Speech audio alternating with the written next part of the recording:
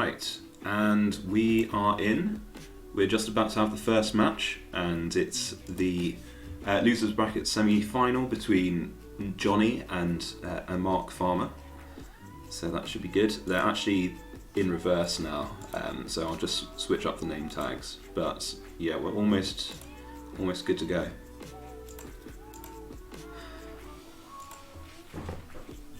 All right. Hopefully this works. We've had technical difficulties with like half of the games that we've done on this website, and the entire problem is just like notifications of game requests not going through. Okay, we started. Good stuff. Right, so Johnny's opened up with a typical e4 and bring out the knight defend. Pretty solid stuff. And now we've got 4 knights on the board. So I expect he'll probably bring the bishop out here, or maybe even do the slightly more aggressive version, which is to go to the b5 square. But that's kind of the natural things to do. But we'll have a look and see what he does. Yeah. And Mark's gone for the slightly more aggressive version, which is, you're targeting the knight here, and you're kind of hoping to mess up White's pawn structure, because say takes, and then he has to choose which of these pawns to double up. Yes, Mark, here we go! Exactly, that's the spirit. Okay, and this isn't actually that bad, because he's wanting to do the same sort of idea with his dark square bishop rather. But yeah, I mean, sort of again, where are we going? Says Nick. That's a good question. That's less good, because Mark should retake with the queen, and then he's developed his queen. Lots of aggression on this side of the board. So yeah, that's why Mark is currently having the advantage in this situation. It does say that Johnny's chess town population us exactly. It does say that Johnny should castle this side, but then he has lots of problems in his future. But I actually quite like this. And that was the only good move for Mark in that situation, so it's good that he found that. And this actually solidifies the fact that Johnny has to go castling on this side, because if he castles this side, he's got this gaping problem in his defense. So yeah, hopefully he figures out what he needs to do here.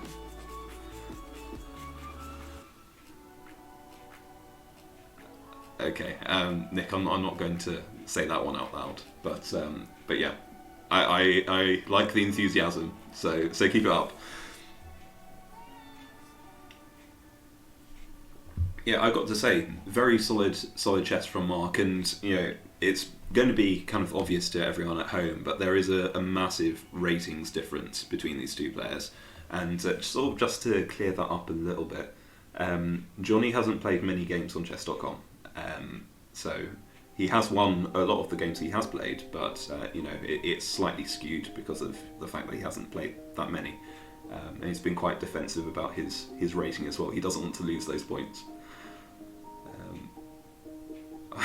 Killian, don't encourage him, Killian. Yeah, and yeah, Sean. Okay, that's better. That's better.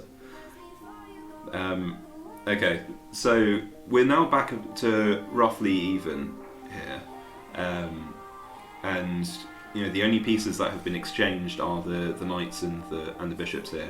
And we're likely to see another exchange on this side. I think that's what we're probably going to see. It just depends whether Johnny actually wants to keep this thing around or not. But like keeping it around in this situation will give Black the slight advantage, I think. Yeah, I'm less keen on this idea, because the only way to take back after Black takes your bishop is to kind of give up the centre a little bit, and I think that's what we're going to see. Yeah. Yeah, just solid moves from Mark. I am genuinely impressed.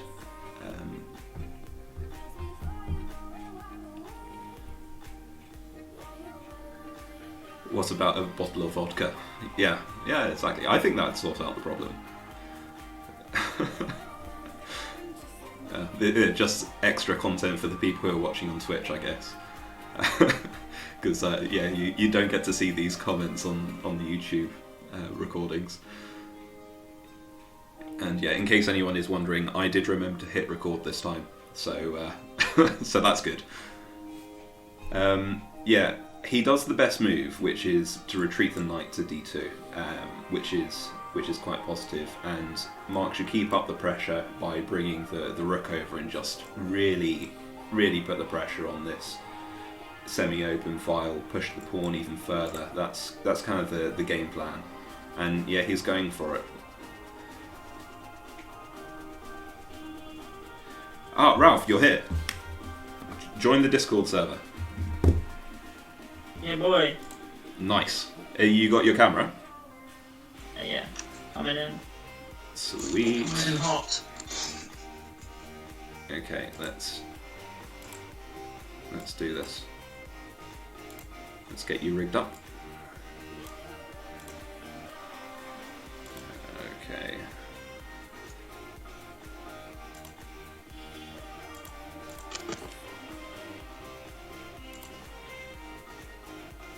Let's get hype in the chat for Ralph. He's going to be commentating with me.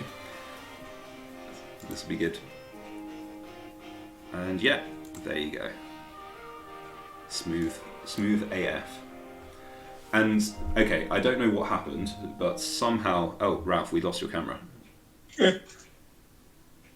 Okay, we're back. You can get me in there. Yeah, exactly. Yeah, I don't know what happened, but Mark just lost his advantage. Okay, so he did this move, which was great. Johnny moved his queen to e2, and he just took the pressure away with the rook that he had. I guess he just didn't know what to do, which is kind of fair enough, but that's a shame. And now Johnny has the advantage. But do you have any comments about what people are saying in chat? I feel like we should probably probably get some mods in here. We need some mods, guys.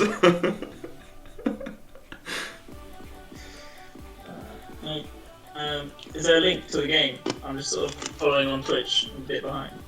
Oh, yeah. I'll send that to you. Sweet. Okay, it's in the desk picks tech server. See Johnny's Queen and Rook's a lot more active. Yeah. Whereas Mark's got that one stuck next to his king that's not really able to do anything. Yeah, that's what Ralph is talking about right here. Yeah, this rook is just not doing anything, and it's going to take a while for it to do anything. So that's where the advantage is coming from. Plus, Johnny's up a pawn. I feel like one of these D pawns is probably going to go at some point, though. That's my intuition. That pawn's free, and that knight's free. Okay, so Mark's back. Wait, sorry, which pawn was free? Oh, this one. Ah, yeah. Boom. Because and actually, that would be quite bad for Johnny, because then these two have no support whatsoever. So yeah, but now he has to deal with knight. Best move here is knight to g3. Yeah. But and after the exchanges, the pawn's free there to be taken by the black knight. Precisely, and that's actually. Wait, sorry. Is that free? As in, after the white knight moves out the way, queen takes queen. Ah, right, yeah. Rook takes. Yeah. I mean, yeah. And then that pawn is free, yeah. Yeah, as soon as the queen's taken off the board, that pawn's free. Now, hopefully, Mark has the courage. No, he didn't go for it. Oh, no, that's terrible. His queen's. You just take the queen. Oh, they're not doing it. God. This game's so swingy. Just someone take. Yeah, the okay, he did it. Okay, that solidified Oh his my lead God. because now after retakes, he's then just up a rook, right? Yeah, that's a much more solid advantage. Yeah, and he is in desperate trouble with this, back rank possibility. All he needs to do is slide the rook over, and Johnny's in proper trouble if he doesn't sort out his pawns. Not to mention his knight stuff as well. Okay, now he's trying this. Yeah, his knight is stuck. That's just not doing anything. Yeah, okay, he did the best move with his rook there. So well done to Mark. Clean it up. I think we might get an upset again.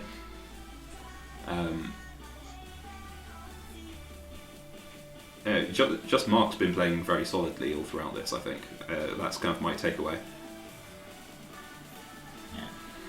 Lel what's saying, is there a graphical bug for anyone else? Apparently Black has advantage.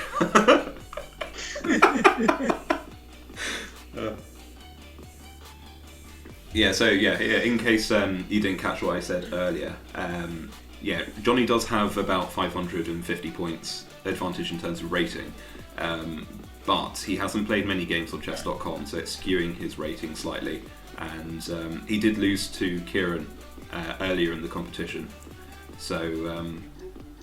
he's not like unbeatable just because he has a rating advantage. It's still like, Mark can still take it. This knight is dead. Noticed the free knight. Yeah, the knight is dead. It's got nowhere to go. If he does that, rook takes it. Their pawn takes it. It's just dead. I think he should just abandon it and try and look for something else.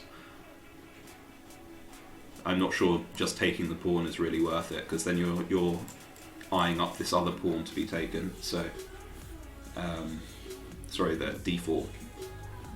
If knight takes f4, then rook takes, and then that d4 pawn is just screwed as well. So he should just abandon that knight and try and figure out any other way to make an advantage somehow. Yeah, it's going to be very difficult for him. So Yeah. have to really blunder one of the rooks. What do you think about the Tower of Power possibility if he takes d6? then you have the triple pawns.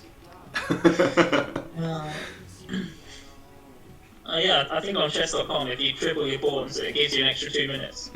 Yeah, exactly. Okay, I'm just looking at some of the chat here. Nick saying I've brought great shame upon my dojo. Oh man. Okay, I think Johnny's just very concerned about his position, which he has the right to. He would be AFK, just gone to get a drink. Yeah, he's been running down the clock a lot. But yeah. Get his head back in the right sort of space. But, let's see. Killian saying Black clearly is missing that one in front of their rating.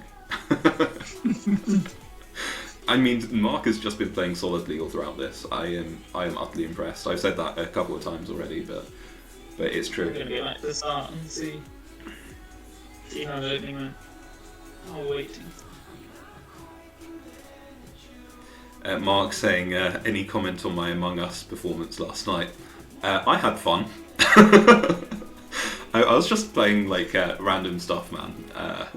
Pay no mind. I was also like 6 beers in, so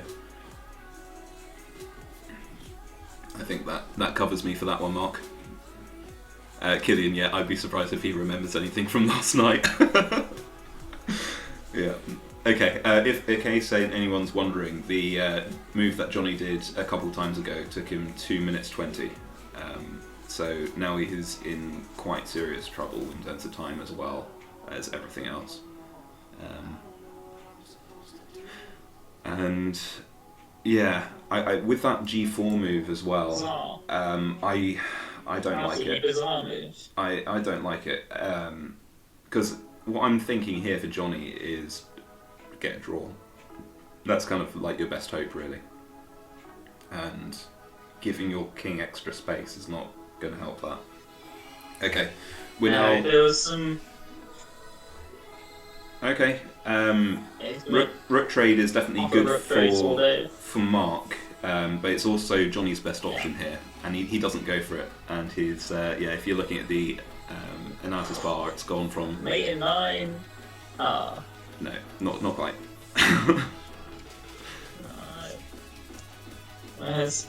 I had f3 as a mate in 9. F3 looks very tasty. Instead of knight takes pawn. It does mean that you're losing your knight, probably, and that's probably the main thing that he has on his mind is he wants to keep the material advantage. But this just causes a lot of problems for Johnny, and it's probably worth it. And yeah, I don't hate it. Just progressing the pawns, because that rook, it's got a lot of jobs at the moment, causing trouble for this knight rook duo. And if these pawns start advancing, this is why I liked f3 here. Yeah, would paralyze the white king. It stops that. Now. Yeah, completely agree. Yeah, I mean, best thing, it's kind of an obvious move. And he does it. Take the pawn. Yeah. Might as well. Just eat up these and just advance these pawns forward. And I mean, that rook can only be so many places at once. So.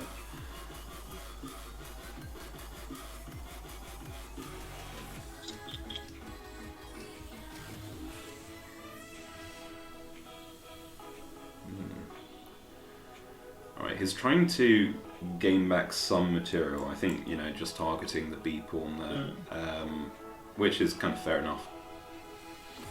But that pawn's dead, I think. I think that's probably what Mark's going to go for.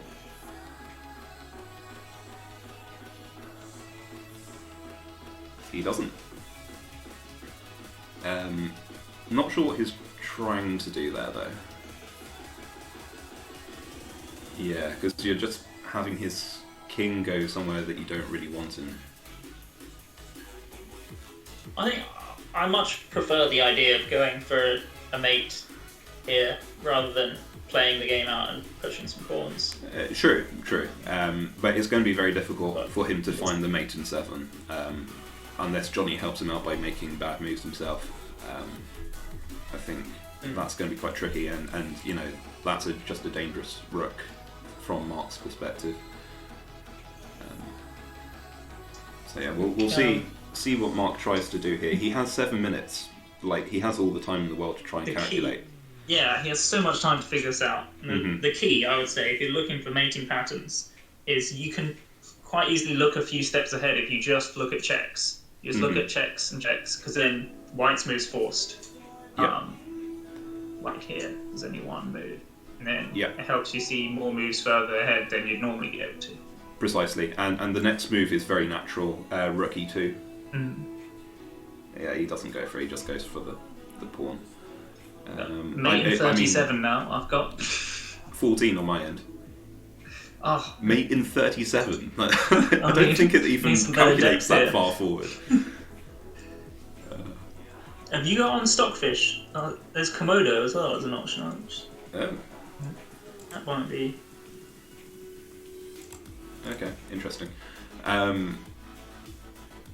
Yeah, okay, and the mate is gone.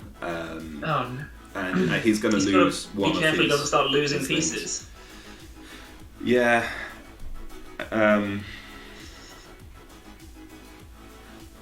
mean, he still has the advance the pawn idea, and he can try and protect it if the king starts going after it. Move the rook over to a5 after he pushes the pawn forward, that sort of idea. Alternatively, he can just try and gobble up the other pawns and then push on the other side as well.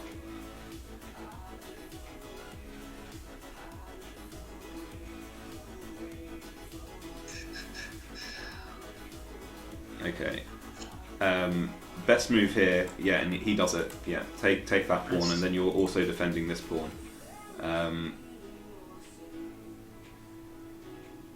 Yeah,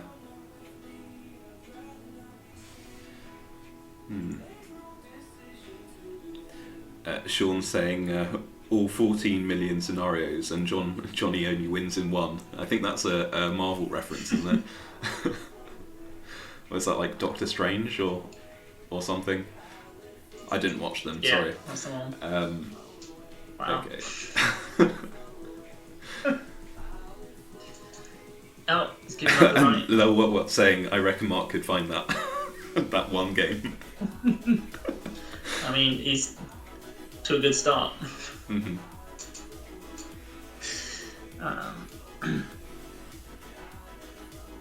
Okay. That's fair. Yeah. enough. The advantage for Mark has gone down a little bit. Oh no, that's fine. Sorry, I thought that rook was hanging, but it's not. It's protected by the pawn. It's fine. He's not really finding any ways to push his advantage. Yeah, which is a slight problem for him. Gonna make sure he doesn't lose it before all the pieces run out. He should probably try rook f6 here or something. I mean that also works, but I think just advancing the h pawn now is the safest route to victory. But he needs to figure this out before he just ends up in a drawing scenario where he can't really deal with the other rook. Because the more pieces are off the board, the easier it is to move your pieces around. So he needs to be careful about that. One slightly annoying thing for him is that none of his pawns are connected. Mm-hmm. So.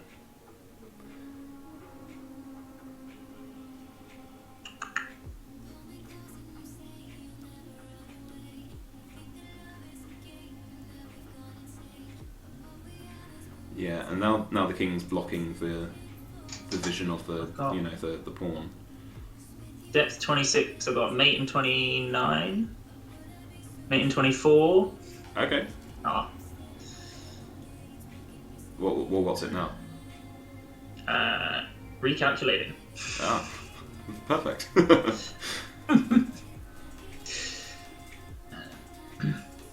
Yeah. Okay. Okay, so he will manage to pick up this Mm-hmm. pawn here. Yeah. And now maybe he can stop thinking as much about that. Mm-hmm. That's very nice. He should try and progress like a pawn. Pick a pawn. He's never going to find this engine suggestion here. No. No, he won't. Nor should he. Oh, well done. Oh, mate in 3. Oh. And he does that. Let's go. Let's go. Yeah, he can't stop this from promoting now. The only options that he had were that was one of them, and now mate in 1. No matter what Johnny does here, it's mate in 1. Yeah, and he finds it. Ooh. Well done to Mark. Oh, that's great. That was a really good game to start us off. Very well done.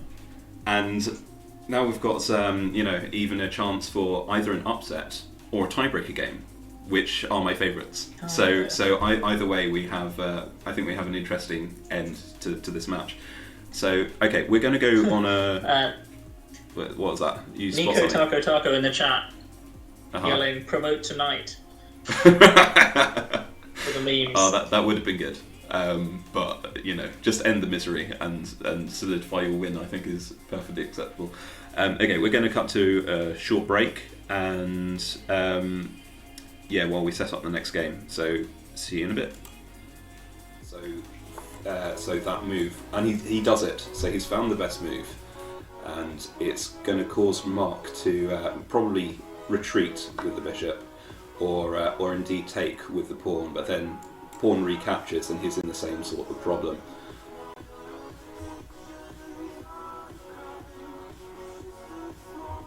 Oh, I've got my first pog, so thank you for that. If we can just farm all of the memes in the chat, that'd be great.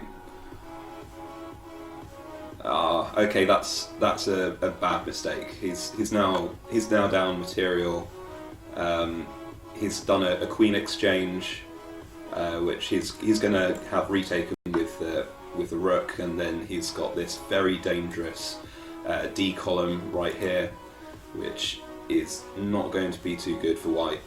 He now can't even castle because it's being blocked by the rook.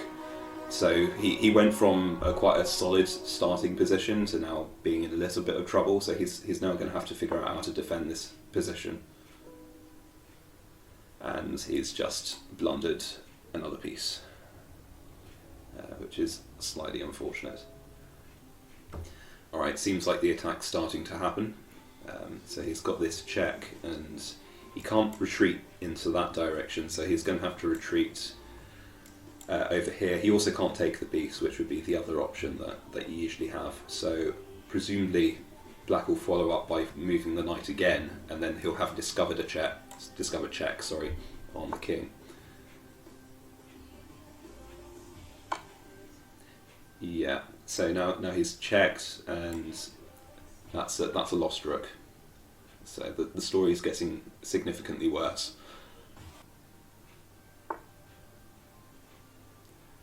Yeah, you can see the idea on this one, and just trying to kick away this bishop that's on quite a dangerous diagonal.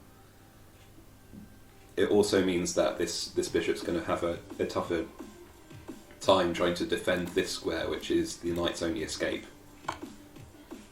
Oh, yeah, okay, I just completely missed that was a mate in one. There you go. Bishop and the queen, so that wasn't really a problem.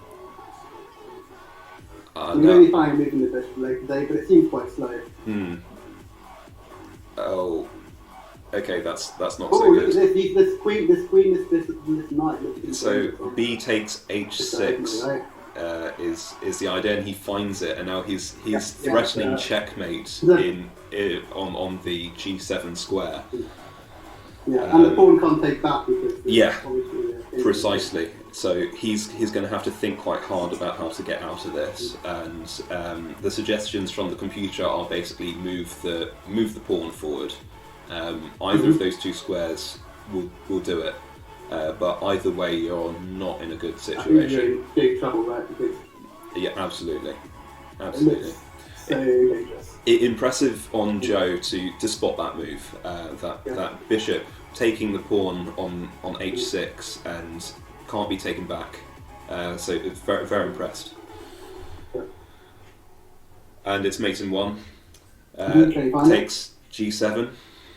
He should find this, given that this is his entire plan. Yes, slices the queen straight up. Mm-hmm.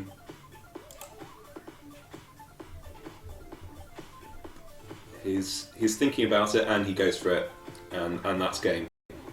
Have you been playing chess for a while, or are you fairly new to the game? Or?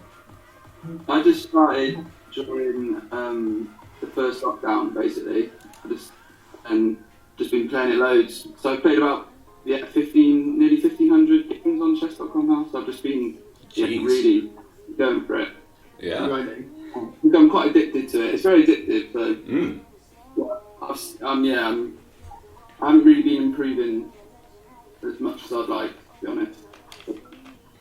Cool. So what sort of rating did you kind of start find you at? got to 1,200 and then kind of stuck there, or? Yeah, I found that around 1,000. I got stuck around 1,000 for ages, and it was just really hard to get past 1,000. And once I did, sort of went rocketed up again, and then now I'm just plateaued. I can't really seem to get any further than 1,200 really. Did you do anything special to move from 1,000 up to 1,200? I started learning. The start opening that I played there was the English opening. Yeah, we spotted that. So I studied that a bit, and then because it's a bit of a weird opening, quite a few people don't know how to play against it, but I get found out as soon as someone knows how to play against it. I just got to play it. Yeah, so I'm Mark. I found out about this through you, John, given that I work with you. Mm-hmm. And I have not played 1,500 games on chess.com. In fact, this was my 5th game on chess.com. I have played a bit of chess in the past. I mean, I know how, like, I know what the moves are of each piece. Yeah. Don't know any openings, don't know any names. I never have a plan. I just kind of do things based on what the pieces can do. I'm like, yeah, the horse can move there. That feels like somewhere I should put the horse. I think you're beating yourself up a little bit, because some of the moves that you played were actually like quite good, I thought. I mean, that was pure coincidence. Maybe you're good at instincts, but you're sort of falling into these traps that you get from learning a bit of theory. Yeah, I mean, I kind of just get very aggressive and I trade more than I should. Like, I saw the queen trade in the first game and was like, wow, this feels like a good idea. And it just all went to shit immediately after. Yeah, the problem with that one, unfortunately I can't get it up for the people on the stream, but as soon as you did that queen trade, you had that D column completely wide open and it stopped you from being able to castle queenside, and it opened up this very deadly attack that Joe was able to perform.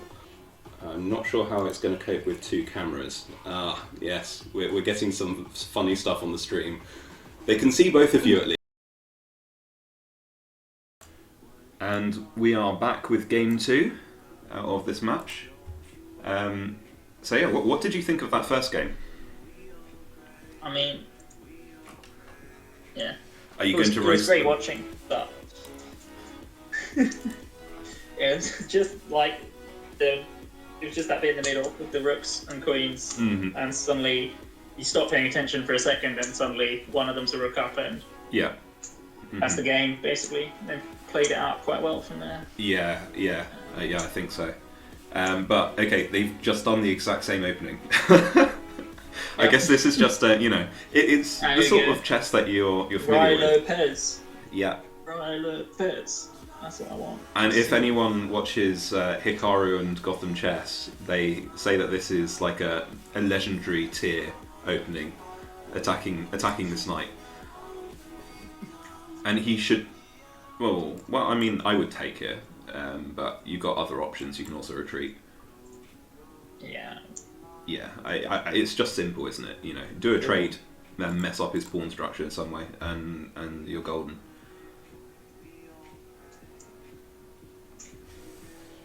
Oh, he's taken with the wrong pawn here. Yeah. In most cases, that's correct, but not in this opening. I think he wanted to try and challenge for the centre, and also he has this idea with the rook, so I don't hate it. His e-pawn's been hanging this whole time. Mark hasn't noticed yet. Yeah, he can just take that. That's free. And as we know, I love free pawns, so yeah, that's a thing. And you can even follow up with attacking the other pawn on c6. Yeah. So it's like doubly good. Okay. He should take it yet. He should take it. Alternatively, he can do the really tricky move, which is d4. And then you just have all 4 pawns in the centre. He goes for it. What a lad! Oh, this is great. What am I watching? Now just wait for Johnny to try and figure out which one he should take. In case anyone's wondering, Johnny will be here for 2 minutes. He should take with the e-pawn. Going the other way is a mistake. Though it's not exactly clear to me why. His e-pawn's the one that's hanging, right? So of course. Get that. Yeah.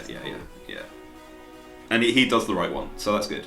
And now he has a choice of taking it with either the queen or the knight. I think either is fine, really. Computer's saying that the knight's slightly better, but I don't think it makes much difference, really. Be attacking that c-pawn that you picked out before. True. Yeah. But yeah, I don't hate this at all. You're sort of activating your queen, extra development. Why not? Now, okay. See. Computer says no. See if he notices e5. He does. Mark's just on fire today. I don't know about everyone else, but this is great. Brilliant play. Yeah. Knight e4 is tricky to find here, and he doesn't. Yeah. So the advantage for black is just increasing.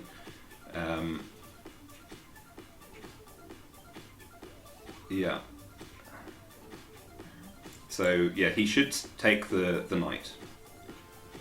That's how he keeps the advantage, but he may be worried about the bishop, but he shouldn't be.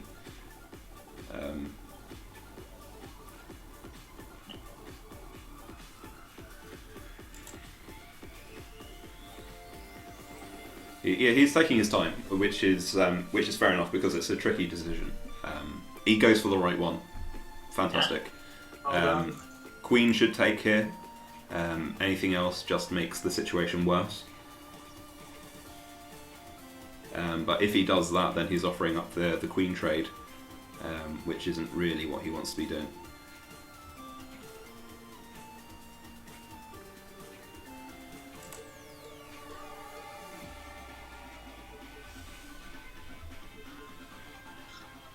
I mean, this is already quite a big advantage, and it's only the 10th move.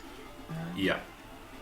See if Johnny's got anything left. Mm.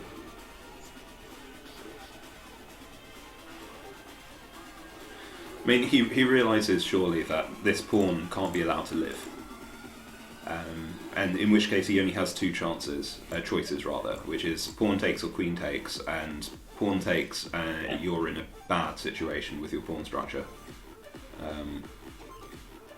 So yeah, he should notice that. But the amount of time that he's taking is making me a little bit concerned.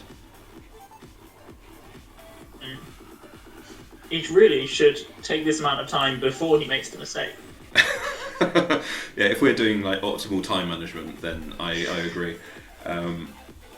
I love this opening name. So it's the Roy Lopez opening, the Morphy defense, exchange, Lutikov variation. They clearly prepared this. The Roy Lopez is very old and has very many lines, so it does not surprise me that there's lots of parts to it.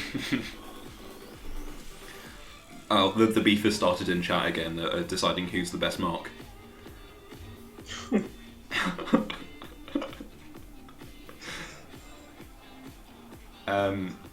Okay, I think we must be at about the 2-minute mark again, in terms of decision making here, which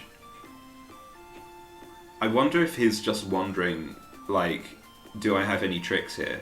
It's just unfortunate that he doesn't. Yeah. I think he's looking for a miracle. Yeah. There isn't one. Yeah. Yeah, he's just in a bad situation. He's going to have to just accept that he'll be a little bit down in material. And your second best move available is King D7. There's probably not much you can find. Yeah, so the three things on the board really: queen takes, pawn takes, or this seemingly random move, which is like obviously bad. So the idea, even though it is obviously bad, the idea is to mitigate white's rook checking on e1. Yeah. Because the king will have to move there anyway, unless you want to pin yourself. And Okay. move some pieces. He goes for it. Took him 3 minutes 12, which is going to that hurts actually a lot. But he clearly realizes that he's in a bit of trouble. Oh, he didn't go for the queen exchange, but he's gone for the check, which I don't hate. And I think his idea is he wants to take the bishop. Yeah. Yeah, that's good, except for He has to find- F3, and he finds it. Yes. Mark is on fire. Because that's not obvious, because you don't really want to be pushing that pawn in most situations. But in this No, situation, it's the exact thing that especially- you want to do. So, Yeah. Gotta. Yeah. You usually have to be especially careful of this when your king and queen are lined up. yeah. But there's no way for the black bishop to take advantage yet. And no matter what Johnny does, Mark's best move afterwards is to take the bishop with the pawn. The bishop can't escape because it's being pinned by the queen at the moment. And it's actually opening up a discovered attack on the queen as well. So it's like doubly good. So yeah, we'll see what Johnny does here. So the computer's suggesting moving it to e5 here. The queen, I mean. Yeah. Yeah, I mean the situation's just kind of bad all round, really. But we'll see what he does.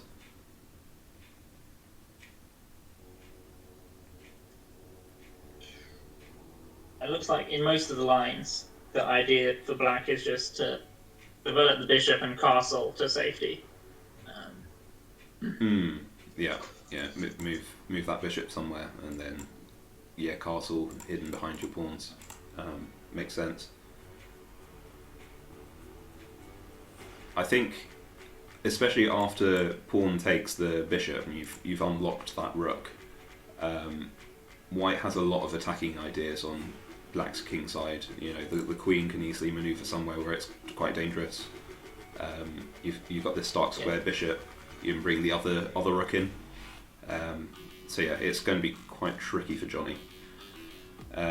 2 minutes on that move. Very interesting. There's only one good move for Mark here, which is to take the bishop. So he needs to do that.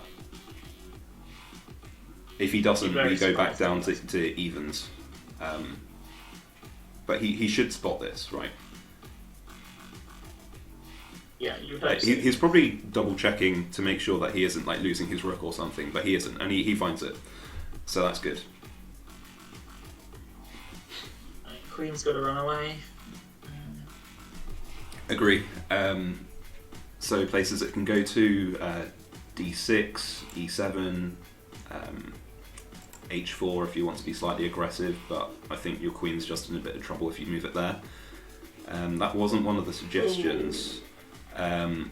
So it's suggesting queen to a7, which is actually quite a lot of problems if he finds it.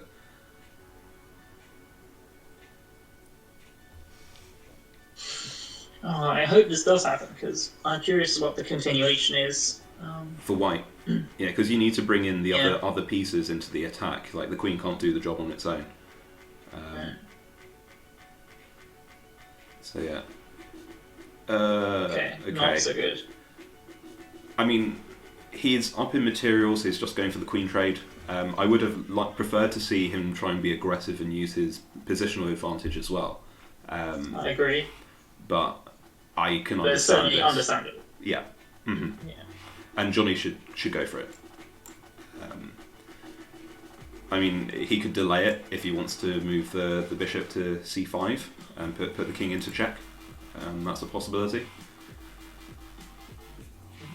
But okay, he's gone for moving the queen that way.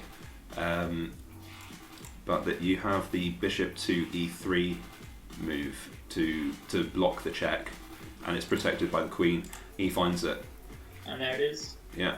So now the advantage is kind of back a little bit. Not as high as it was before, but it's still, quite good for white here. And there's only two okay places to put the queen. Yeah, c4 and b4.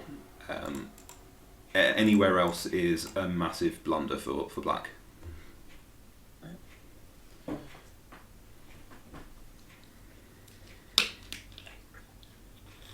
Johnny only has 2 minutes 20 on the clock as well. In this format, you do get 5 seconds for each move that you make. So if you get to the end game where the moves are a lot clearer to find, it's not so much of a problem. But we're still, in the meat of the middle game here, and he does need to take his time to find the right moves. So he's going to be in a bit of bother.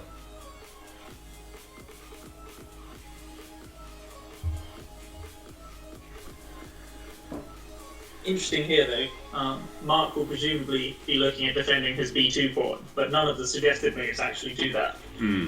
They just push advantage. ANC Vey saying, I've taught Mark well. Until he blunders, then it's not my business. Sean suggesting that we need an all-Mark final. It is possible. Mark Leith is on the other side of the losers bracket, so if he makes it to the final and Mark Farmer manages to pull this off, we could have a Mark final to determine who's best Mark. So I'm sure we're all excited for that.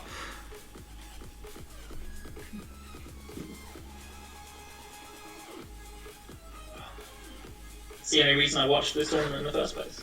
Okay, Nick's just picked up something I said apparently. Love the meaty middle.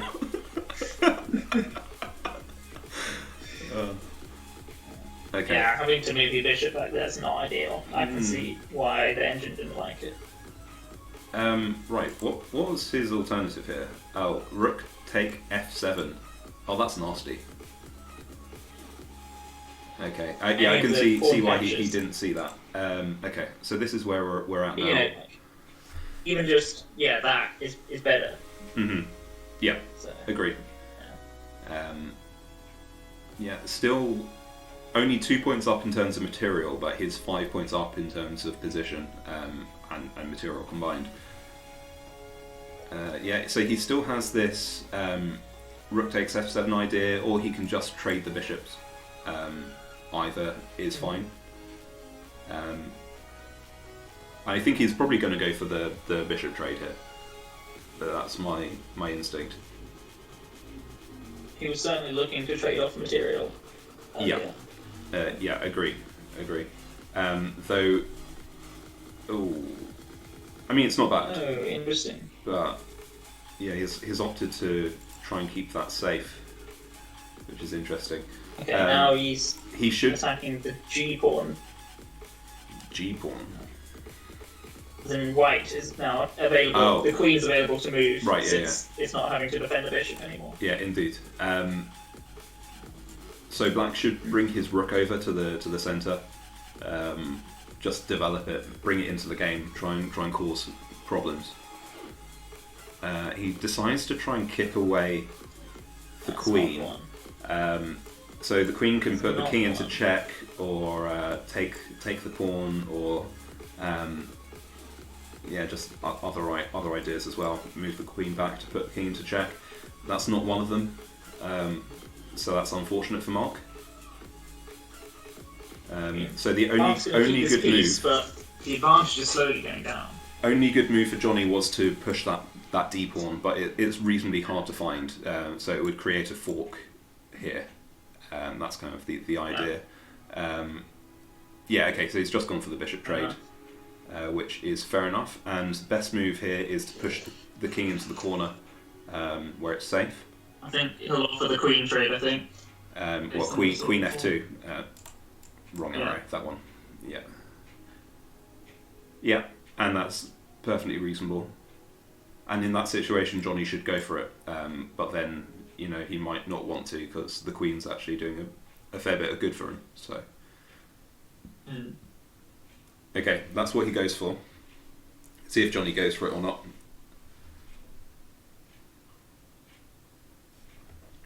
Alternatively, he can retreat to b6 or b4. B6 protected by that pawn. And actually, if he goes for the queen trade on b6, it sort of fixes his pawn problems on the king side. So Yes, it does. That's not so bad for him, actually.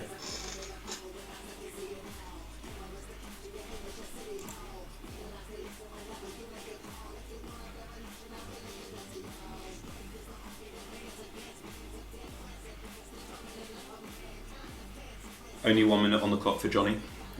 He gets like a little, notification when he hits the minute mark, so he should realise now that he's in a bit of time trouble and he should speed up a little bit.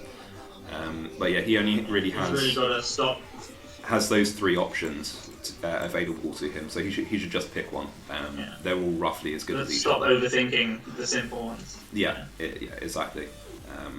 I mean, this game he spent 5 minutes on 2 moves. That's not one of them. So Queen A7 is back on the board. He didn't spot it last time though, so he may not spot it this time. So yeah, but Johnny's in considerable time trouble now.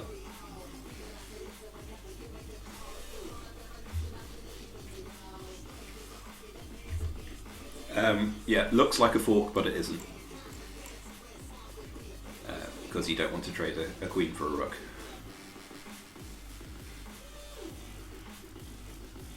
Okay, he's speeding up a bit.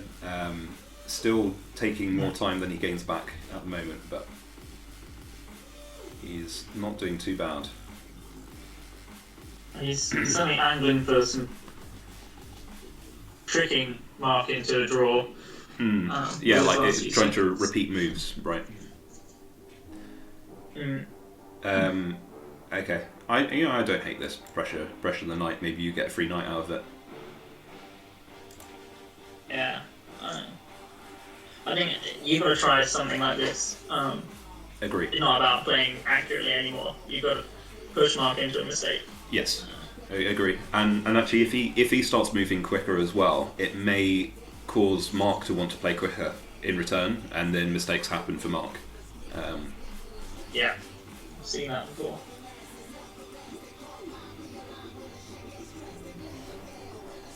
Yeah. Okay, under 20 seconds for Johnny. You can now see the decimal point on the second clock. He's going to time out the next few moves. Oh, he's just hung his queen. Nice. And he didn't take it. Mark should have That's taken the hilarious. time. Mark should have taken the time because that was a free queen. That's unfortunate. Hey. Okay, well we can Smart. roast him for that at least.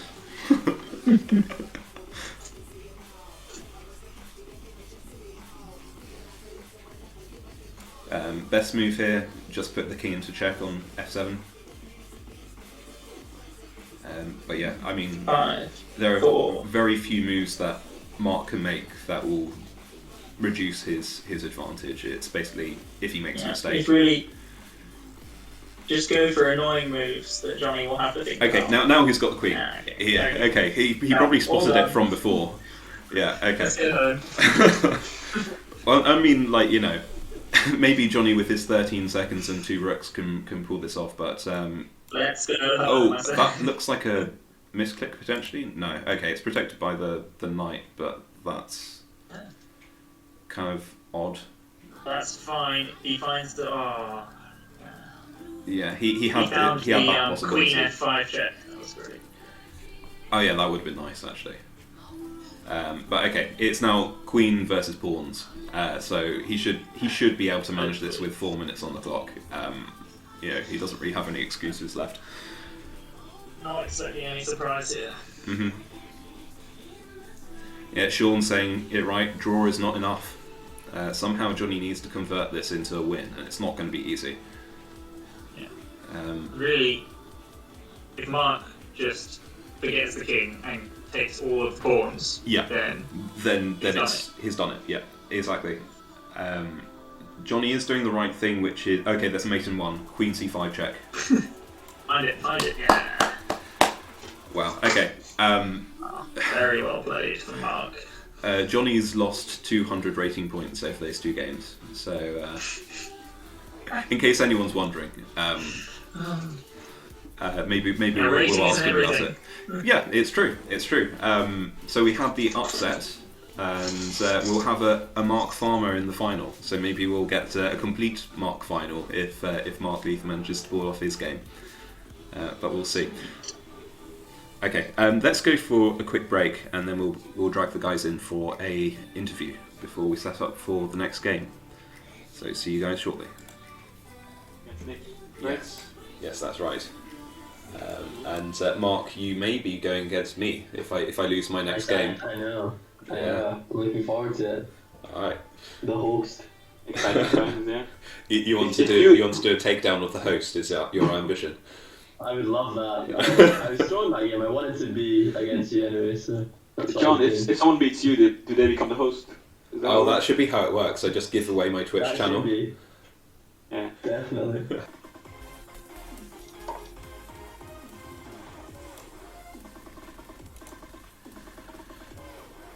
What on earth is this?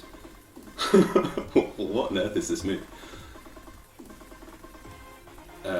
Right, okay, I'm just going to do what I'm comfortable with, as I do not know what that is at all.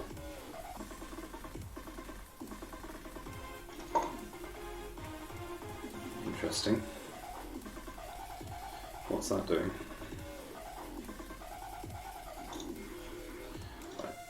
Right. Let's think this through. If he does that, you can't lock it. So then he has to escape or something, and then he loses his right to castle. Is that good for me? Feels marginal.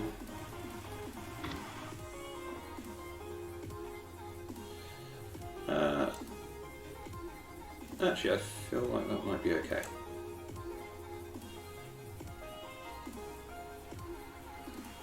I haven't just blunted this, have I?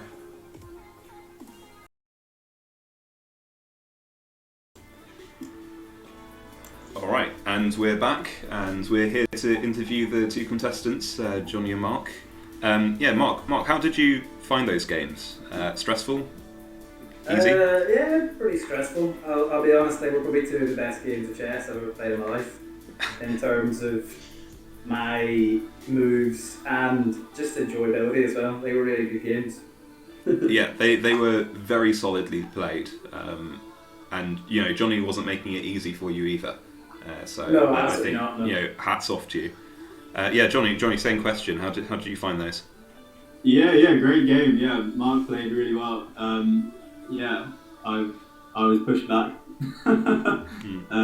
made a few blunders, but they weren't like stupid blunders. They were just kind of I think clever on his part, just things I missed at the time. So yeah, he did really well. It was a good game.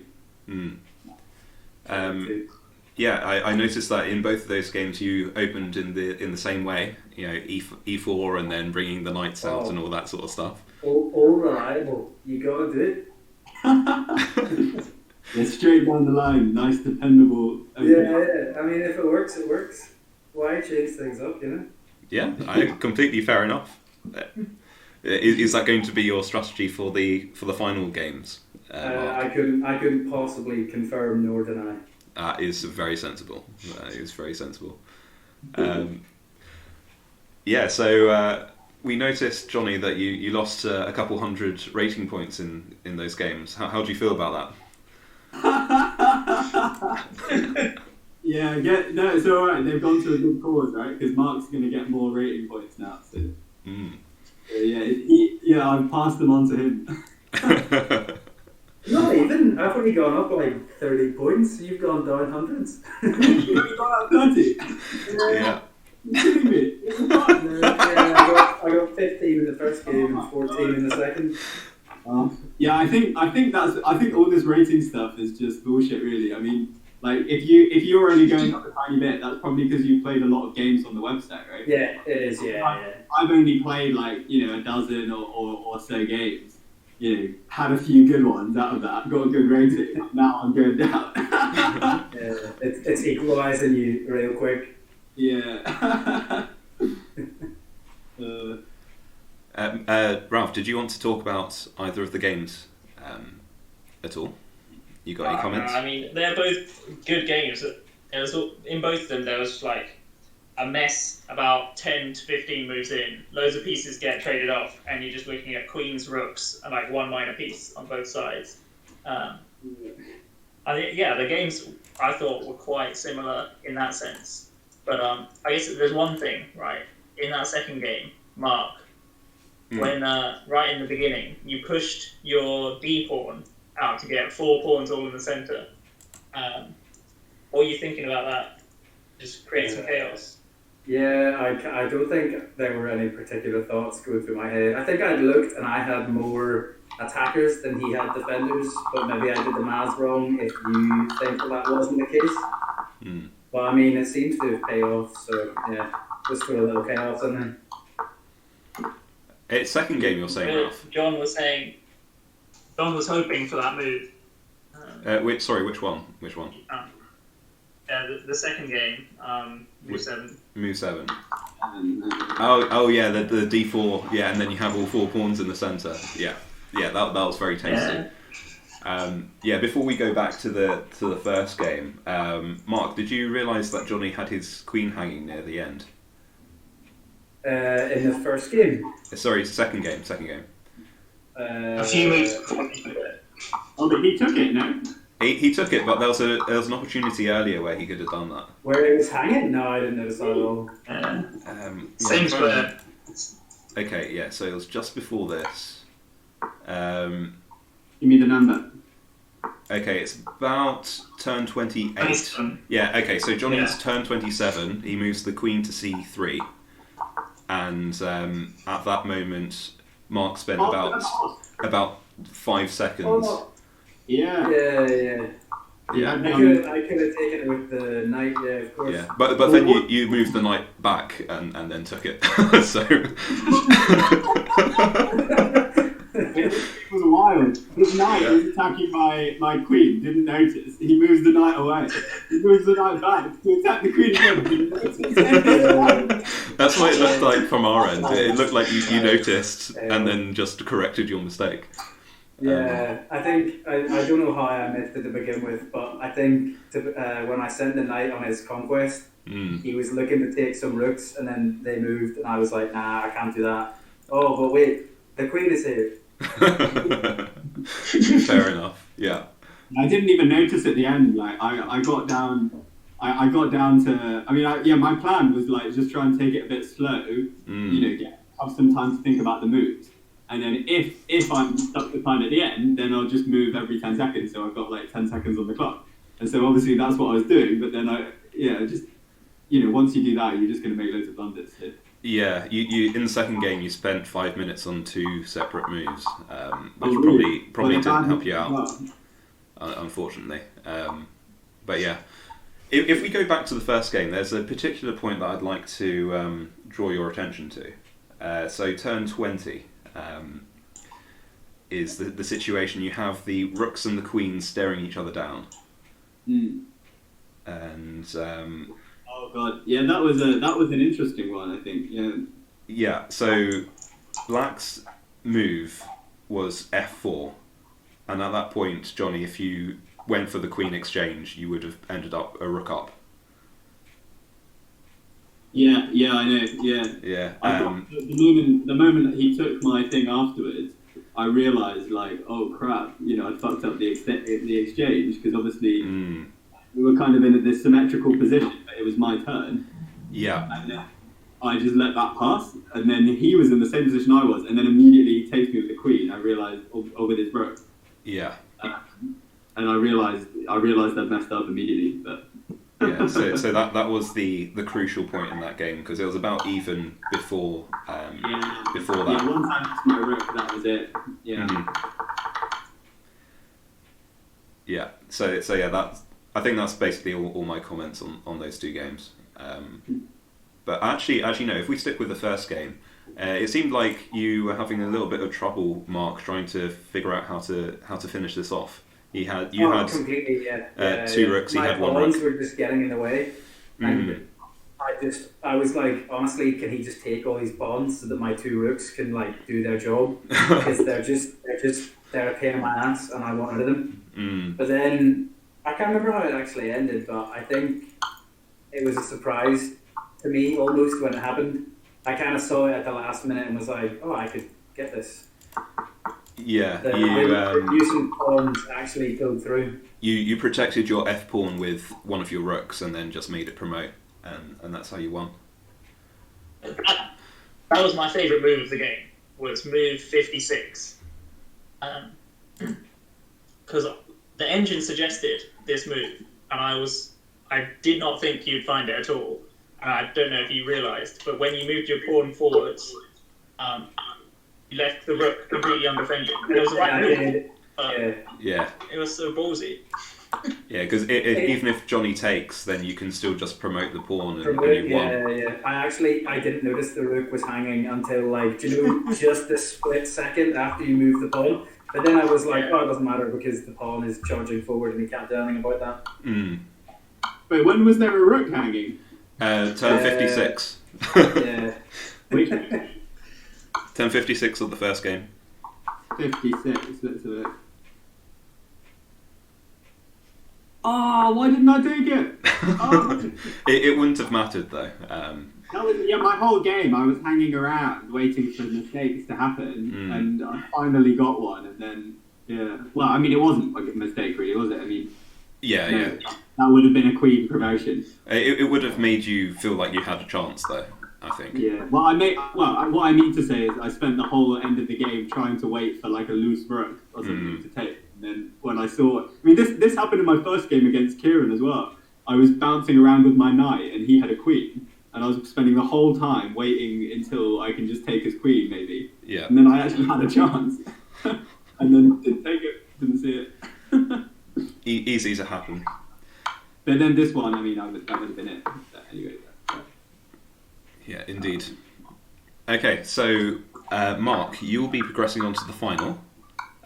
So if we have a look at the bracket, so you'll be against either Mark Leith or Matthew, depending on who's the winner out of that game at 10. Mark Leith in there. Yeah, okay. I've You said it want from to have the a mark beginning. off. Mark v Mark final has to happen. Yeah. Okay. All right. Well, Then we'll see what who the happens. best Mark is. We'll see what happens. You know, we're not going to ignore the fact that Matthew's also got a shot at this. So. Oh yeah. That's fair. Yeah. Okay. And as far as prizes go, so you each put in a tenner to enter the competition, and Johnny, you're walking away with £4 back. So at least you got a little something. Yeah, that's the attitude. Yeah, nice. That's what I'm here for. It's for the money, man. See? Yeah, exactly. Yeah, you can buy half a meal with that.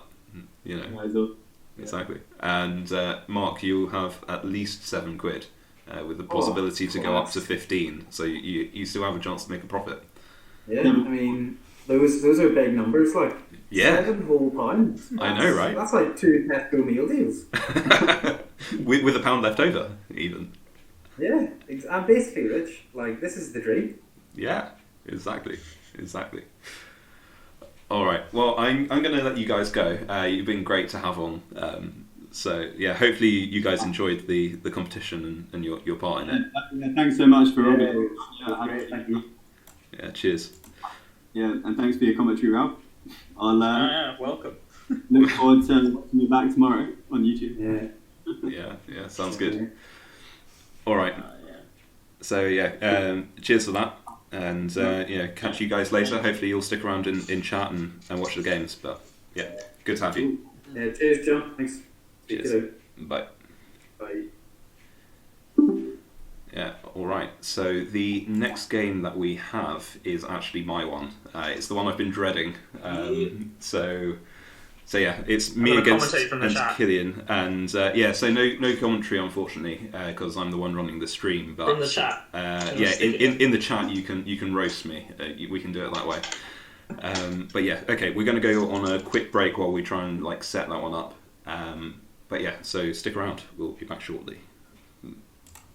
Cool. As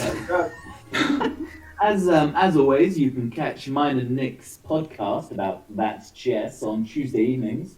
Available straight after the John and Ralph matchup, actually. So tune into that, listeners. Available on LimeWire exclusively. Also available with a premium couch tuner and Movies 123 subscription. Is this like your hook? Is every other line is just fake news? No, it's chess is other line. Yeah, you alternate between the two of them. Is any of this true? Well, that's chess. Actually, John, let's get some insightful questions here. We haven't had many.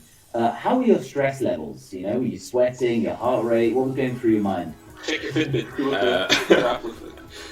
So during the games or during the stream? During the games. I mean, that's chess. In life.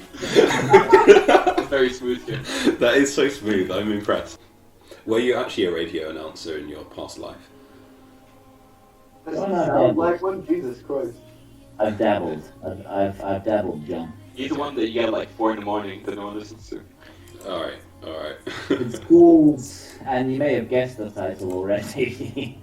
It's Chess.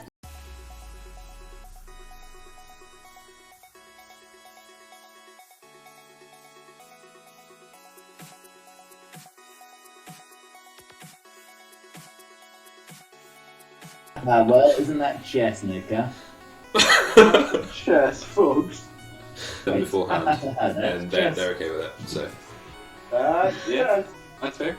With the catchphrase, that's chess. my life. That's chess.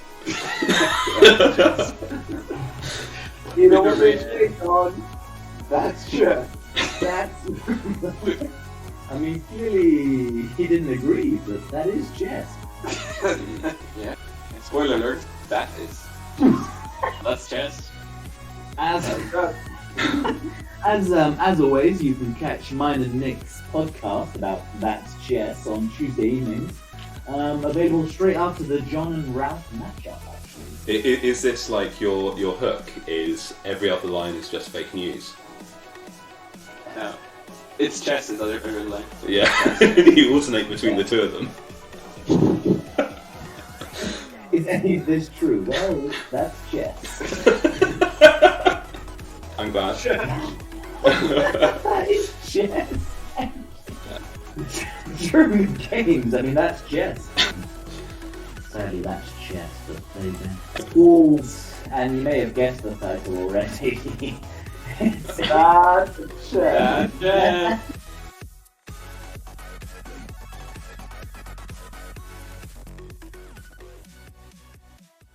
A bit of a tricky one for Joe to figure out what to do.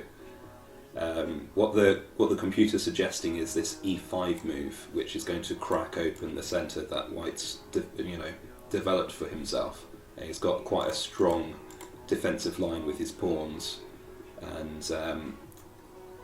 the only piece that he's not defended that well is this bishop. So that move, and he does it. So he's found the best move, and it's going to cause Mark to probably retreat with the bishop, or indeed take with the pawn, but then pawn recaptures and he's in the same sort of problem.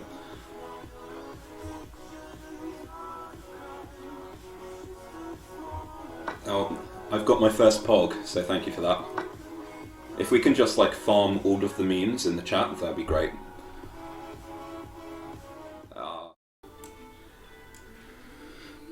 Alright, we're back. About to have my game with Killian, so we'll see how this goes. I imagine probably not that well, given that he's got a lot more experience than me. So he's played 6,000 games of 5-minute chess. I have not played 6,000 games, but we're fine. Okay, let's go in Queen's Pawn opening. Cool. He's taking his time, so he doesn't know what to do. That's great. Right, okay. I have not prepared this.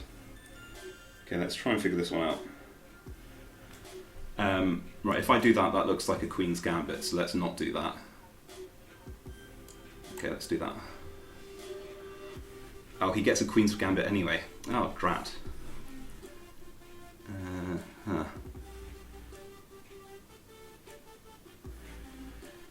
Oh, okay, damn it. How should we deal with this? Could do that, maybe. Is that a possibility? Doesn't overly feel like it. Oh, balls. Okay, let's try this.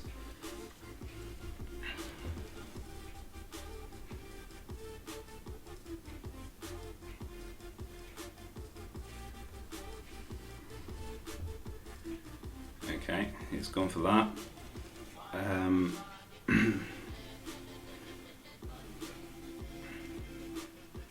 What am I trying to do here?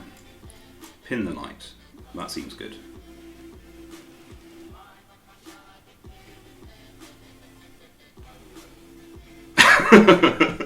Ralph. Oh man.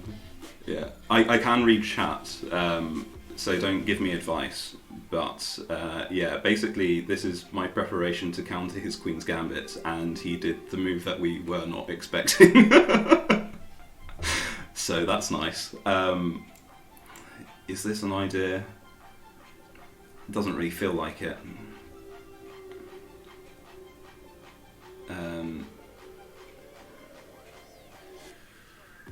Oh god. Okay, well let's do this.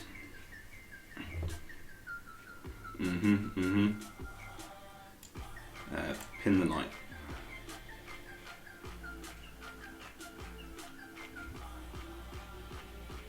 Now, do I want to take that? I feel like taking's probably good here. Yeah, because I don't want to retreat, because then he can really put some pressure on me. So let's take.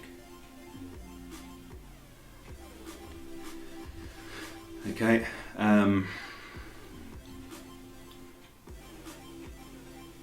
I think I want to castle. Move this over.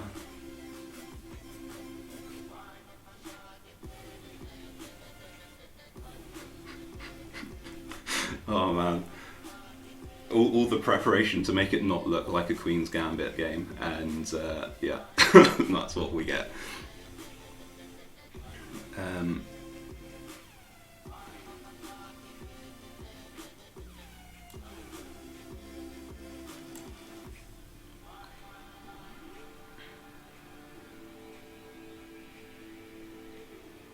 Actually, I could probably just take it, right?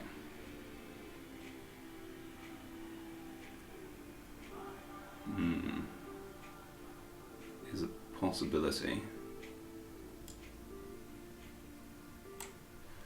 Because he's already used the move, right? So.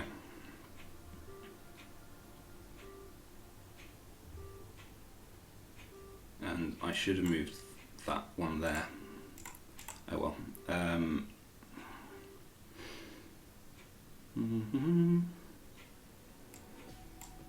So, sort of thinking this sort of idea.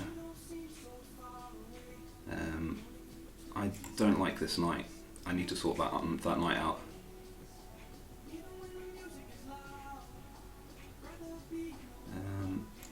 How about just move like this?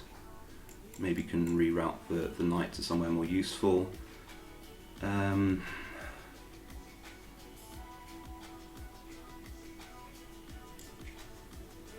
Yeah, because I think that's bad for him, right?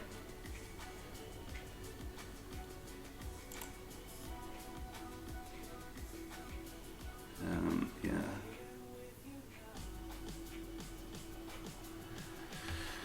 Right, we'll see what happens.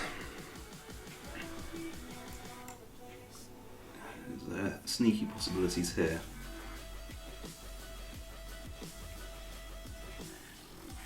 Attacking that pawn.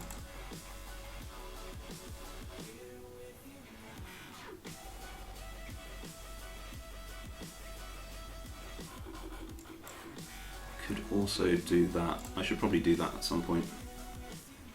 Right, his thinking. That's good. Oh, I'm a minute down on time. I didn't notice that. Okay. Right, he's threatening that pawn and this, more importantly. Crap. No, that's protected. That's fine. Okay, I think this is fine.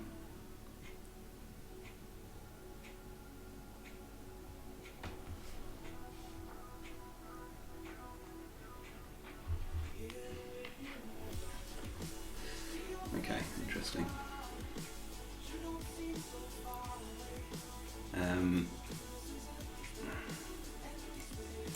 If I do something like this, I'm offering the queen trade, and that feels better for me. I think the only way to reroute this knight is to do something like this. So how about we just offer queen trade and then have a tempo on the bishop.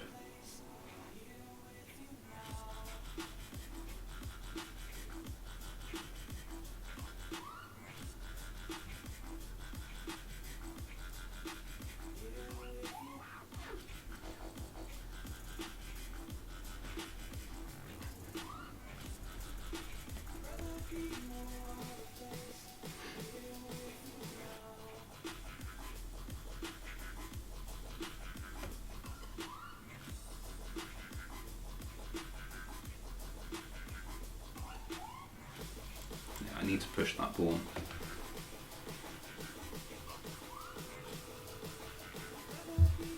He's thinking about it. Okay.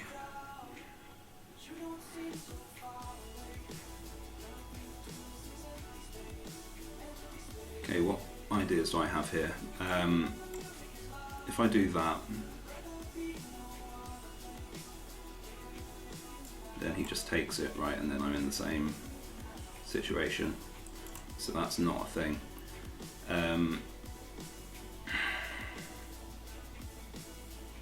He's going to follow up with that, drat. Okay. It's fine.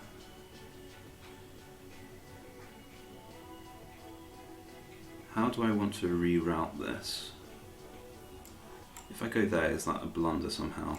What's that look like? That doesn't look overly healthy for me.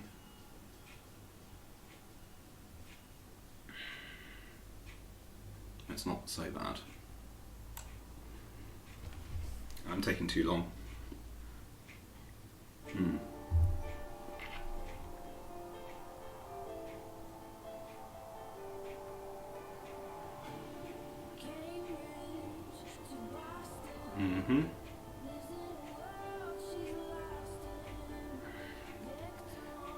Yeah, okay, this just isn't good for me all round, is it?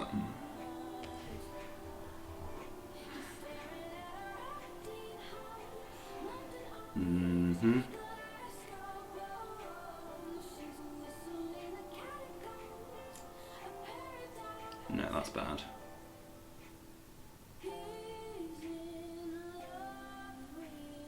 No. Oh. This is just disappointing.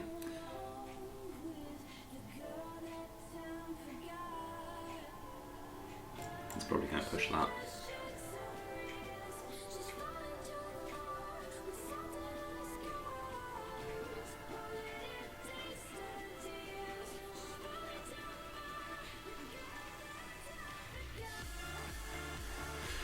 Oh dear. He's not making this very pleasant. Now, where did I mess up? I feel like when I took that pawn, I probably made quite a major error.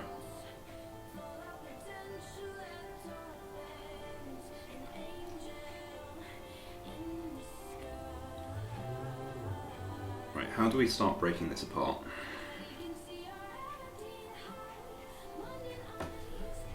This bishop's not very good. This knight's not very good. This knight's really not very good. So if I can trade it for these pieces, I feel like that puts me in a better situation.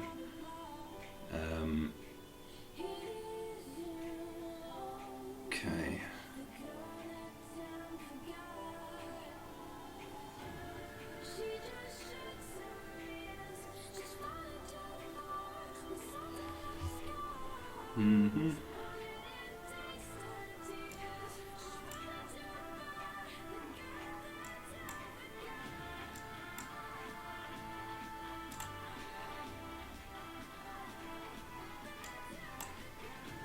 Let's just fling these.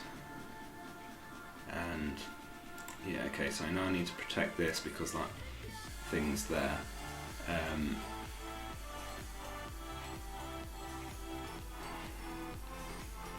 So what can I do? Something like, what if I do that? Then he takes, I take. It's kind of a precarious situation though. Oh, I got potential for something like that. Oh, that doesn't work.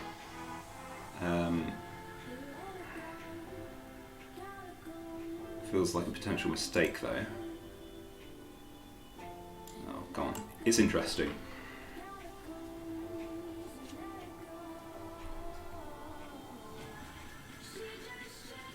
Okay, I need to reroute this guy because he is a liability. Also, move that rook over. I think that's the more pressing thing. I still need to do that. I just haven't had the opportunity to.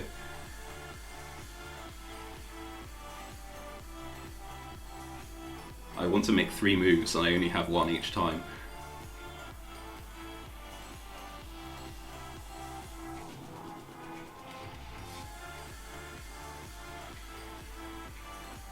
Okay, well let's do that.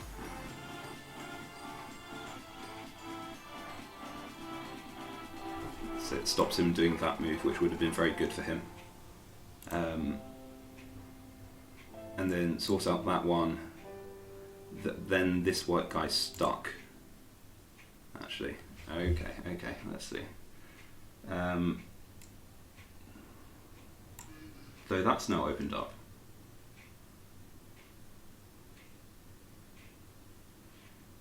So that's then hanging. So that doesn't work either.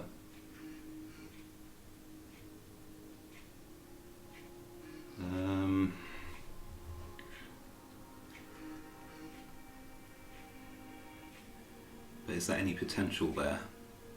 Not really.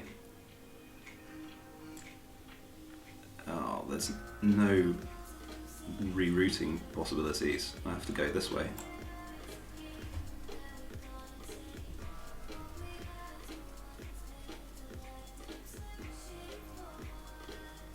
Okay, that's the plan.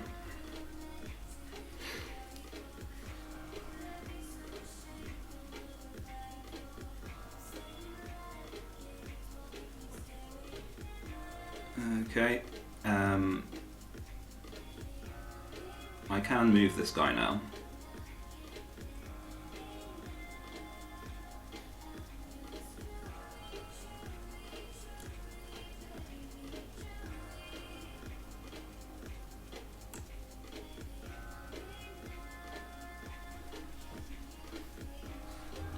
Okay, I take... He takes my rook. Fuck. That was a big mistake. Oh, damn it. Okay, he's just ahead now.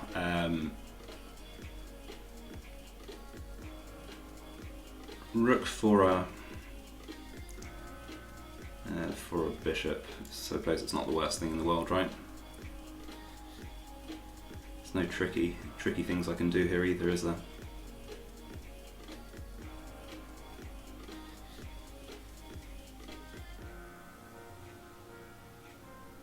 Okay, fine. We'll deal with it. It's okay.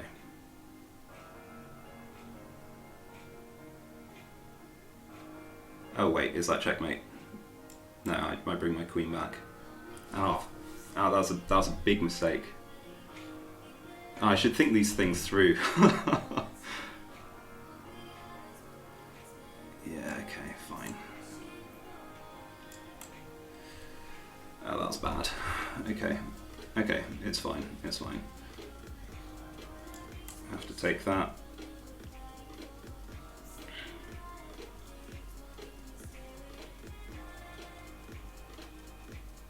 Yeah, do your worst. Oh, the story gets even more desperate.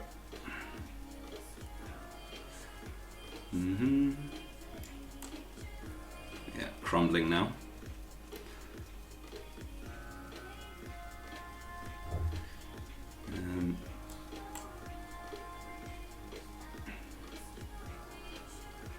Yeah, okay, good game. Oh, okay, hopefully that was exciting. We'll go on a short break while I review what on earth I did wrong there. And yeah, we'll be right back. Very close matches all throughout, and I'm actually impressed with both of you for getting some very beautiful checkmates in each of the first 2 games. Oh, thanks, man. We do it for the fans. Yeah, we just wanted to go out there and put on a good show, I think. Yeah, Exactly. Yeah. massive fan service. You fought hard, you fought clean. Was it that there are quite a lot of complicated moves, Josh, or is 3 minutes quite tough time constraints? Yeah, 3 minutes is brutal, man, and you get sucked into the game, and then it's just like you're trying to look at all 64 squares and look at the clock. It's a difficult thing to do. Yeah. And it's funny because we were obviously both playing the London, and I have no idea how to play against it. Like I play it, but I have no idea how to. That was the opening in all 3 games, and you're saying that you don't know how to play against it. I don't. That's so good to uncover some weaknesses in your That's game. why he plays it. Well, it's unbeatable. Yeah, exactly. It's hard to beat. It's a good opening. So. First game, you had a checkmate victory by going onto the back rank, forcing the king into the corner, and then just following up. Yeah. Did you realise that you had that situation 3 times and you only just spotted it on the 3rd time? Well, of course, now I realise that. No, of course, I didn't realise, or I would have gone for it. So, I guess I was freaking out. I was like styling on him. No, I was freaking out because my king was under some heavy pressure at the time. So, yeah, I was getting that tunnel vision. And I recall actually that you were quite low on time on that match as well. You had under a minute. Time, yeah, I had a bit of a squeeze. Yeah, but thankfully you caught that, so you had that tactic just in the nick of time. Going onto the f7 square, forcing the king into the corner, and then following up with a checkmate. So it was a very satisfying one. So I can take that away. Certainly, chat enjoyed that one a lot. Nice. What does the writing in the corner say? Which corner? Of your Twitch stream. It's in the top right corner. So that's Japanese katakana, and it says CJ no Chessu Tournamento, or CJ's chess tournament. Nice. Yeah, I'm a weeb, if you haven't noticed. I literally have no idea what I'm looking at. It's probably good, but I think it looks disgusting. This is the modern opening, my friend. Is it? Then maybe I should know it. Yes. Give up the pawn center so that you can place your pieces on squares that attack the center without committing your pawns there quite yet. Oh, interesting. I suppose sort of thematically. Alright, we're back with game 2, and hopefully I put up a better struggle this time than I did last time, but okay, let's just dive in. Let's see what he gives me.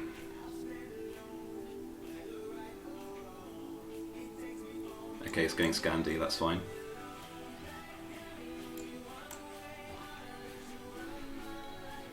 Okay. And...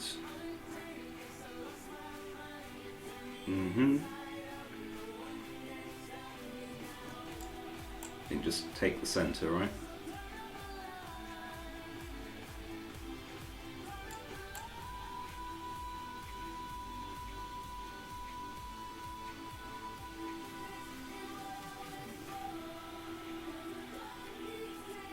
Alright, he's going for this guy.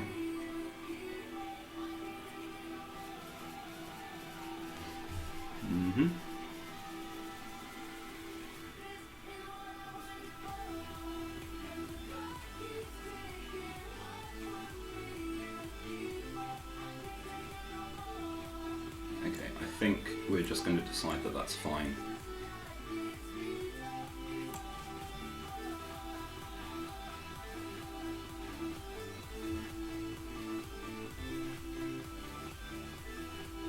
Maybe I should have tried something like this, but that seems too dank.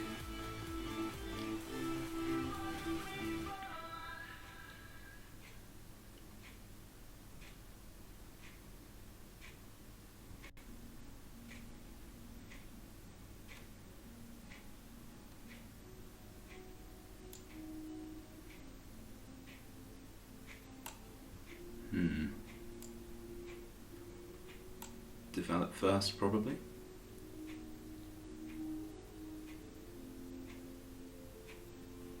And then bring back.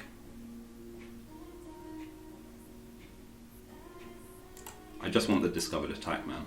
That's all I'm going for.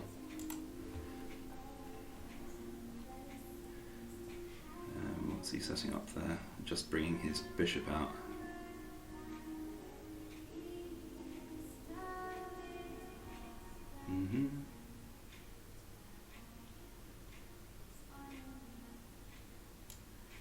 let's just castle first.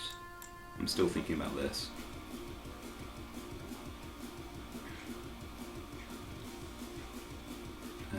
What other ideas might I have? He'd do something like that, then he's got to move his queen. And then take. Feels kind of dank, but I kind of like it.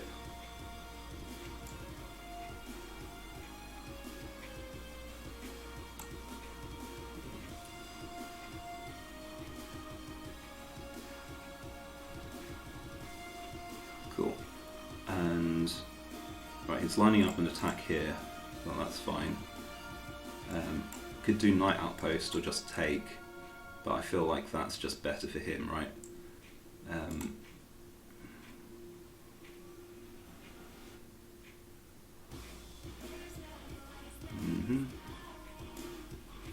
Okay, let's do that. And we can push this guy, maybe.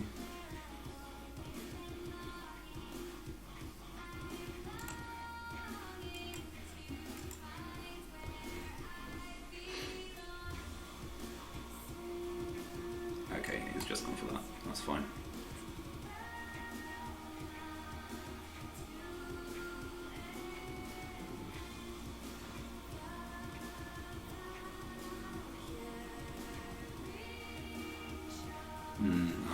Yeah, okay, so now it's a pawn up. That's a shame.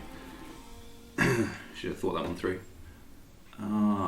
Okay, that's actually fairly nasty of him. Okay. Could do that.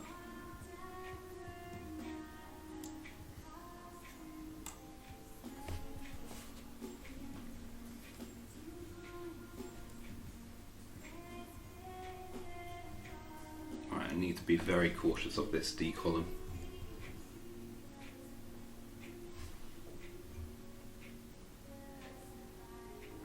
Okay, he's threatening to Fianchetto.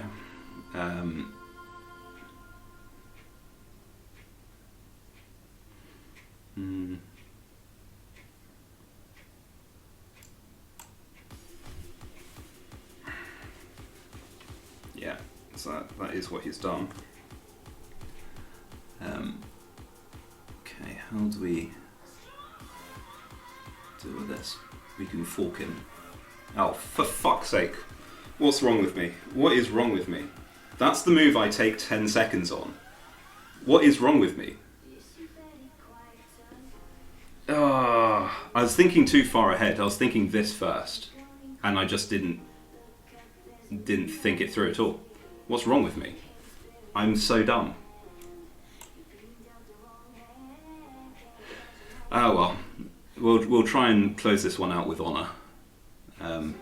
As best we can. Okay. I don't really want to take his knight there.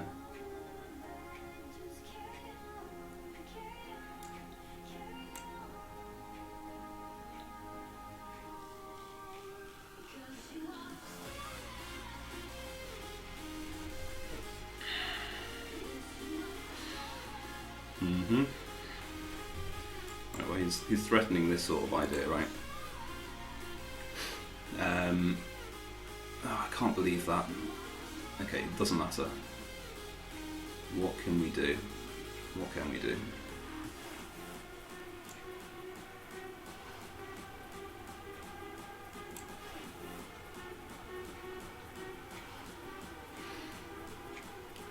Oh, that's just hanging as well. Oh, okay. My brain's just switched off. That's all that's happened. Yeah.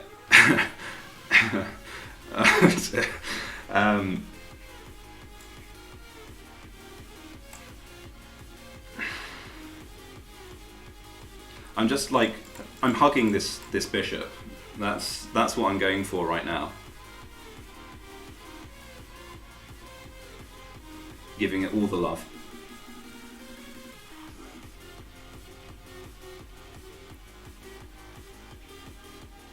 Yeah. Oh, I genuinely can't believe I did that. I am kicking myself.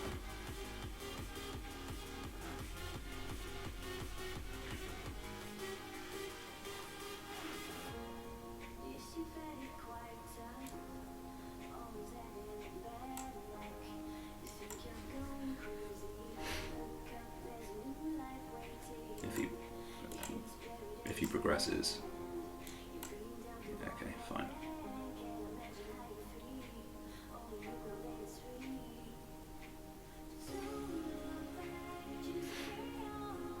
Oh. Genuinely just kicking myself. I can't believe I did that. It was fine up to that point. Oh, fuck's sake. Okay, let's see. What can we do? What can we do?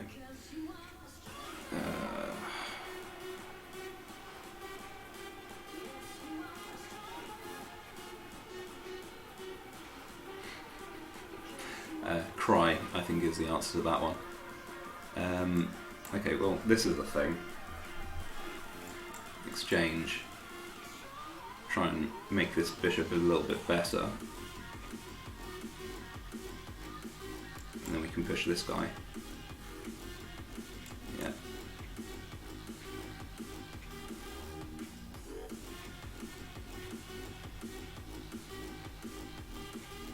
Mm-hmm.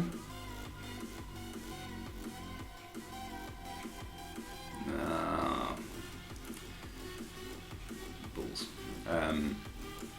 Right, okay, he does that. He takes... Yeah. We know how this story goes.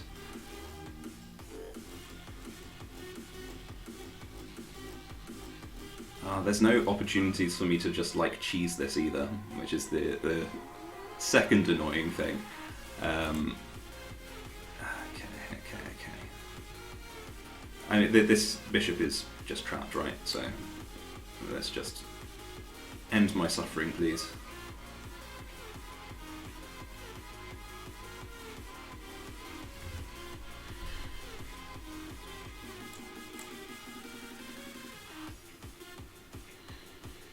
Okay, let's think this through.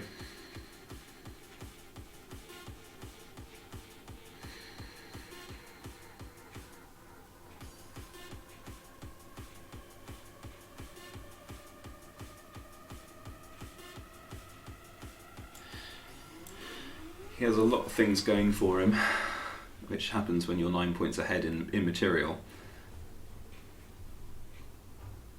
Okay, now he's just trying to trade things off, which is fair. I don't really want to. I spy a potential free pawn, and now that's pinned. Okay, that's not so bad. We've got a little something.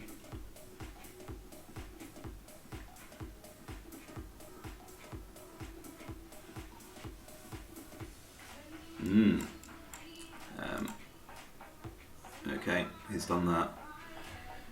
Okay, so I take a pawn, he takes a pawn. I think that's what he's saying here, right?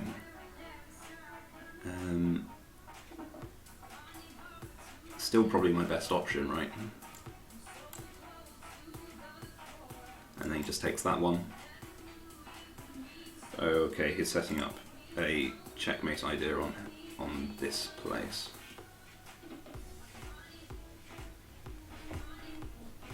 Okay, let's think.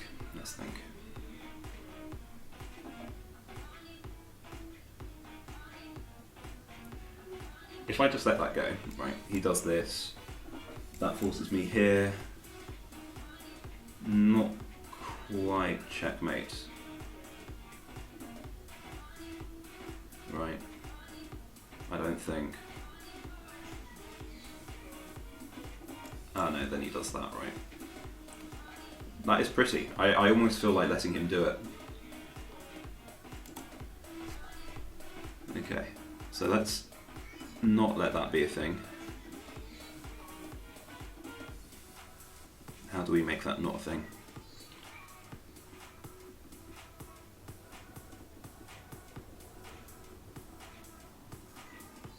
Not easily is the answer.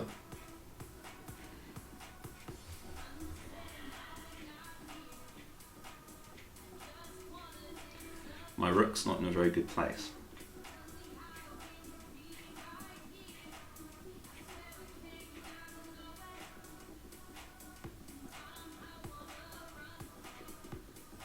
I think that's my only move, right?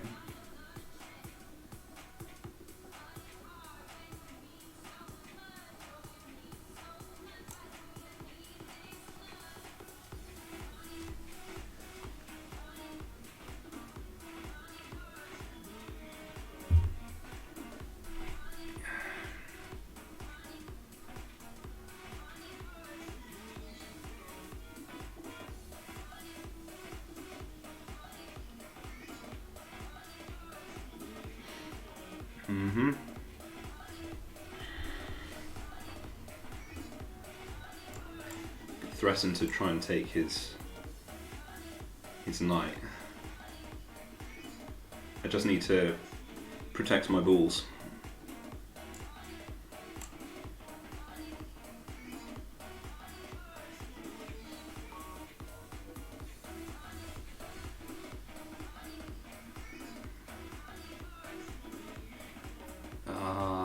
There's no avoiding the inevitable.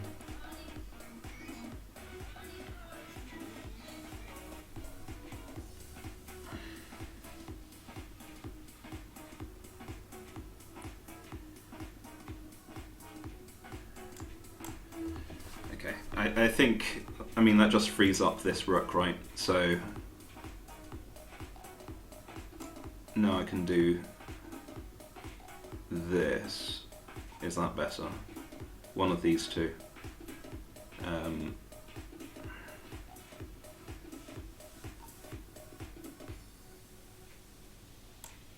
That feels better.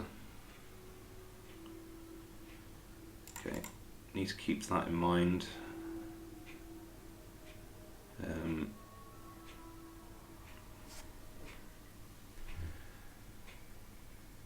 Okay. Now, can I try and escape? If he does something like this, then that forces me back. I can't escape that way. I'm legit trapped.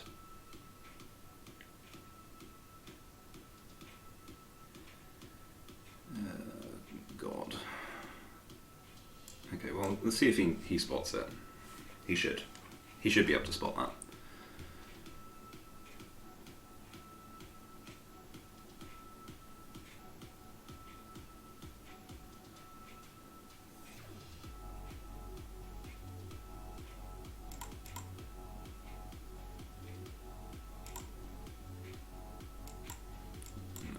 That's the thing.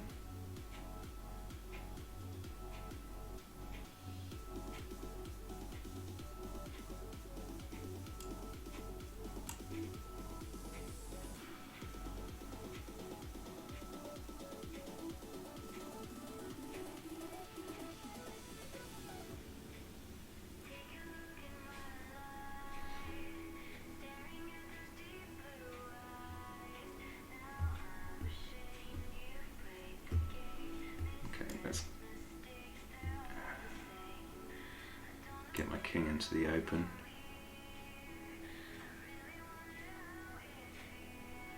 Oh, balls. Okay. I mean, yeah, I've got a shot if he doesn't spot it, but he's going to spot that.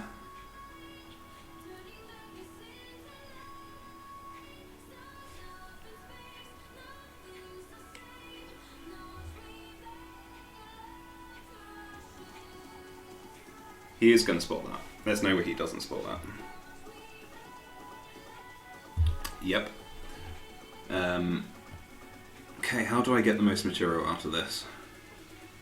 I can't take that, so I guess I just do the trade, right? I can't do the trade. That's just a free rook.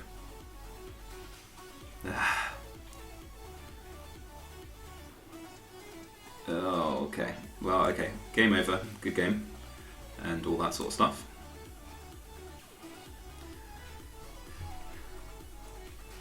can't wait for Ralph to just roast me in the interview. It's going to be good.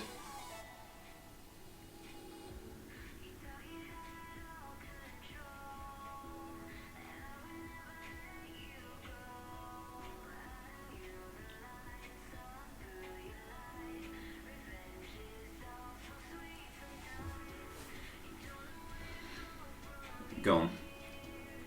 Don't prolong this. Like, it's so... just do it.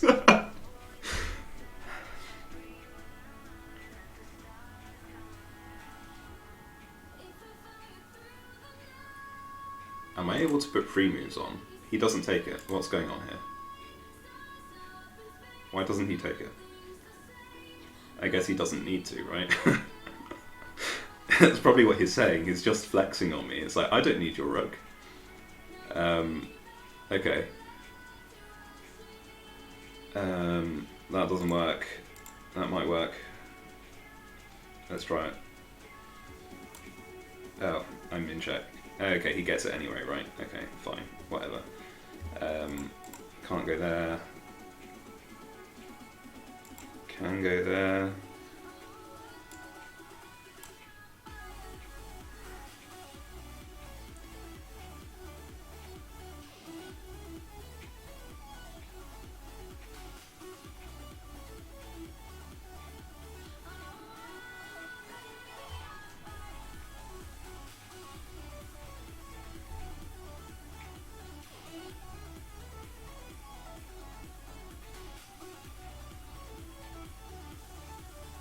Yeah, this is probably like a mate in... Yeah, okay, fine.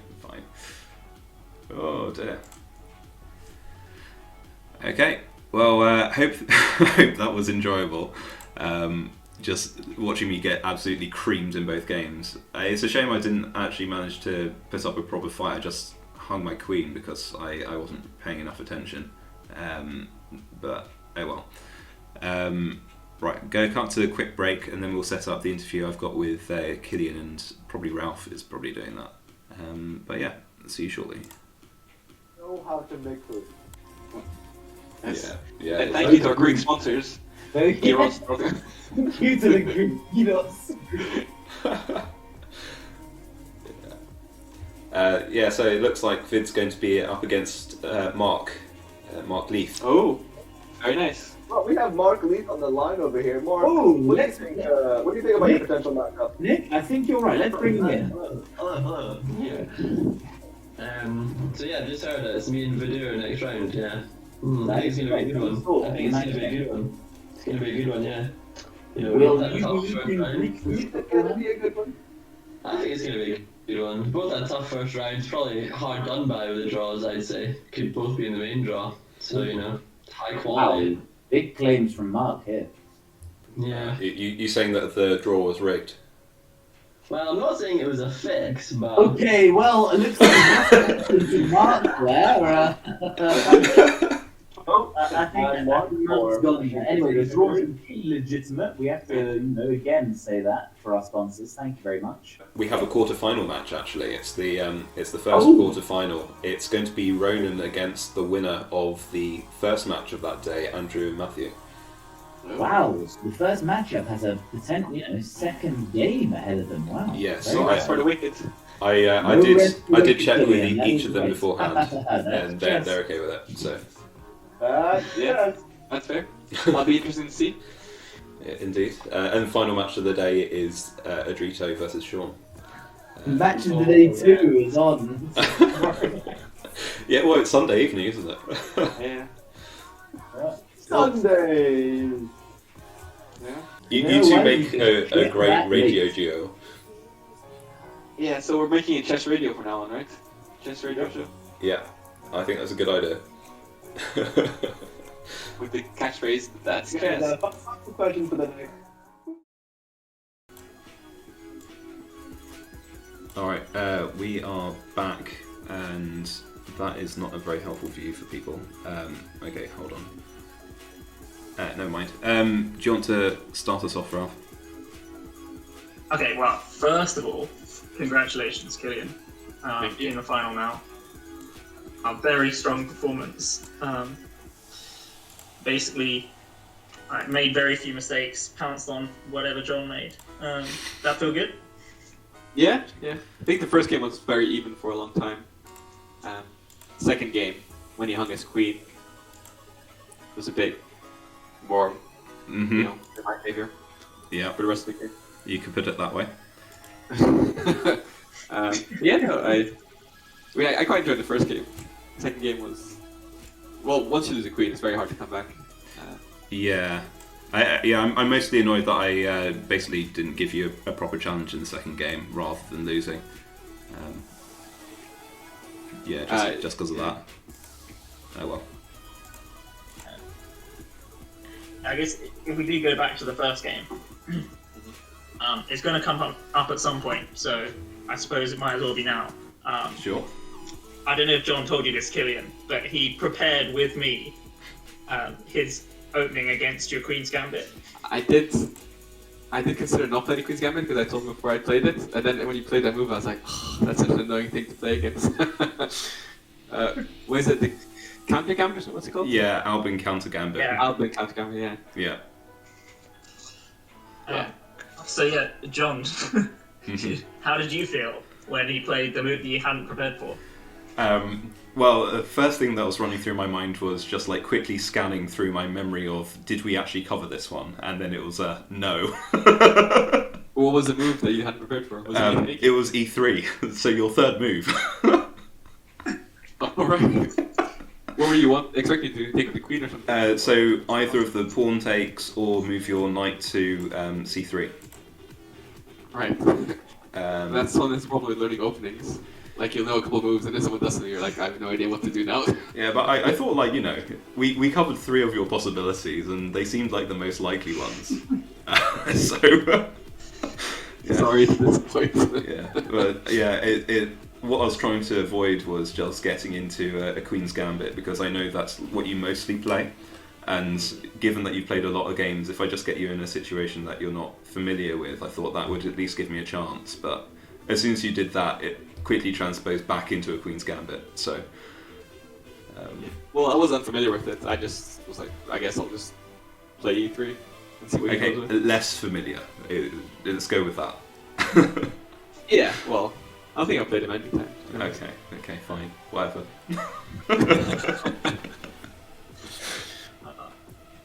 It's a shame we didn't go over it actually, because there's a fun continuation where before any of the pawns get taken, you play C5. C5. Oh, nice. That's so disgusting. What is that? The counter gambit? Oh, it's a mistake according to chess.com. So at least I not immediately. If you play the bishop check and then anyway, not important. I was looking at it during the game. If you play the bishop check first, you get an opportunity.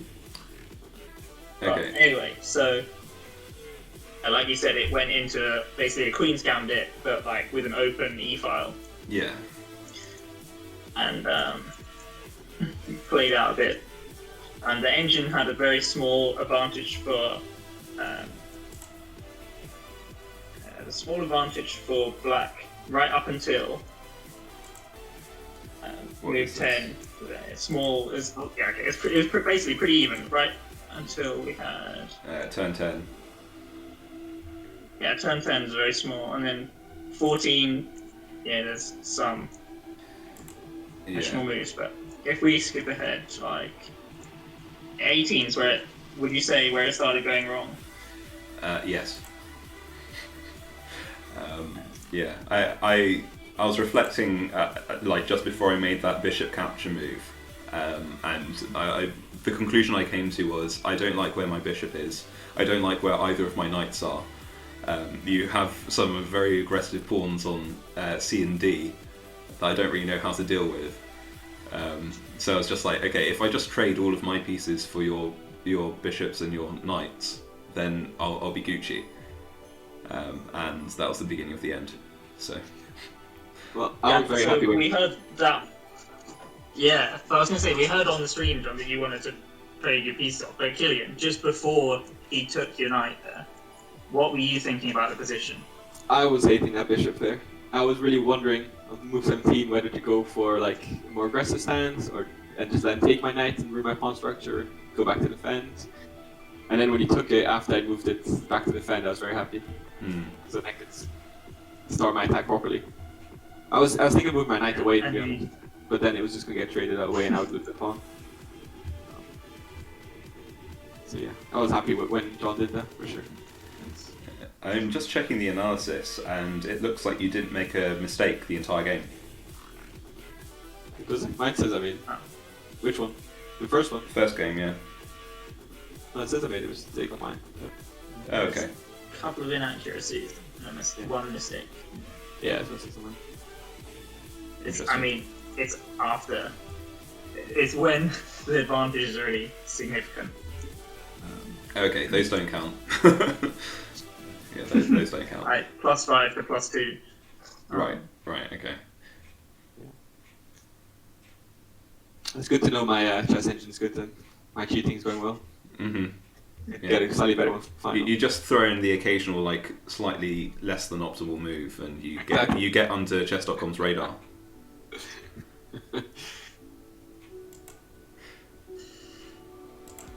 Do we really want to talk about game 2? I feel like that would just be too cruel, right? I do. It really comes down to that one moment when you hung your queen, wasn't it? Yeah. Yeah, that was. So that was really the whole point why I castled queen side. Just to pin that bishop. Yeah, I was aware of that the entire time. I said in the break, like, I thought I'd already moved my queen to e2 because that was what I was planning to do to avoid all the pinning trouble with that rook, and I did the moves in the wrong order. So it's unfortunate. Yeah, did you go through anything after that? I mean, it was very cleanly done by Killian after that, but he basically forced a lot of trades, and then just got a bit stuck at the end, really. Yeah, I did notice there was a mating potential. This was when I moved my rook back to, I think, f1. Was I right in thinking that any other move I would have been mated in like 2? So you're half right and half wrong. Okay. That was the best move. It was the best move because that move led to mate in 7, whereas any other move would have been mate in 6. Okay. Okay, fine. But I'm guessing some of those moves in that mating pattern are just me throwing pieces at his king or something or you know. Yeah. Well, so the key move that Killian defined that it was able to was just sacrificing the knight for any of the pawns. Yeah. Which move? There was quite a few opportunities. When your knight was on e4. Because the king was pinned. So you can take there, but even taking the other pawn was still better, and just because then you pinned the rook. Right. If the rook recaptures. Yeah, exactly. I see. And then the other thing is the possible mating pattern, if you had time for it, is lining up the queen and bishop, sticking the bishop in the corner. Right. Right, yeah. My light squared bishop. Yeah. Didn't make any mistakes. And then my favourite move of both the games put together was right after you checked him and won the rook. Right? And John was going, is there any way I can save my rook? Is there any way I can trade for the bishop? And he moves his king away. And then you don't even take it. You ball the move. Yeah, I was looking for checkmates. That's the attitude of a winner. That's what I like to see. As long as I keep checking him, and then if I run out of checks, I'll just take the rook. Yeah, fair enough. That makes sense. Yeah. Yeah. Okay. Final thoughts? Killian played really well. I think he'll be quite tough to beat in the final. Yeah, I mean, John played really well the first game. Second game, unfortunately, hung the queen, which is hard to come back from. Yeah.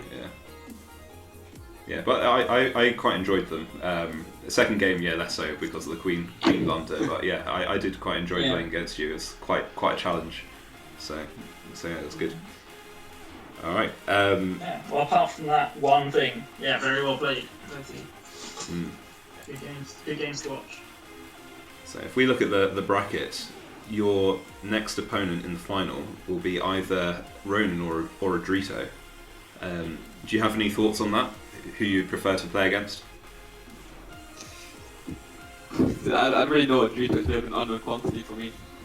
But I know Ronan has beat me many times in the past.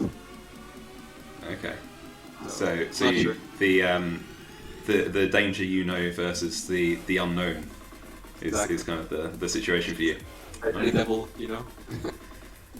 Yeah, fair enough. I can't really play my Queen's Gambit against him because he always does something really annoying. It might be that county gambit you play for him, so that usually ruins me. Yeah, we're almost there with the preparation. Just needed to investigate that other line, and then we'd be okay. Okay. So moving on to the prizes. So I walk away with 12 quid. So a nice, sweet £2 profit on all of that.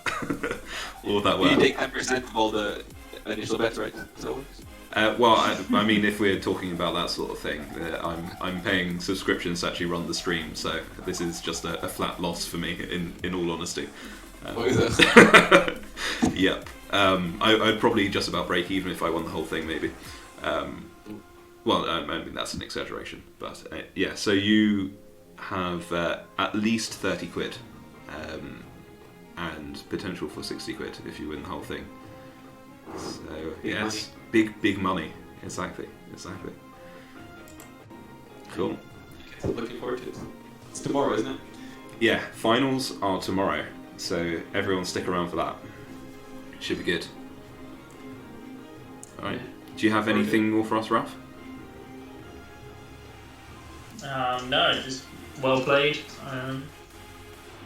Good luck for the final. Thank you. Cheers. Okay, on that note, let's set this up for a break while we try and... Oh my life. That is... Yeah, the next game's together. That's what the vision is, and it's gone. It's gone. Oh no. Oh, it's back again. Mason won. It's Mason won. Queen F8, go. Come on. Oh no. Oh, he's tunnel visioned on this centre, and he's not looking at what he has in front of him, which is a very exposed black king. White is very low on time, which is probably the explanation for why he didn't spot those checkmates. If he did take a good 15 seconds, he may have spotted that actually black's got this very exposed king, but all the time that he took earlier in the match is now coming back to bite him. I wonder if he just does, if he's got tunnel vision, same as he can't see it. Yeah, or his forward attack would potentially work. Yeah, potentially the case. Come on, one further swear. That's all I'm asking. Yeah, he's almost there. He's almost there.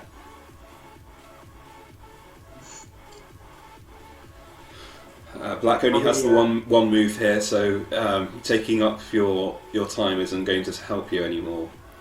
If I'm honest, I quite enjoy the bad manners. Okay, well. And it's game over. Okay, well he did get it eventually, third time lucky. Missed it twice, but yeah, got there eventually, and that's all that matters. We've got the same opening that we had last game. Just I love it when they colours reversed. So clearly they liked it last time. White could do is push his pawn up 2 more, and then he gets 4 pawns in a row, which we wouldn't know to begin the game.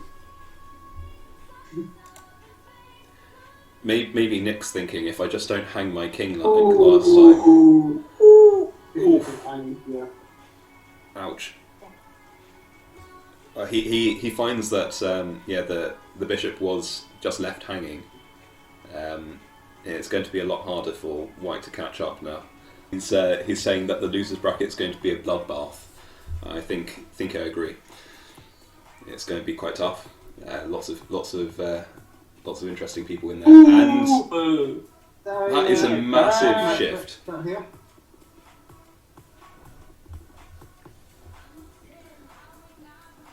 So I can't see this actually. What's going on here? Queen takes e6. Oh, that's potentially quite nasty. Yeah, sorry, what was that, Matt? I was just saying it looks pretty threatening over here. Yeah, I definitely agree. The advantage is gone. It was only dangerous if he spotted that queen takes e6 move. Any other move, and it would be back down to neutral. Yes, then he can win with check on the knight maybe. No, then it's good taking. Yeah, I think the reason why that is so dangerous is because this d file rook is going to have quite a lot of synergy with the queen in quite an advanced square like that. Oh, but he can do the same thing again. Yeah, same option. It very well could be that neither player spots this the entire game, and we'll just see the bar swinging every single turn.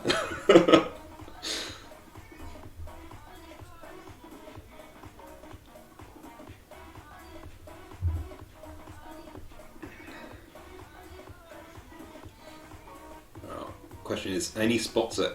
Yes. He spots it. Taking it, nice. Well done. Oh, Yeah, it's going to be hard for Josh, which is quite interesting because if Nick manages to pull this off and win this game, we will have our first tiebreaker of the competition. Let's see the correct move, please. I think this one's quite hard to spot, and any other move won't be nearly as good, but the advantage will still be quite high. So the idea here is that, actually, Ralph, do you know it? I assume it's knight takes f6 check. The bishop can't move because it's pinned by the queen. If the knight moves, beautiful. Yeah, then the queen can be taken. He did take it, and there's a possibility of Mason 1 here if he moves the king to f8, which is, and he does. Mason 1 if he moves the bishop to h6, and the question is, does he spot it? It's not the most obvious checkmate. I mean, maybe he's going to tank on the moving the queen. Yeah, very, very possible. But if he takes his time... He's taking his time, he's got a long time to go, he knows this. He has 7 whole minutes to come up with this move, and now is the time to really invest. Take your time, yeah.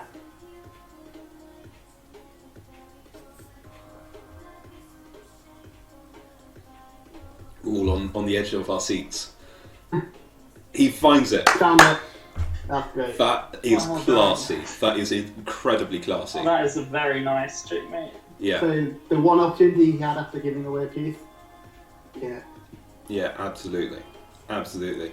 Committing to casting on the queen side, though you'll see that his own queen is not on the same side as his opponent's king, so it's not going to be involved in any attack.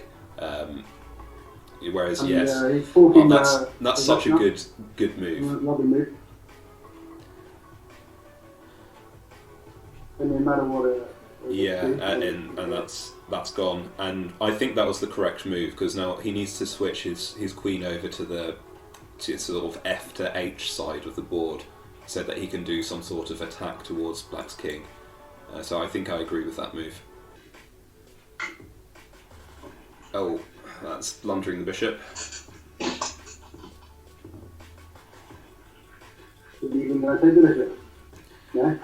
Yeah, now he can't trade a queen for a rook because that's not going to be any good. So that's quite a crafty little move there, and then he's lost the queen. He's lost. Yeah, that good point. Good point. It was check. So he didn't lose it quite at that point.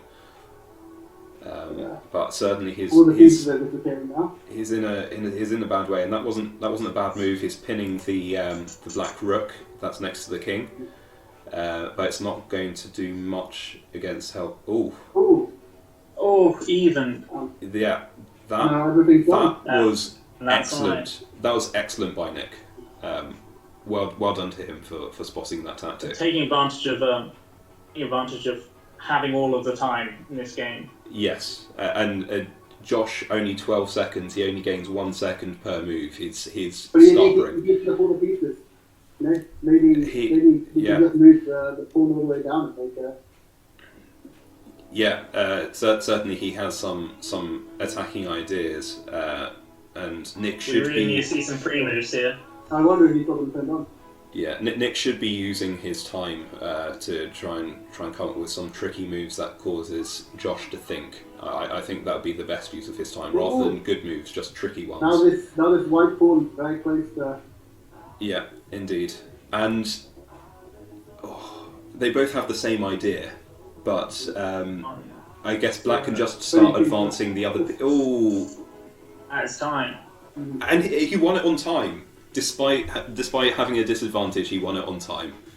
That was crazy. Well, I mean, he needs to. And he has over a minute left. It tells you something. He's clearly got a talent for these very fast games.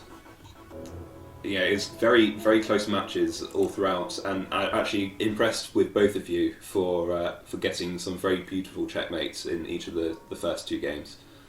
Oh, thanks, man. We do it for the fans. Yeah, we just wanted to go out there and put on a good show, I think. Yeah, Exactly. massive fan service. You fought hard, you fought clean. Was it that there are quite a lot of complicated moves, Josh, or is 3 minutes quite tough time constraints? Yeah, 3 minutes is brutal, man, and you get sucked into the game, and then it's just like you're trying to look at all 64 squares and look at the clock. It's a difficult thing to do. Yeah. And it's funny because we were obviously both playing the London, and I have no idea how to play against it. Like I play it, but I have no idea how to. That was the opening in all three games, and you're saying that you don't know how to play against it. I don't. That's so good to uncover some weaknesses in our That's game. what plays it. It's unbeatable. Yeah, exactly. All right, we are back with Matthew in the white, and he is against Mark L in black, and we're off. And Matthew's gone for the Queen's Gambit straight away. He knows what he wants. So, okay, he's gone for the accepted line, and I'm not sure, is that what you're meant to do? I mean, I don't hate it. He's now controlling the centre, and he's going to try and recapture the pawn with the bishop. That's kind of the basic plan. Oh, he doesn't go for that though. I mean, it's not the end of the world, but he may have to deal with something like this, potentially. Okay, as long as he doesn't hang his queen, make sure that you don't lose the queen on turn 5. Learn from my mistakes. I believe in you. Okay, he's thinking about it. He should be able to spot that his queen is hanging, and he protects it. That's good. That's what we want to see.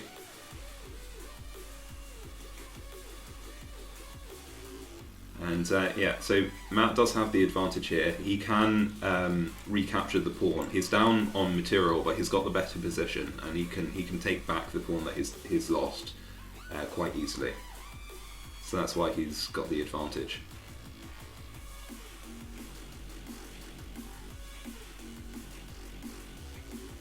Okay. So what he should try and do is something like this. Or even just kick away the bishop, and that is unfortunately not what he should do, and that is now on the cards. Or even just knight takes, that also works, but if Mark finds either of these two moves, he then has the advantage in the game. And he does. So what's best here? I mean, the queen trade's kind of straightforward, but then black's got the attacking initiative in that situation. Yeah, and he finds the capture, and Matt should try and what's actually under threat here? This is a good question. Knight c2. There's a fork. That's the threat. So yeah, that doesn't actually defend against that. It just depends whether Mark actually sees this as a possibility or not.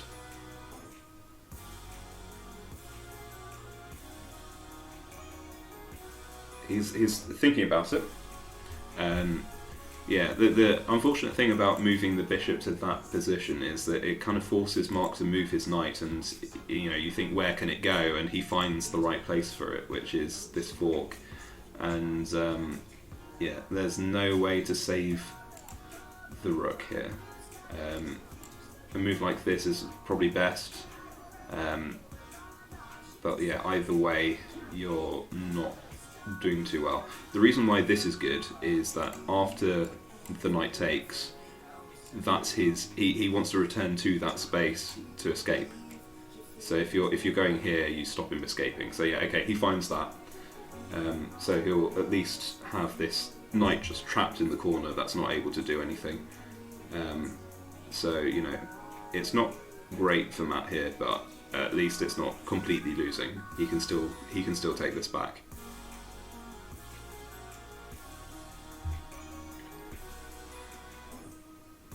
So, yeah, that's a good idea. You're kicking away the bishop, and also defending this pawn at the same time. So doubly good.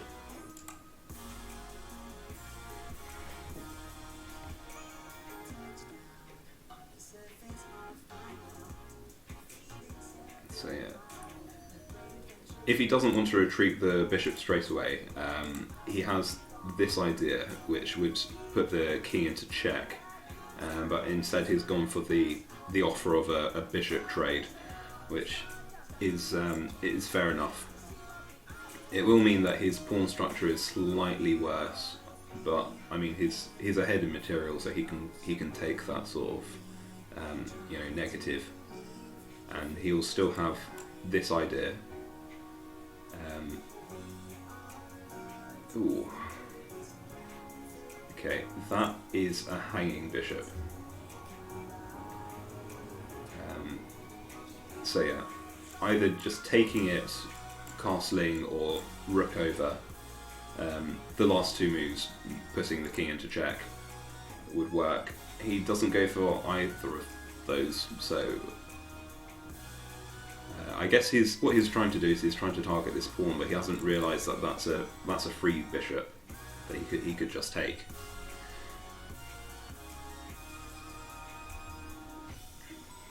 So yeah, Matthew should again go for the trade here.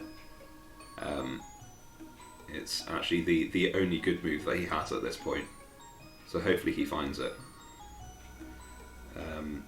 Yeah, that's not so good, because kind of the obvious moves for Mark are something like c6, which just kicks away the bishop, and actually that's an excellent move as well. And when he moves the knight, he'll have a discovered check on the king. So yeah, lots of attacking ideas for Mark here.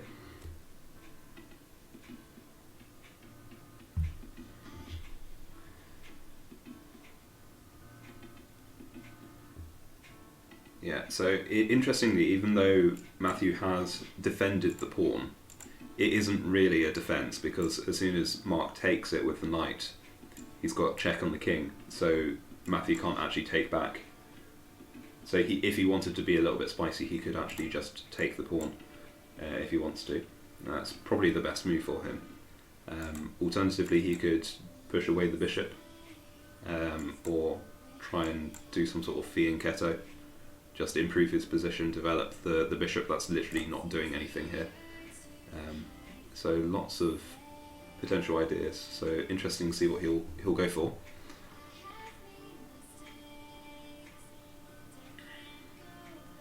Yeah, not bad.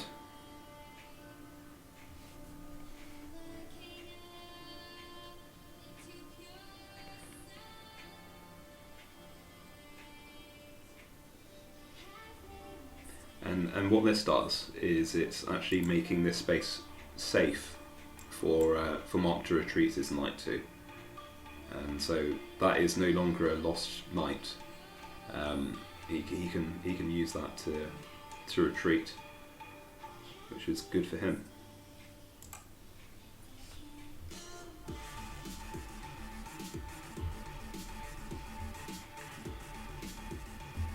What's this chat? What is this chat? Chess tournaments are easy. Just pick the heaviest chess sets. You win every fight. Oh, nice. You're ready to play chess when you can dodge a chessboard. Oh, that's good. That's good.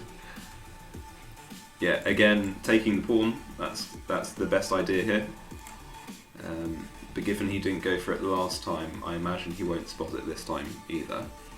And Sean saying if you can dodge a wrench, you can dodge a chessboard. It's an interesting point.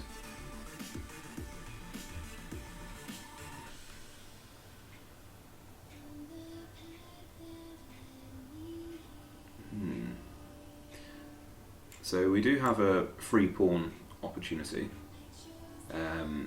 But what the computer is actually suggesting is taking the knight, putting the king into check, and yeah, I mean, you're not really gaining much out of it. I think it's probably just a positional thing. But I mean, taking the free pawn feels good. I don't see why he shouldn't do that.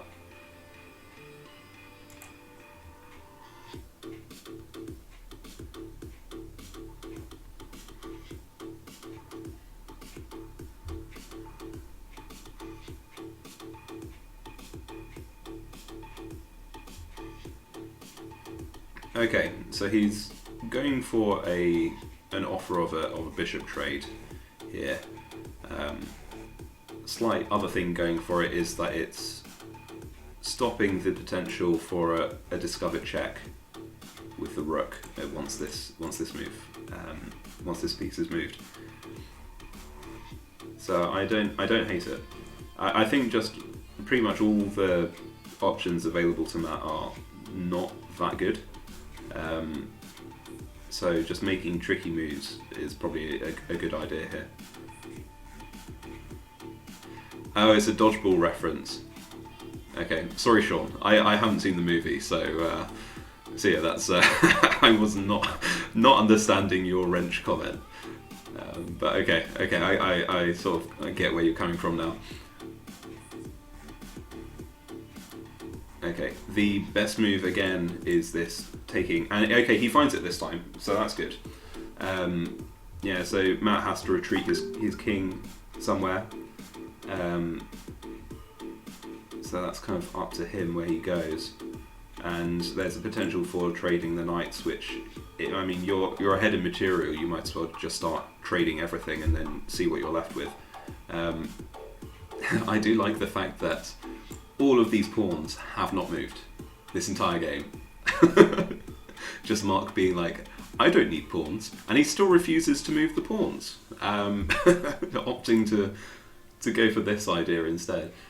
If he wants to get either of these pieces involved, he needs to at least move these pawns, or one of them. He can't win the game with just the rook. That's not going to work.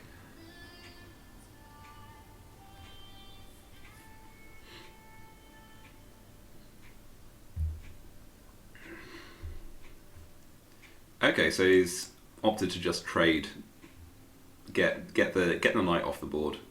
Fine. I feel like we should be just roasting Mark for just this. Oh, just his back 2 rows. What's going on? Okay, now turn 22. He finally moves pawns and develops his bishop.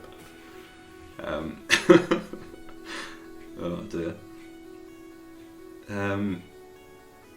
Okay, so no more chance of a back rank, which was a slight possibility before. Very small one, mind, but yeah.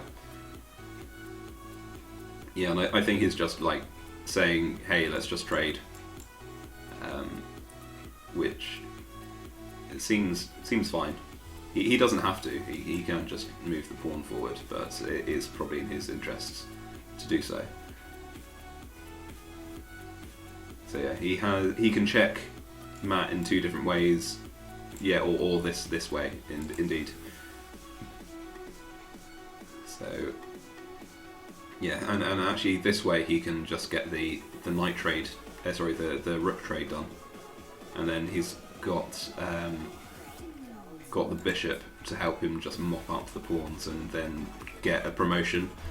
Promotion to a queen is kind of the aim of the game here.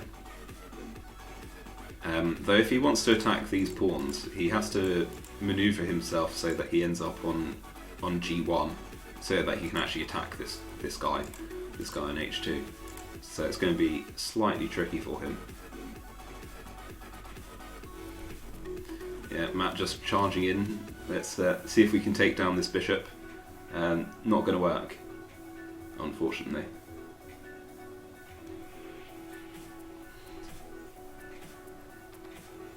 Okay, yeah, so he's offering more pawn trades, which is fair enough. He's got 4 pawns over here versus Matt's 3.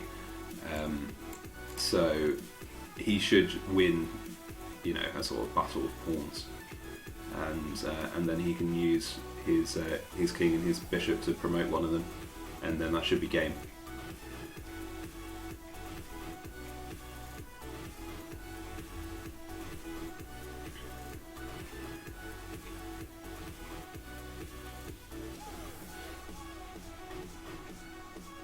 Yeah, okay, Matt's taking his time here. His best option is to take, and he does. And now this pawn is free to just go straight to the end and promote, which I imagine is probably what he's going to try and do. And Matt should try and use his king to avoid this from happening, and Mark will have to activate his king in order to, ensure that it does. If Mark doesn't use his king at all, then, Matt should actually regain some advantage here, because just using the king will be quite helpful for him.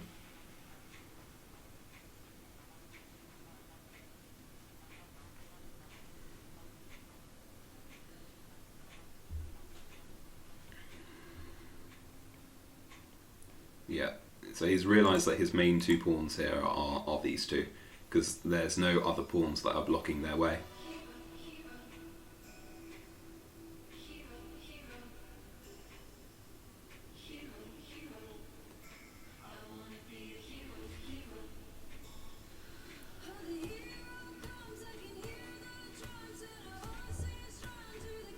We'll see what Mark's going to do here. He really should be activating his king, and he does. Okay, so that's good. He's realised that he needs the help of the king in order to actually do this.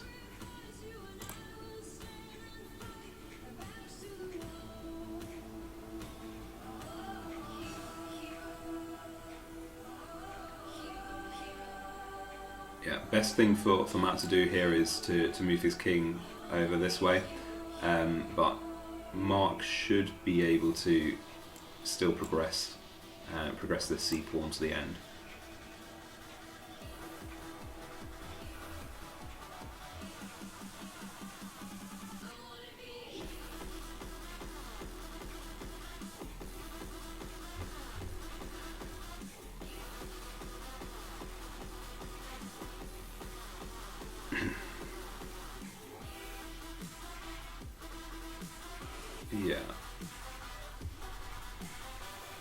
Yeah, it's kind of difficult to figure out what Matt should be doing here, because his pawns aren't really able to help him out much,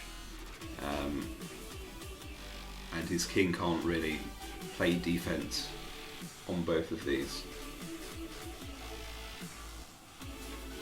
So I think it's just a matter of time.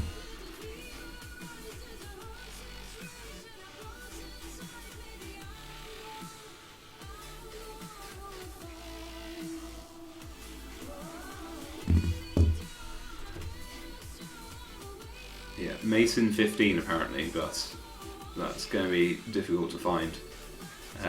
Yeah, I don't hate this. Just win the pawn. Yeah, it seems quite sensible.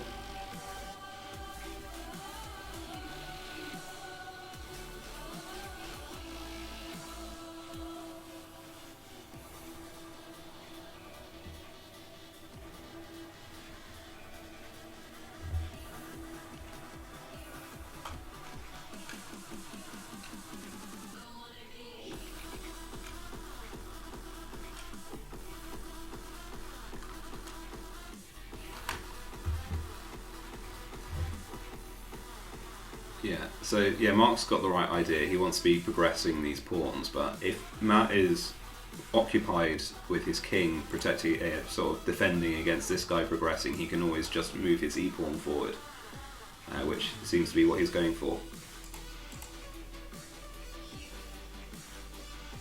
Yeah, not bad. Yeah, it's mate in 8. Or now mate in 6. Best idea here is to again just progress the e-pawn, and yeah, he actually couldn't even go into either of these d squares, so there's no way to stop that promotion at all.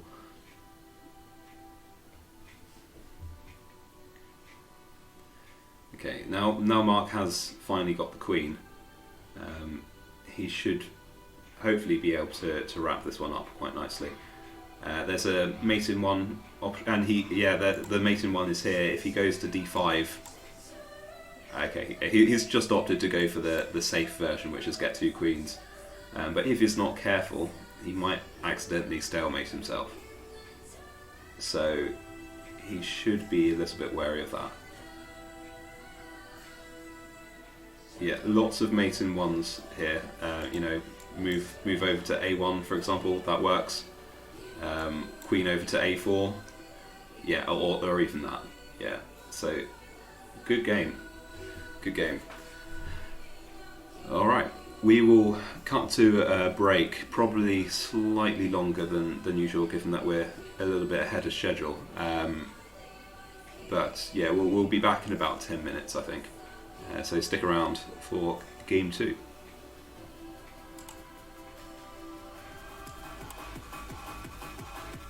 It depends whether he moves his pawn or whatever. Yeah, okay, checkmate. Cool. Let me interject there. Johnny is East Sussex champion chess, champion, county champion. So, you know, Johnny is a slight favourite going into this game, and then there could be a John matchup. I think you might have had a case of mistaken identity there, actually. You know, sorry to interrupt you and all that, but I think you may be thinking of Ralph and not Johnny. Well, I've heard rumours of Johnny's tactic. You know, John. I mean, it's an interesting tactic to play down your prospective competitor, but I've heard Johnny not very has humble some of me. very, very sneaky moves up his sleeve. Yeah, certainly. It's Johnny the Sneak after all. You know, they all call him Johnny the Sneak. Well, isn't that chess, Nika? Chess, folks. So, how confident were you going into the tie against your old friend John? The only person I played chess with in the last couple of years was a game I played with John, and he won. So it was almost certain he'd win. Wait, we played a game together. Yeah, at Johnny's house, maybe after the Greek restaurant. Oh yeah, of course. Yeah. I mean, John clearly won by such a landslide. He hasn't even remembered it. No, that's just my poor memory. It's quite tough. We all get sluggish after a good Greek meal, so. Who doesn't love a good Greek gyros, huh? Then a game of The chess. Greeks know how to make food. Yeah. And thank you to our Greek sponsors. Thank you. Gyros. Thank you to the Greek gyros. So it looks like Vid's going to be up against Mark Leith. Oh, very nice. Well, we have Mark Leith on the line over here. Mark, Oh, what do you think about your potential matchup? Nick, I think you're right. Let's bring him in. Hello. Yeah. So yeah, just heard it. It's me and Vidur next round. Yeah. I think it's gonna be a good one. I think it's gonna be a good one. It's gonna be a good one. Yeah. You know, Will both you that tough be first using round. Greek food? It's gonna be a good one. I think it's gonna be a good one. Both that tough first rounds, probably hard done by with the draws. I'd say could both be in the main draw. So you know, high quality. Wow, big claims from Mark here. Yeah. You saying that the draw was rigged? Well, I'm not saying it was a fix, but Okay, well, it looks like to Mark there. I think Mark's gone there. Anyway, the draw is completely legitimate. We have to, again say that for our sponsors. Thank you very much. We have a quarter-final match actually. It's the first quarter-final. It's going to be Ronan against the winner of the first match of that day, Andrew and Matthew. Wow, the first matchup has a potential, second game ahead of them. Wow. Yes, Very nice. For the wicked. I did check with each of them beforehand, and Yes. they're okay with it. So Yeah, that's fair. That'll be interesting to see. indeed, and the final match of the day is Adrito versus Sean. Match of the day 2 is on. Yeah, well, it's Sunday evening, isn't it? Yeah. Sunday. Yeah. You No, two why make don't you a get great that radio late? duo. Yeah. So we're making a chess radio from now on, right? Chess radio show Yeah, I think that's a good idea. with the catchphrase "That's Okay, chess." final question for the Nick. Who loves chess? Don't we all, Nick? Don't we all? You know what I love with chess? Greek restaurants. Thanks to our You gyros. are heroes. Why don't you check your mate and check out the Greek? Yep, it's Greek time. Thanks, everyone. Check out that Greek opening. Thanks, Gillian. Well, on our next episode, we will find out what is chess. Yes. Cool. Well, when you're airing, I'm really excited to catch the show. And spoiler alert, that is. Give it away, Killian. That's chess. As always, you can catch mine and Nick's podcast about That's Chess on Tuesday evenings. Available straight after the John and Ralph matchup, actually. So tune into that, listeners. Please. Available on LimeWire exclusively. Also available with a premium couch tuner and Movies 123 subscription. Is this like your hook? Is every other line is just fake news? No. It's chess is other line. Yeah, you alternate between the two of them. Is any of this true? Well, that's chess. Actually, John, let's get some insightful questions here. We haven't had many. How are your stress levels? You know, are you sweating, your heart rate? What was going through your mind? Check your Fitbit. So during the games or during the stream? During the games, I mean, that's chess. In life. Very smooth here. That is so smooth, I'm impressed. Were you actually a radio announcer in your past life? This sounds like one. Jesus Christ. I've dabbled. I've dabbled, John. He's the one that you get at like 4 in the morning that no one listens to. Alright. It's called, and you may have guessed the title already. It's That's chess.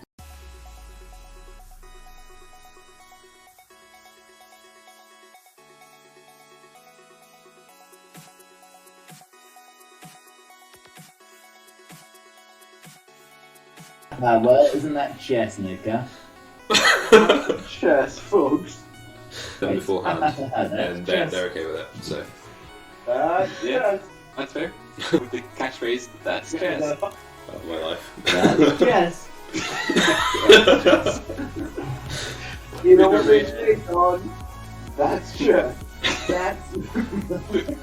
I mean, clearly he didn't agree, but that is chess. Yeah. Spoiler alert. That is. That's chess. As always, you can catch mine and Nick's podcast about That's Chess on Tuesday evenings.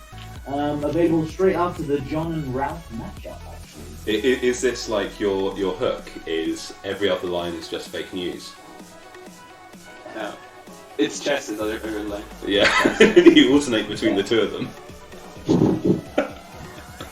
Is any of this true? Well, that's chess.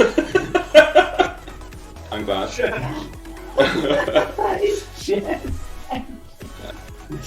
True games, I mean, that's chess. Sadly, that's chess, but there you go. Wolves, and you may have guessed the title already. That's chess.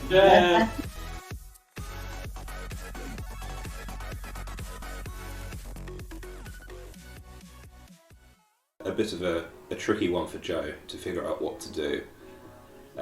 What the computer's suggesting is this E5 move, which is going to crack open the centre that White's developed for himself.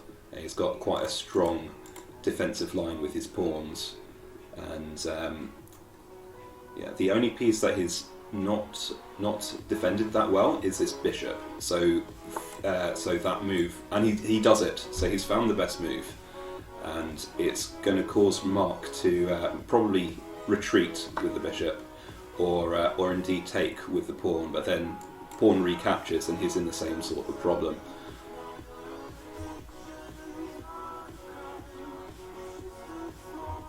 Oh, I've got my first pog, so thank you for that. If we can just farm all of the memes in the chat, that'd be great. Okay, that's a bad mistake. He's now down material. He's done a queen exchange, which he's going to have retaken with the rook, and then he's got this very dangerous D column right here, which is not going to be too good for White. He now can't even castle because it's been blocked by the rook. So he went from quite a solid starting position to now being in a little bit of trouble. So he's now going to have to figure out how to defend this position. And he's just blundered another piece, which is slightly unfortunate. Alright, seems like the attack's starting to happen.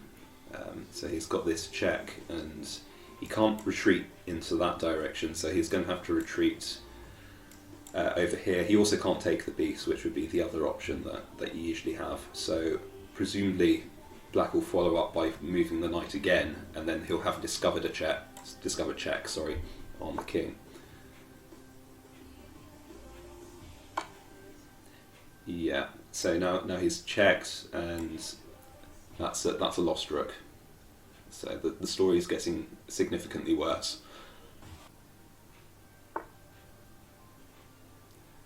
Yeah, you can see the idea on this one, just trying to kick away this bishop that's on quite a dangerous diagonal. It also means that this bishop's going to have a tougher time trying to defend this square, which is the knight's only escape. Oh, yeah, okay, I just completely missed that was a mate in one. There you go. Bishop and the queen, so that wasn't really a problem. I'm only fine moving the bishop later today, but it seems quite slow. Oh, okay, that's not so good. This queen, this knight. So B takes H6 is the idea, and he finds it, and now he's threatening checkmate on the G7 square. Yeah, and the pawn can't take back because precisely. So he's going to have to think quite hard about how to get out of this, and the suggestions from the computer are basically move the pawn forward. Either of those two squares will do it, but either way you're not in a good situation. Big trouble, right? Because yeah, absolutely. So dangerous. Impressive on Joe to spot that move. That bishop taking the pawn on H6 and can't be taken back. So it's very, very impressed. And it's mate in 1. Takes G7. He should find this, given that this is his entire plan. Yes, slide the queen straight up. Mm-hmm.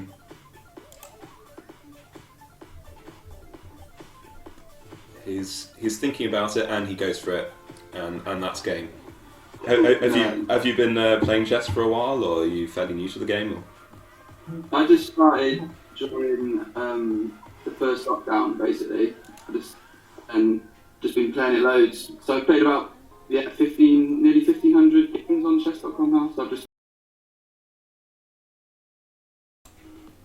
And we are back with game 2. So this time Mark is in the white and Matthew's in the black, and we're off actually.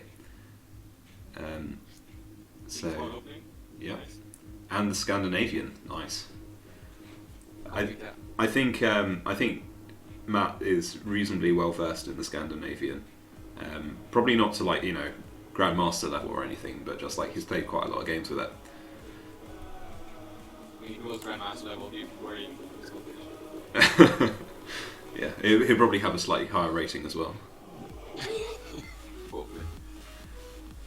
Yeah, I mean, putting the queen back is completely sensible. It stops you blundering, right? Yeah, I just don't like it. I feel like it's like you've lost a move kind of thing. Yeah.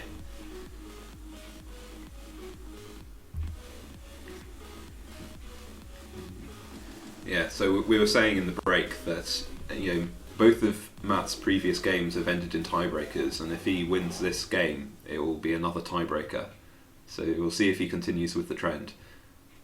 Yeah, hopefully that'll be exciting. Yeah, indeed. Tiebreakers are my favourite. Just lots of high pressure moves, lots of mistakes. That's what we like to see. That's a big one. Blunder City. Exactly. Okay. Queen is under threat, so Matthew has in quite a lot of his games blunted his queen. So okay, he avoids it. So that's good. I would probably have blocked with a piece, to be honest. Knight. Yeah, I mean that's fairly sensible. Yeah, but we have a fairly even game now. Yeah, but Mark's position or his pawn position is better, or more secure. Mark's is. You're saying? Yeah. Marcus, and his development is also a bit better. Yeah, I think for black, castling queenside makes a lot of sense. Yeah, definitely. So at least he still has his quite solid pawn formation on the queen side. Yeah.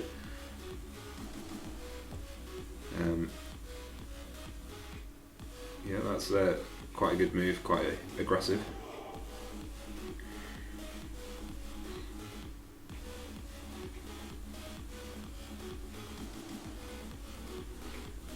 Yeah, so he goes for one of the taking options, and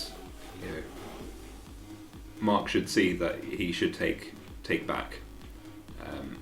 Yeah, knight's a good choice. Good because it forces the trade. Mm-hmm. It's good because it forces the trade from the knights. Yeah. Since one map of his pawn positions. Precisely. Yeah. Or lose his bishop. Yeah, indeed. Yeah. So yeah, the taking back is the only good option here for Matt. So hopefully he finds it. But I think there might be a temptation to try and find some sort of sneaky idea. Yeah, that's less good. That's a hung bishop on f5. And he's protecting you with the queen. Oh, that's true. I think he should still take it though. Yeah. It's not a terrible move, to be honest. Yeah.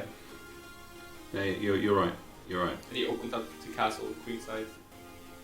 Indeed.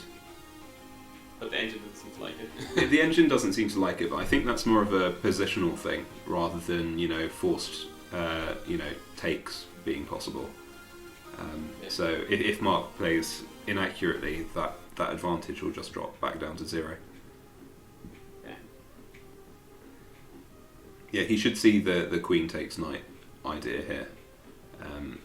he may be taking his time a little bit, just to, worried about that open file and what could White's queen do, but he's safe at the moment. Yeah.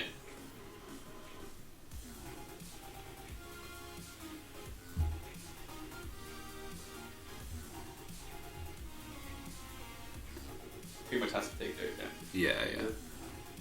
I think in a previous game with Mark Farmer, we had a similar situation where instead they went for the queen trade, but then that's no good for the person who initiates that, because the rook comes in on the d file, and then all of a sudden you've got this very poor position. Yeah. Definitely.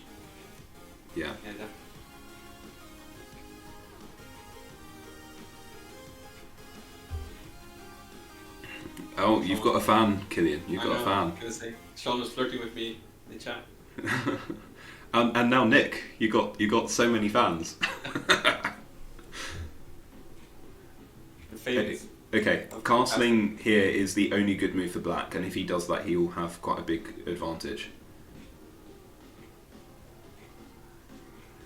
Yeah, no, it's a good move. Yeah, it'll pin before this the queen was hindering it before, but now it's a knight move. Yeah, precisely. And he wants to avoid the fork as well. I don't know what to make of this comment by Great Chesticles. In response to Nick saying, "Is Killian single?" He says, "Soon." That sounds like a threat. That does sound like a threat. Well, if I don't win the tournament, my girlfriend will break up with me, so that's what he's referring to. Yeah, okay. Oh, that's unfortunate. Is that a misclick? Oh, maybe he's just protecting the pawn. Yeah. Oh, that is unfortunate, because now he can't even castle queenside, which is really what was his best choice as far as casting goes. He hasn't even developed either of his bishop and knight. Yeah. So that is unfortunate. We'll see if Mark is able to capitalise on this, though.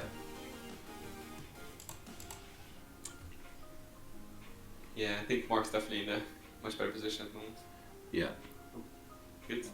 Yeah. Helped all those people now. Solid move. It's it wasn't the most optimal, but I think finding bishop d3 wasn't too easy, especially when you just got so many options, right? So no. I think that's fair enough.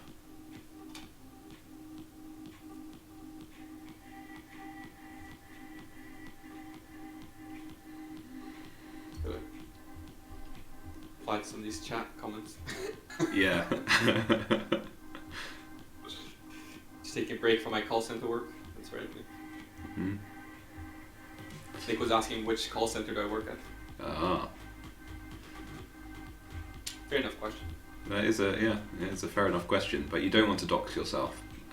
That would be unfortunate. So yeah, let's avoid that.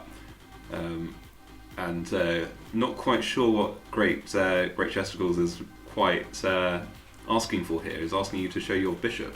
I think he's asking for a hung bishop. Oh, right, okay. Yeah, there was quite a lot of comments like that earlier.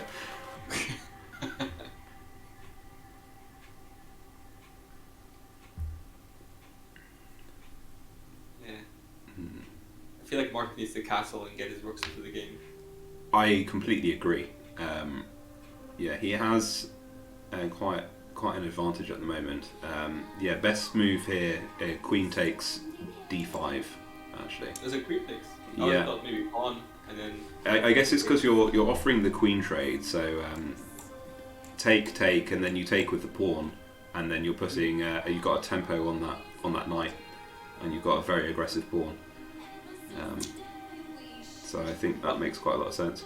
Makes sense. I probably would have gone for the pawn takes, because then the other knight is pinned. Yeah. But I guess you could counter that with the pawn a6. So actually only one good move for black here is rook d8. Oh, that makes sense. That's actually good. Yeah, so then that prevents the take on the knight with the pawn, because if you do that you lose your queen like I did in my game. Not that we're bitter. Okay, so he's gone for this checking idea, and again, only one good move for white is to move the king to f1. Anything else and you end up with an even game, but if he does that he'll have quite a significant advantage, so we'll see if he goes for it. I feel like moving the bishop back is more natural, and that's what he goes for. Yeah. So unfortunately that was a missed opportunity for Mark there. Yeah, Mark's still firmly in control though. Yeah.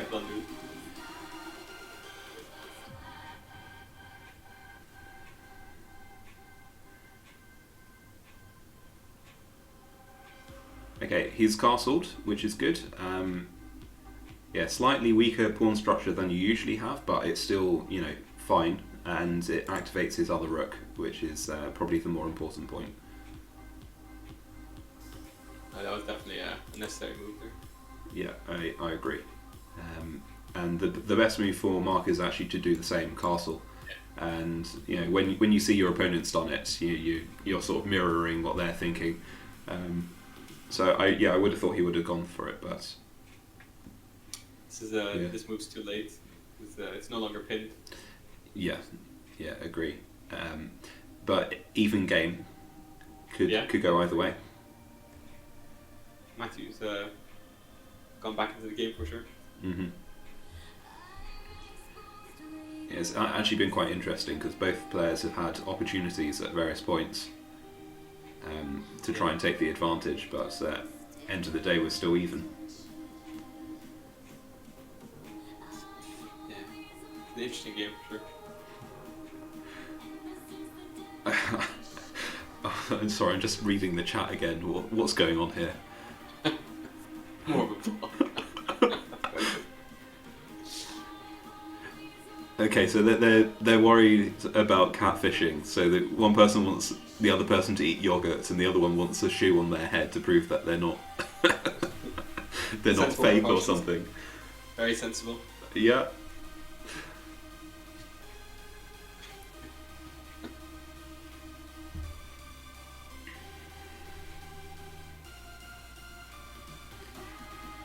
I think the ideas for white are slightly tricky here at the moment. Just trying to figure out what the best moves are. Very aggressive pawn. But yeah, I like it for the aggressive, side of it. But you are just weakening your king. Which in an even game will probably come back and bite you. I agree. Yeah. So that queen can just escape, so then that pawn's not really serving any purpose. Yeah. I feel like Mark should try to take advantage of Matthew's king being open on the white squares. Yeah. Getting his bishop and queen in that file, and then bringing his rook to attack the knight. Yeah, I agree. Yeah, I quite like the idea of just bringing the bishop back to c4. And then you're pinning the knight. Yeah. Though interestingly, it's suggesting h4 as one of the possibilities, but isn't that just a lost pawn? Yeah, but then he'll take knight. Ah, of course. Yeah. With the check. Yeah, that makes sense actually. So I was thinking f4 would be good, but that's still it was protected by the rook. But... Yeah, that doesn't work anymore, but yeah.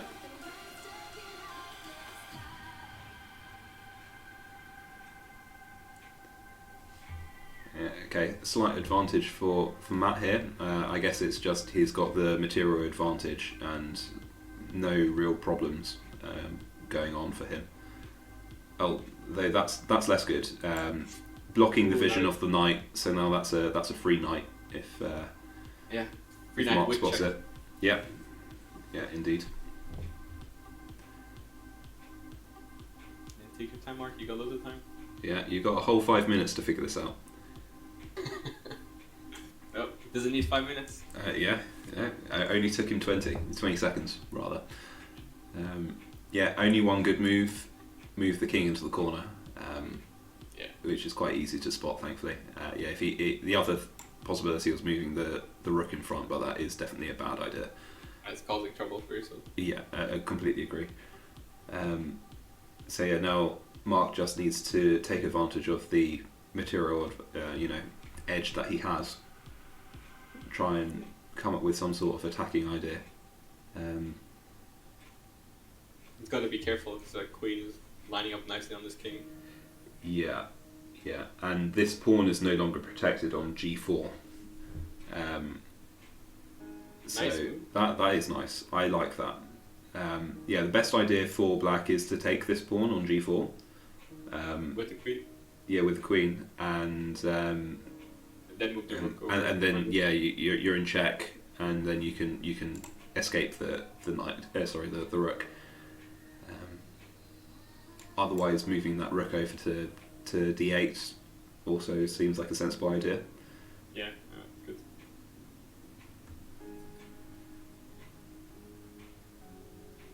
Yeah, it's tricky at the moment.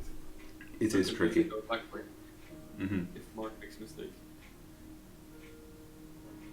Yeah, so this pawn can just be taken at pretty much any point. So a defensive idea might be h3. Just give yourself that little bit of extra protection, get your king out of trouble, which it currently is in. Yeah. But yeah, that's also a solid idea. Sort of, you're coming up to an attacking process at some point.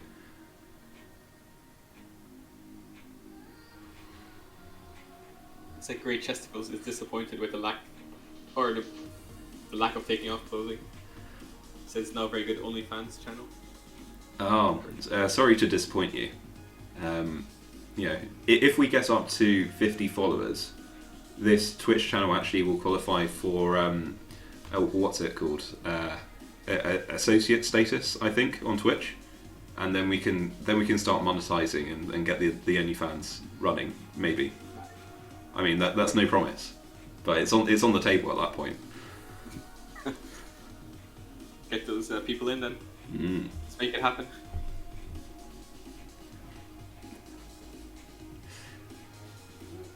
And you did not like that. That's what I would have done. Yeah, I think again it's you've got this queen takes g4 idea. So if we go back a turn, what it's actually suggesting is queen g2. Oh yeah, makes sense. So yeah, that's what the suggestion was there.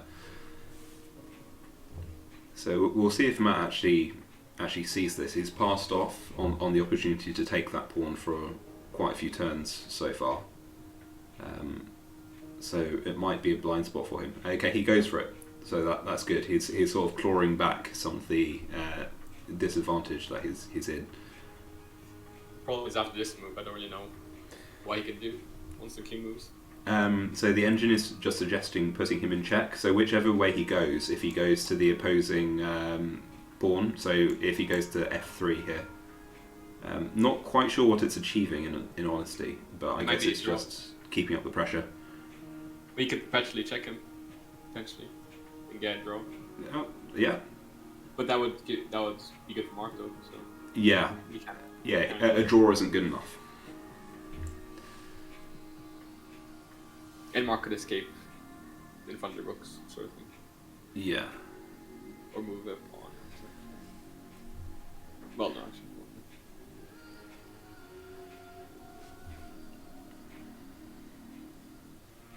Yeah, I'm noticing the time for both players fairly even, but around 3 minutes. Yeah. And this is quite a delicate position. Yeah, definitely no easy moves. Yeah, for sure. Oh. Okay, that's a Mason 2. Yeah, take with the queen, rook takes, and then take with the other rook, and that's a checkmate. Yeah, this is an unfortunate blind spot for Matt. The back rank checkmate, and it looks like we're going to get it. I was going to say the hard part is sacrificing your queen at the beginning of that. Yeah, indeed. Very nice. I do know that, and that's game. Mark has done some puzzles, and these are some of the earlier puzzles that you see. and that is a puzzle situation. So he should at least recognise that. So, and he does. Well done. So that was well done. That's a good game. Yeah, indeed. All right. Well, we'll go to a short break before we interview the players. But it'd be interested to see what they think. Yeah. Yeah. Yes, then strip chess will maybe be on the table. Yeah, you're right. Actually, it was not confirmed. But in hoping to save his queen, he is hanging mate in 1. Yeah, taking on the h2 pawn. He doesn't see it though. He didn't see it. He didn't see it. Or maybe he's trolling. Yeah, these 1300 rated players, and they can't see mate in 1. You know.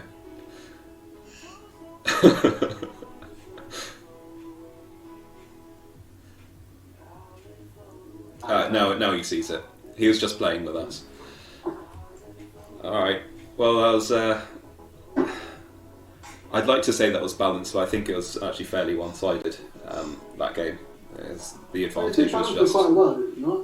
He did fairly well at the beginning, but the advantage was just slowly accumulating in favour of black after a while.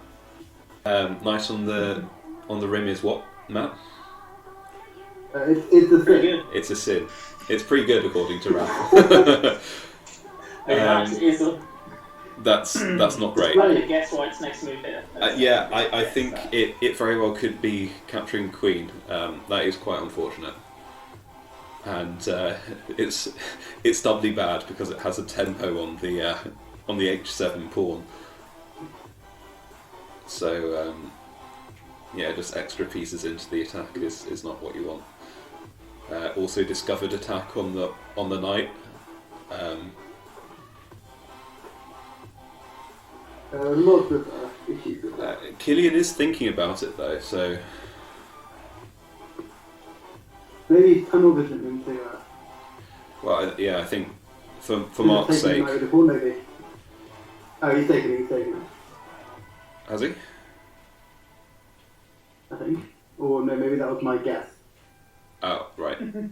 He didn't go for it. Oh. But that's... Fair enough. That is fair enough. That's still alright. Yeah, because the attack on the queen is still there. Because he has to deal with the check first.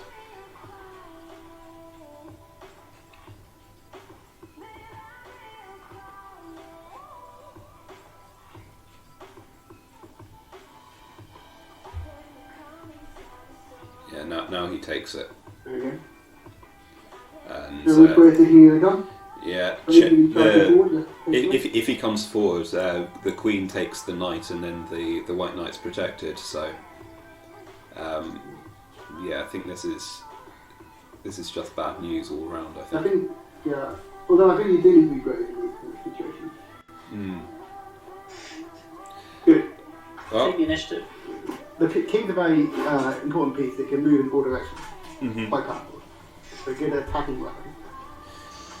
According to the computer, we have mate in 8, but that's going to be quite difficult to find, and that wasn't the move. That was not it would have been better to bring the queen out, whereas now that knight's just hanging. I think Killian's made this a lot harder for himself than it had to be. Yeah, I think I agree. And you know, a move like you know, queen at f7 doesn't work because you know, after all the trading, the king can take the final rook. So that'd actually be excellent for Mark, but it doesn't happen. Until now. And he finds it. Yeah.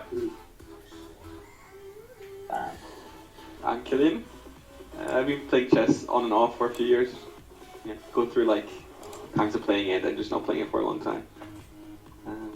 Yeah. But I do mostly play Blitz games, which is why my time I don't use much time generally. Yeah, I did spot that you played an ungodly amount of Blitz games. It was like 6,000 or something ridiculous like that. Oh, is it that much already? Oh my god. It's a lot, man. Not gonna lie. I'm Mark. Yeah, we got invited to this tournament, so I thought I should probably learn how to play chess. did that, and here we are.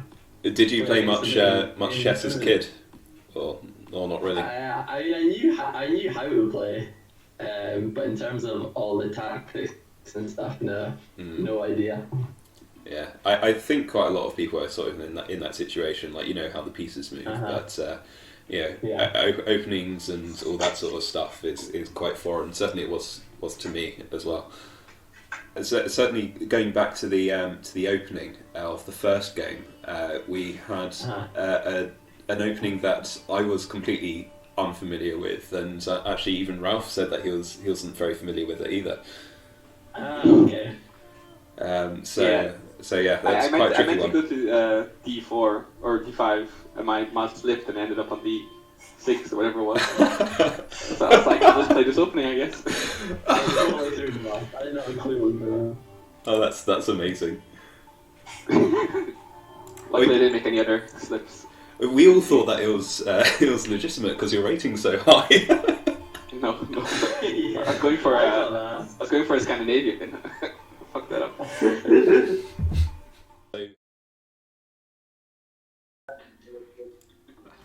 All right. All right, we're back. Cool. So I'm joined by both Mark and Matt. Matt here for the interview. So yeah, first question: how did you find that experience, Mark? I was very nervous, especially in the second game. There's a few points I just didn't know what was going on.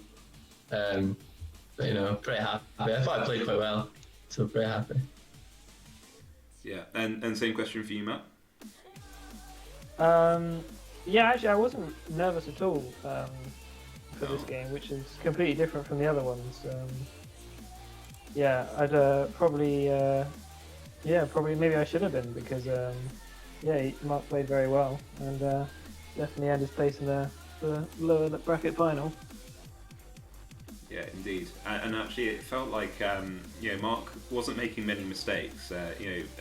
Obviously you weren't finding the right move every time, but there were no real blunders from my perspective at least. Just played very, very solid chess.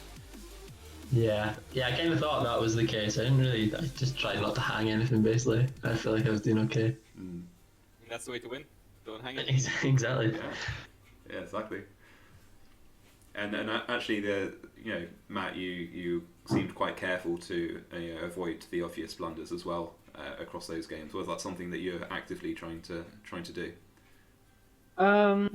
Yeah, so in that second game, I went for the variation of the Scandinavian where I just bring the queen all the way back, just because I just didn't want to deal with a very aggressive queen early on. So yeah, I was looking for that. I think that the one I was quite annoyed that I let that fork on the king and the rook happen in the first game, which is pretty silly. But yeah, so I was looking out for them, but I did walk into a few. So yeah, and actually, that sort of brings us on to Mark. You found a couple quite good tactics. Again, that fork on the king and the rook, and that checkmate pattern right at the end of the second game as well. Have you been doing some puzzles to try and spot those sorts of things? Actually, I did the first 3 puzzles, and then I just got so bored, so I thought I'll just start playing games. But then I kind of seen other people doing the forking with the knight between the rook and the king. So I always try and kind of work myself into that situation. And when I got there, I think that was pretty good. And in the second checkmate, I honestly was thinking for ages if it was a good idea to give up my queen. And I was like, I'm not sure if this is right, but I think it is. But I presume that Matthew shouldn't have taken it. I don't know if... He didn't have a choice. Yeah, he had no choice because you put him into check. Yeah, because the king couldn't move. Yeah, it makes sense. You shouldn't have moved his rook there. The move before. Yeah, that was a mistake. That was a mistake. Yeah. As soon as I did that move, as soon as I moved that rook, I was like, well, that's me dead. Honestly, for a good 20 seconds, I was like, am I just straight up giving up my queen here? Or is this a good move? I have no idea. Yeah. Fortunately, you managed to find that checkmate pattern. But yeah, I can see how giving up your queen like straight away feels bad. It felt wrong. It did feel wrong. Yeah. But we got there. That's good. Yeah, I think both games fairly even across most of it actually. So certainly that second game it was pretty much even the entire time. There were some chances there where Matt could have taken the advantage, and Mark, you could have also taken the advantage at some of the earlier points as well. But yeah, we ended up with quite an exciting even game.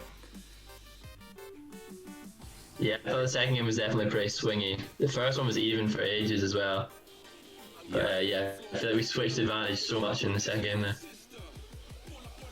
Yeah, agree. Yeah. Yeah, I feel like I was just looking at the analysis, and the one of the mistakes I made, I realised there's the bit where I go like rook to c8. The reason why I do that is because for some reason my brain thinks I'm going to have to castle through check, so I can't castle. Because otherwise, why would I just not castle? Because it's so much better.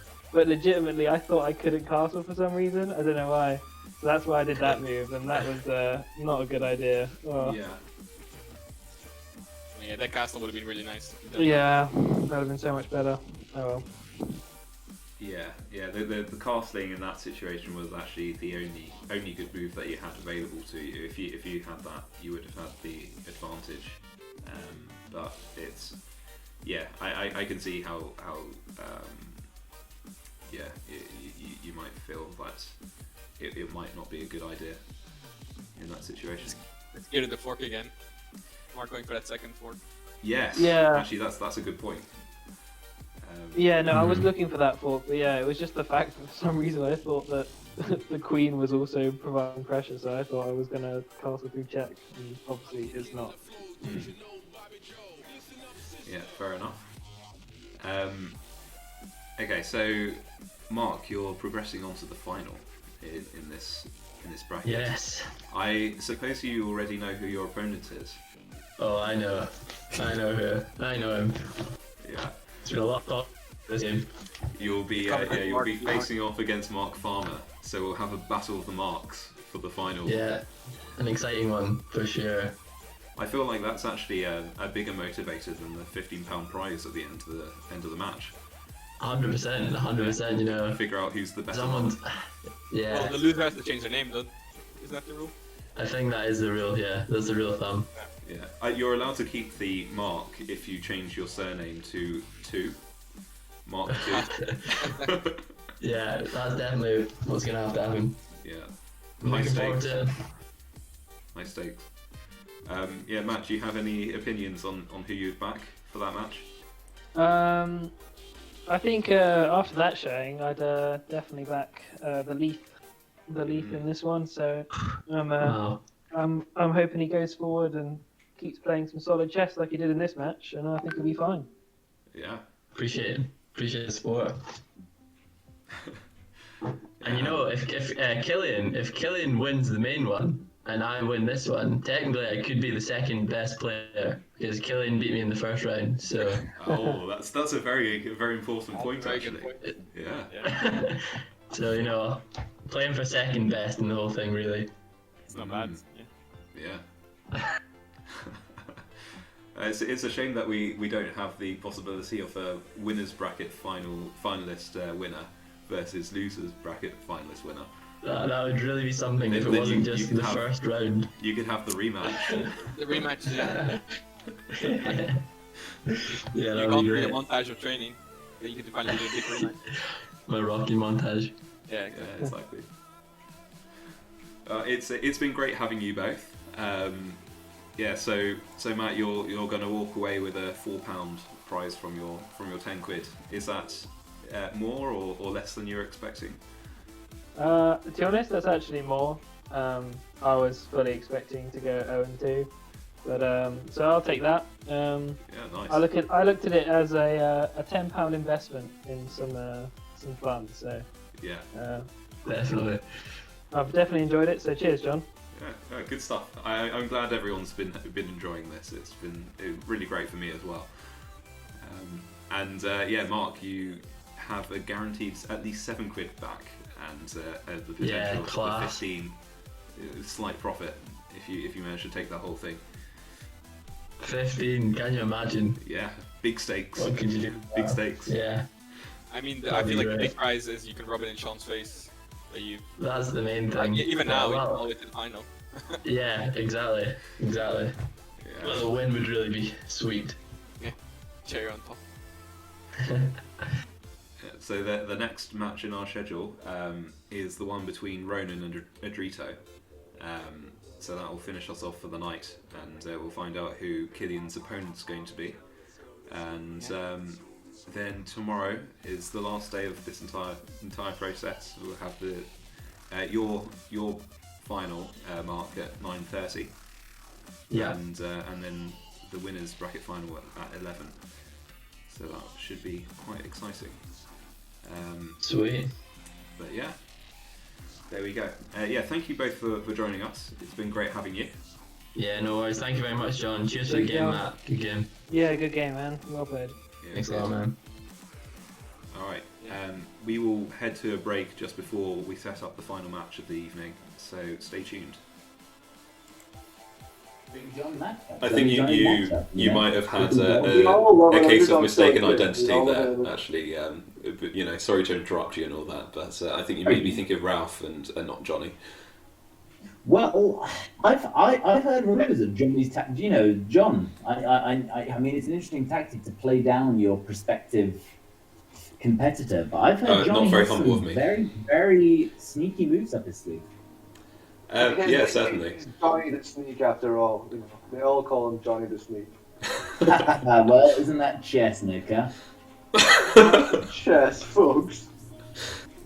So, how confident were you going into the tie against your old friend John? The only person I played chess with in the last couple of years was a game I played with John, and he won. So it was almost certain he'd win. Wait, we played a game together. Yeah, Johnny's house, maybe after the Greek restaurant. Oh, yeah, of course. Yeah. I mean, John clearly won by such a landslide, he hasn't even remembered it. No, that's just my poor memory. It's quite tough. You all get sluggish after a good Greek meal, so... Who doesn't love a Greek gyros, huh? Then a game of chess. The Greeks know how to make food.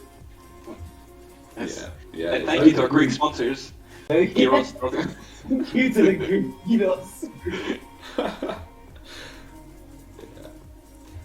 Yeah, so it looks like Vid's going to be up against Mark Leith. Oh, very nice. Well, we have Mark Leith on the line over here. Mark, what do you think about your potential matchup? Nick, I think you're right. Let's bring him in. Hello. Yeah. So yeah, just heard it. It's me and Vidur next round. Yeah. I think it's gonna be a good one. I think it's gonna be a good one. It's gonna be a good one. Yeah. You know, Will both you tough be first in round. Greek food? It's going to be a good one. I think it's gonna be a good one. Both had tough first rounds. Probably hard done by with the draws. I'd say could both be in the main draw. So high quality. Wow. Big claims from Mark here. Yeah. You saying that the draw was rigged? Well, I'm not saying it was a fix, but... Okay, well, it looks like it's Mark there. I think Mark's gone there. Anyway, the draw is completely legitimate. We have to, again say that for our sponsors. Thank you very much. We have a quarter-final match, actually. It's the first quarter-final. It's going to be Ronan against the winner of the first match of that day, Andrew and Matthew. Wow, the first matchup has a potential, second game ahead of them. Wow. Yes, for the wicked. I did check with each of them beforehand, and they're okay with it. So. Yeah, that's fair. That'll be interesting to see. Yeah, indeed. And the final match of the day is Adrito versus Sean. Match of the day too is on. Yeah, well, it's Sunday evening, isn't it? Yeah. Sundays! Yeah. You two make a great radio duo. Yeah, so we're making a chess radio from now on, right? Chess radio show? Yeah, I think that's a good idea.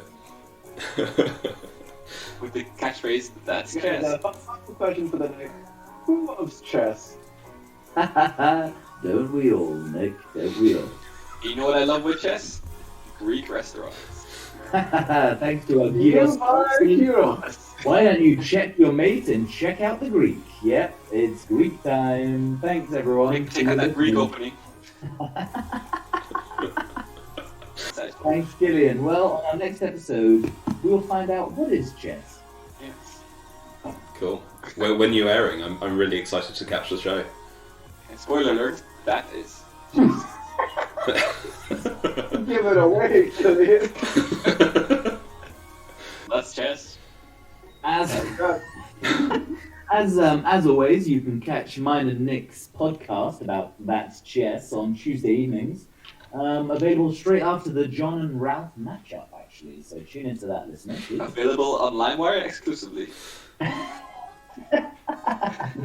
Also available with a premium couch tuner and Movies 123 subscription. Is this like your hook? Is every other line is just fake news? No. It's chess is other line. Yeah, you alternate between the two of them. Is any of this true? Well, that's chess. Actually, John, let's get some insightful questions here. We haven't had many. How are your stress levels? You know, are you sweating, your heart rate? What was going through your mind? Check your Fitbit. So during the games or during the stream? During the games, I mean, that's chess. In life. Very smooth here. That is so smooth, I'm impressed. Were you actually a radio announcer in your past life? Like one, Jesus Christ. I've dabbled. I've dabbled, John. He's the one that you get like 4 in the morning that no one listens to. Alright. It's called, and you may have guessed the title already. It's That's chess.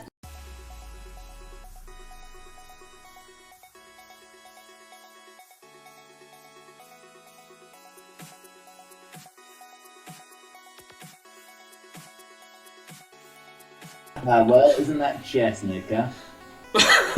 Chess, folks. Them beforehand, and they're okay with it. So. Yeah, that's fair. With the catchphrase, that's chess. Oh, my life. That's chess. You know what they say, Don? That's chess. That's. I mean, clearly he didn't agree, but that is chess. Yeah. And spoiler alert, that is. That's chess. As always, you can catch mine and Nick's podcast about That's Chess on Tuesday evenings. Available straight after the John and Ralph matchup, actually. Is this like your hook? Is every other line is just fake news? No. It's chess is other line. Yeah, you alternate between the two of them. Is any of this true? Well, that's chess. I'm glad. That is chess. During games, I mean, that's chess. Sadly, that's chess, but there you go. Schools, and you may have guessed the title already. That's chess.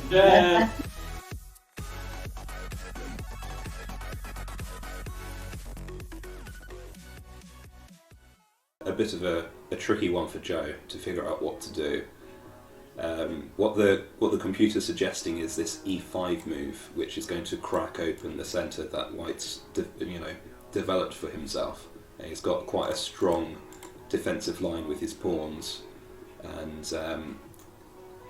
the only piece that he's not defended that well is this bishop. So that move, and he does it. So he's found the best move, and it's going to cause Mark to probably retreat with the bishop, or indeed take with the pawn, but then pawn recaptures and he's in the same sort of problem.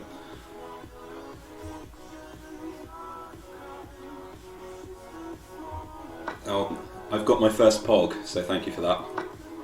If we can just farm all of the memes in the chat, that'd be great. Okay, that's a bad mistake. He's now down material. He's done a queen exchange, which he's going to have retaken with the rook, and then he's got this very dangerous D column right here, which is not going to be too good for white.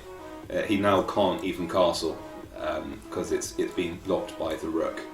So he went from quite a solid starting position to now being in a little bit of trouble. So he's now going to have to figure out how to defend this position. And he's just blundered another piece, which is slightly unfortunate. Alright, seems like the attack's starting to happen. So he's got this check, and he can't retreat into that direction, so he's going to have to retreat over here. He also can't take the piece, which would be the other option that you usually have. So presumably black will follow up by moving the knight again, and then he'll have discovered check on the king. Yeah, so now he's checked, and that's a lost rook. So the story is getting significantly worse.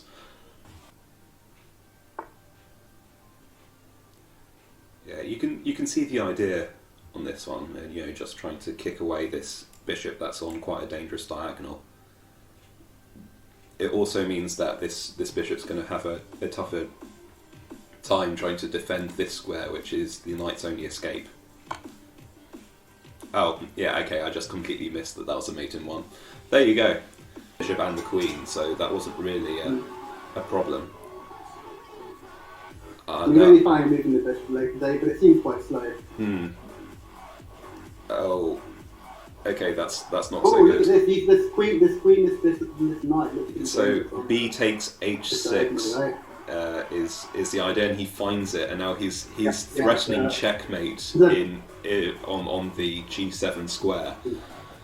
Yeah, and the pawn can't take that because precisely. So he's going to have to think quite hard about how to get out of this, and the suggestions from the computer are basically move the pawn forward. Either of those two squares will do it, but either way you're not in a good situation. You're in big trouble, right? Because yeah, absolutely. So dangerous. Impressive on Joe to spot that move. That bishop taking the pawn on h6 and can't be taken back. So it's very, very impressed. And it's mate in one. Takes g7. He should find this, given that this is his entire. Alright, we are off. They started a few seconds earlier than we were anticipating, but that's fine. Alright, I'll just get Killian's video up. Okay. So what you make of this so far?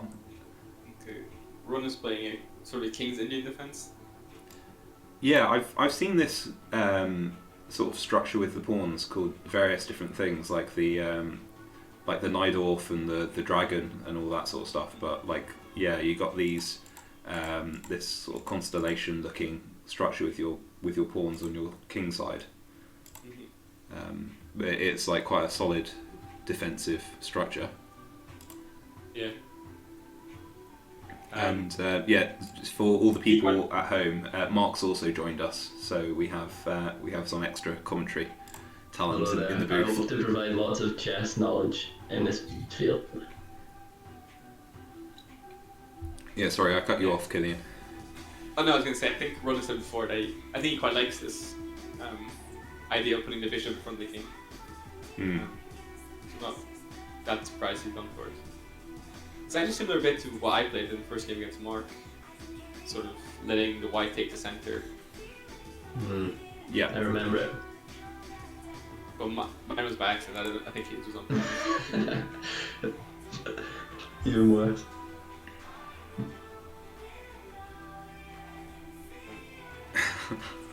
Nick's mocking me in the chat with my "and we're back" comments. Sean says, Mark providing the expert insight. Chat to me when you're in the final of the consolation. So, yeah, I mean, you've proved yourself, Mark. So, yeah. You can shove that to the haters. Have you played any games against Sean? Yeah, Sean beats me all the time. That must be Extra salt in the wound. We've played 5 games, he's won 3 and we've drawn. I've never beat him. Okay, knight a6 is the only good move for Ronan, and he finds it, and quite quickly as well. Yeah, Ronan using barely any of his time. Clearly, he's quite used to the tight time pressure. Knight takes e4 is the best move here, and that actually swings it in Ronan's advantage if he finds it. Right, because then the rook is hanging if he takes back with the knight. Yeah. Precisely. Well, he's thinking a bit about this move, so we'll see. Yeah, it's an important one.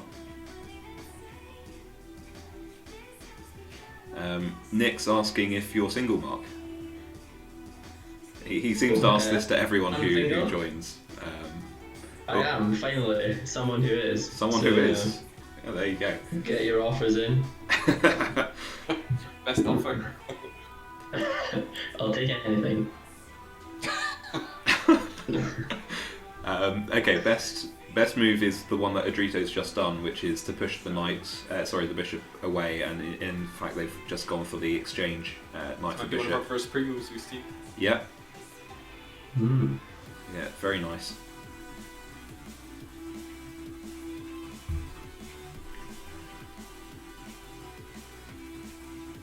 Yeah, like that knight's just not really able to do anything. From its original position, it could go to these places, which are just either impossible or not good. So he's planning to reroute that knight to a better position. E5, I think, is where he's aiming. Would be quite a nice position. E5, you say? Yeah. So first D7, then E5. Yeah, makes sense.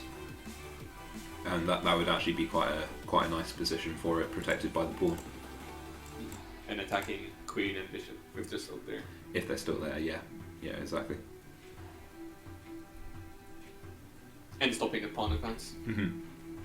Yeah, so, yeah, Adrito has the slight advantage at the moment, so we'll see if he's able to capitalise on this at all. Yeah. Okay, some movement on the evaluation bar, though the Stockfish is changing its mind as to what the best move is constantly, so it's clearly not a clear one. Bishop g5. Yeah, and that seems fairly sensible. So that is not great. You're kind of disrupting your structure on in front of your king, making it weaker. But it's quite smart if Ronan puts his knight on d2, he cuts off any places for his knight to go. He could push his pawn and attack it. Mm. But he's not done that yet. Bishop b2, Fianchettoing, counter Fianchettoing even, would have been good. But yeah, at the moment we just have an even game. Only good move for Ronan is knight h5. But given that the knight doesn't really have anywhere else to go, I think he'll probably find it. Yeah, well, it's between h5 and d7, isn't it? Yeah, exactly. He's got the other knight coming in there.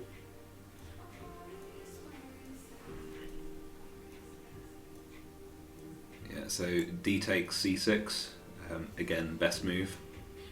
Only other good move is e5, so pushing these centre pawns forward.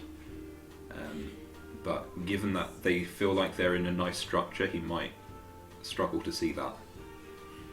Yeah. But it seems like Adrito has the advantage because he's being really aggressive, but Ronan is playing quite solidly so far. Not really giving anything away. So it's an interesting position. We have a conspiracy theory in the chat, by the way, Killian, that you might want to address. James, who has said, just a thought, if Ronan is Killian's identical twin, in quotation marks, have we ever seen them in the same room? That's a good question. This could just be Killian entering twice. Be interesting to see you playing against yourself. That might be a bit tricky. Yeah, it'd just be a draw every time, wouldn't it? So to speak.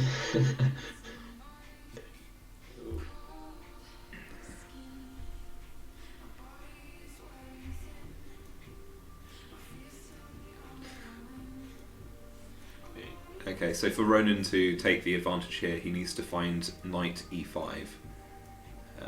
Yeah. I feel it's quite a natural move, attacking the queen and defending the f7 pawn. Yeah. I think you'll probably find it, using my twin powers. Yeah, there you go. Yeah, so now he's got quite a decent position actually, all round, whereas Adrito feels slightly disjointed. You know, these knights and bishops on the background can't really doing anything. So yeah, it's slightly trickier for him. Here's a free pawn to be grabbed for Adrito. Oh, as in the b7 one. Yeah. He has to defend his queen first, obviously. Yeah, obviously. Nick says a lot that can't be repeated in this chat. Yeah, I stopped reading. Yeah, so I think the idea here is some sort of pressure on the f7 pawn, but he can't use that straight away because this knight is defending it. So yeah. Okay. Only one good move here is e6. Yeah. So we'll see. He finds it. That is solid. That is excellent. You're really putting him under a lot of pressure, but he's leaving his king very exposed. Yeah, and actually, what the computer is suggesting is that he should just take it with the bishop, which is solidifying, crystallizing the loss in material.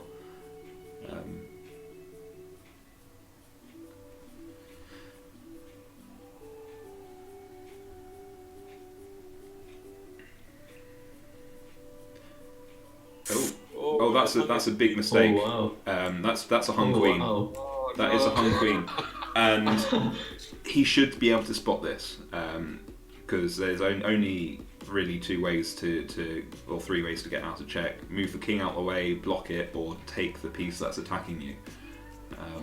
And the latter is certainly the one that you should try and look for. He doesn't see it. Oh, that bishop is just hidden. Oh no, yeah, it's a blind spot. He probably forgot that it's even there. And I reckon Ronan will probably have spotted it by now. Yeah. Ronan misses it again. Well, you could go for a knight check, but that's really not much. So we'll see. They could both be missing it. It's okay. Not anymore. It's probably not anymore. Just going for the queen trade, probably best. You're just in a bit of a dire situation at the moment. None of your pieces are active.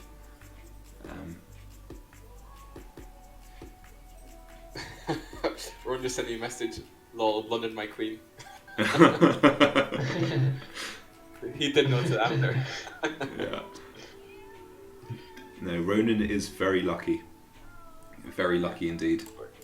Adrito will be kicking himself. I think Adrito will take a bit of time to, yeah. Absolutely. I think he's got a bit of time to kick himself there. Yeah. See sometimes when you get checked and you're thinking. But you've probably seen it as soon as he moved the queen. Yeah. Yeah. Still only a slight advantage for Ronan at the moment in terms of material, but he definitely has the more active pieces, so Adrito should be trying to improve that if he wants to get back in the game. And I don't know if trading the queen was the best thing for Ronan. It was good for Adrito, but when your king is so exposed, well, we're in the opposite, so exposed, having your queen is quite nice because you can just give lots of checks and take advantage. Yeah, it's true. Yeah, lots of potential for tactics if you've got the queen still on the board, but maybe you just didn't want to blunder it again. Yeah. Get rid of it just in case.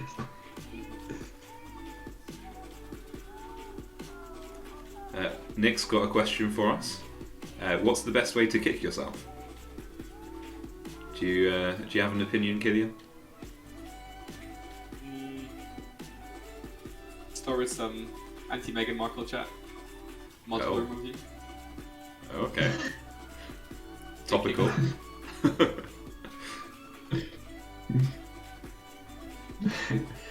Do you want to weigh in on this discussion, Mark? Do you have an opinion? Yeah, great chess skills says use a mirror. Clever. Yeah, it certainly seems like an option.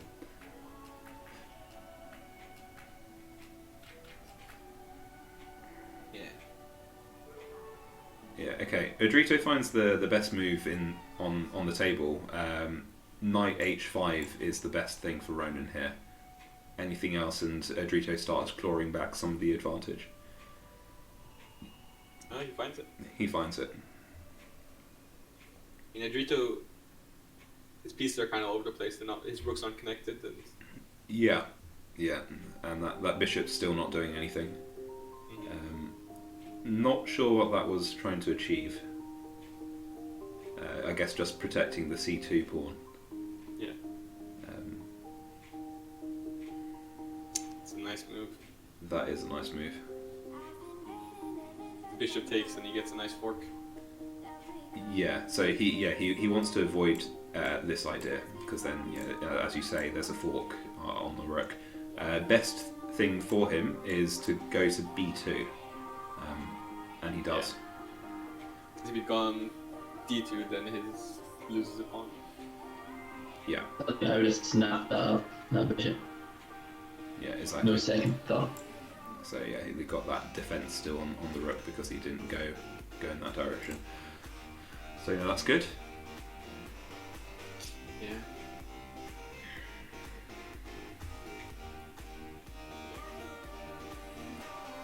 Wonder if they'll have a repeat of moves there. Bishop goes back.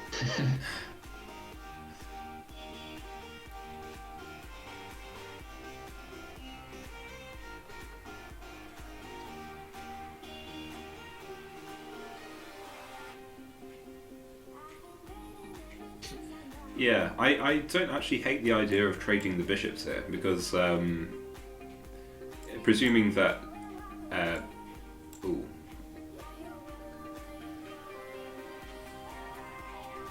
Okay.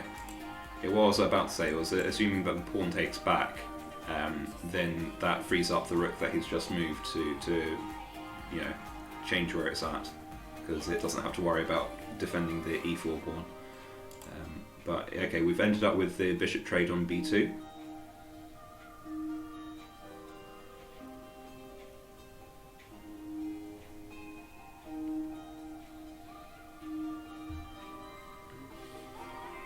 Leaving his pawn hanging. Sorry, which pawn? As in the d6 one? D6. Yeah.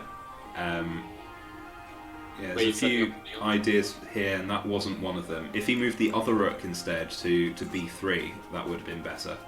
He missed the fork. He missed the fork. Yeah, he did. Okay. So, if we go back a bit, what was the best move? Yeah, knight takes f4, and then you'd have the fork there. Okay, but let's go back to the game. Yeah, still relatively balanced. Nick is a pawn ahead. Nick is? Oh, sorry. It's because he said he's called Gonna Beat Nick. Yeah, sorry to Nick in the chat. It's a shout out for Nick there. No? Yeah. Rook at c7 brings this back to an even position. I think this was presumably some sort of perpetual. I'm not quite sure. Rook f7. Okay, so it's saying king f8. King f8, and then rook takes b7. Oh, okay, that is a hung knight. And please don't misinterpret that, people in the chat. Oh no, Odrito, why are you doing this to us? Not again. Okay, he does now have the slight advantage, but it's whether he can pull this off.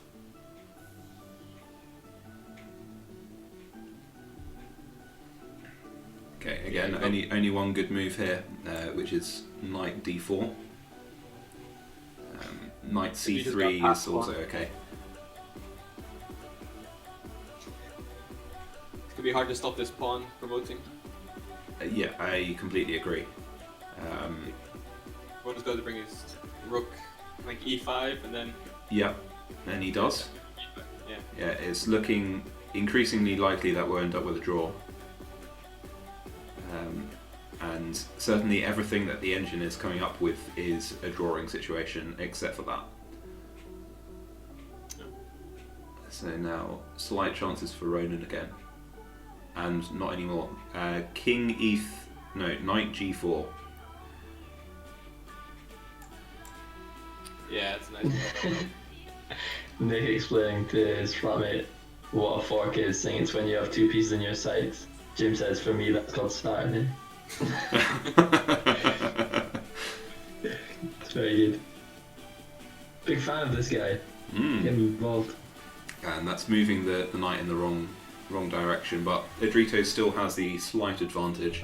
Knight e6 is the best thing for Ronan in this situation.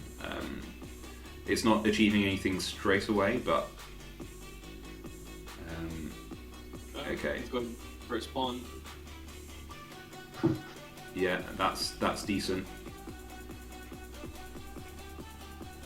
Yeah, quite tricky positions this.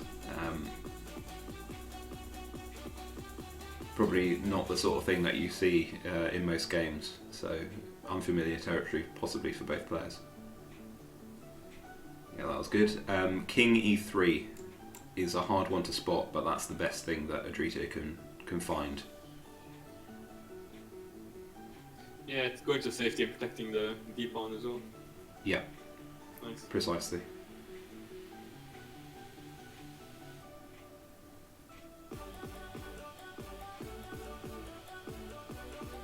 Like both players have had chances to really take control of the game, but yeah, but the moves to find are just really difficult, which is why we're seeing the swing on the evaluation bar.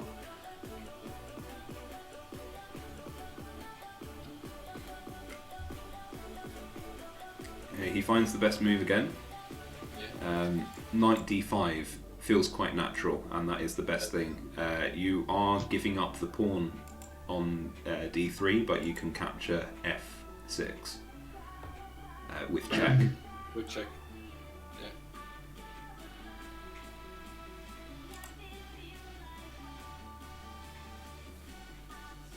Yeah. Both players have done quite well with their time management. We're 44 moves in, and they both got several minutes left.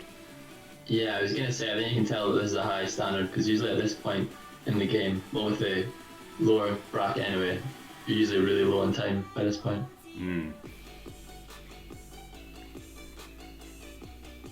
Yeah.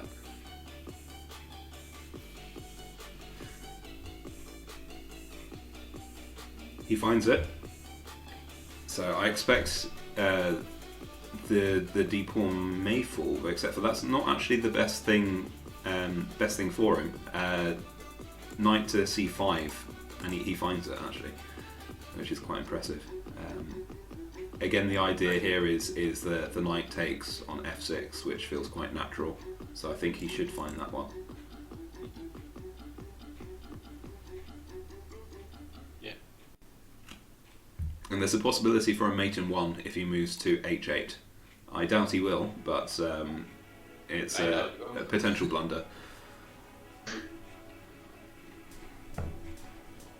Yeah, he avoids the mate in 1 trap. If we go back, if he did move to h8, it would be rook h7, and there's no escape because the knight's covering the g8 square. Oh, I think that's a mistake. You can take the pass pawn. Well, still got the advantage. Yeah, it would have been nice to keep that pass pawn, as you say, but looking to simplify the play. Yeah. It does look like it's heading for a draw. Moving the rook to attack either the G or the H pawn would have been best, but now we're heading towards a draw. Yeah, he could have taken a pawn because he can leverage his king to help with the capture there. Okay. Yeah, white's getting a pawn here, or black's getting a pawn here, you might as well. Yeah, so you might as well do your own offensive. Go to G. Go to G7.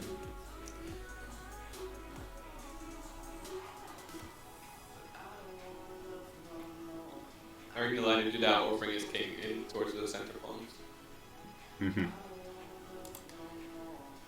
Yeah. There's only the two moves will keep this in a draw sort of situation as far as the computer's concerned, and he finds one of them, so that's impressive. But yeah, everything on the board as far as Stockfish is concerned ends in a draw. But because the pawn's just going to get gobbled up here on both sides. Yeah, and then rook versus rook is a draw. There's no two ways about it. Yeah, he should take G6 here, given that that's the entire point of the last move. Oh, okay. Oh, he can check it.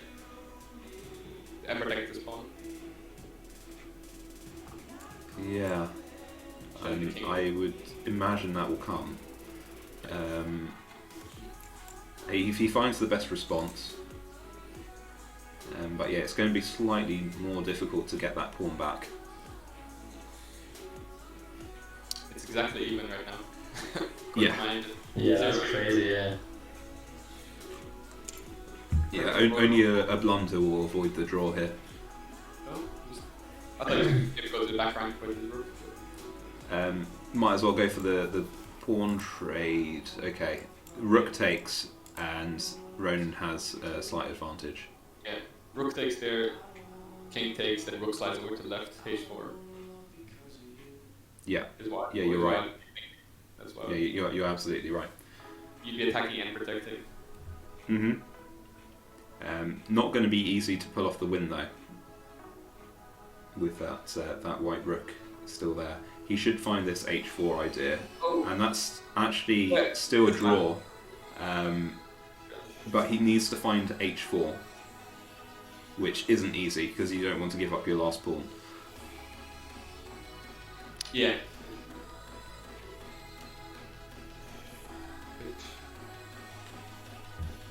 If Ronan had gone with my suggestion, he would have avoided the h4 move.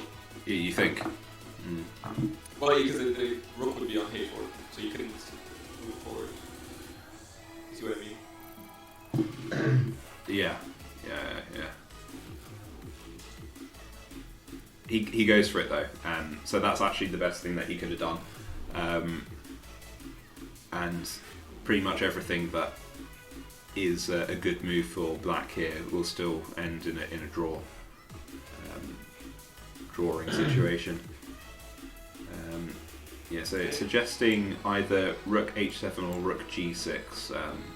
Again, basically just targeting this black pawn. Is one going to take rook? Yeah. Well, either way, yeah, pawns are getting gobbled up here.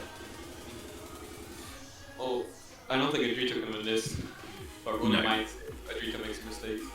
Otherwise, it could be a draw.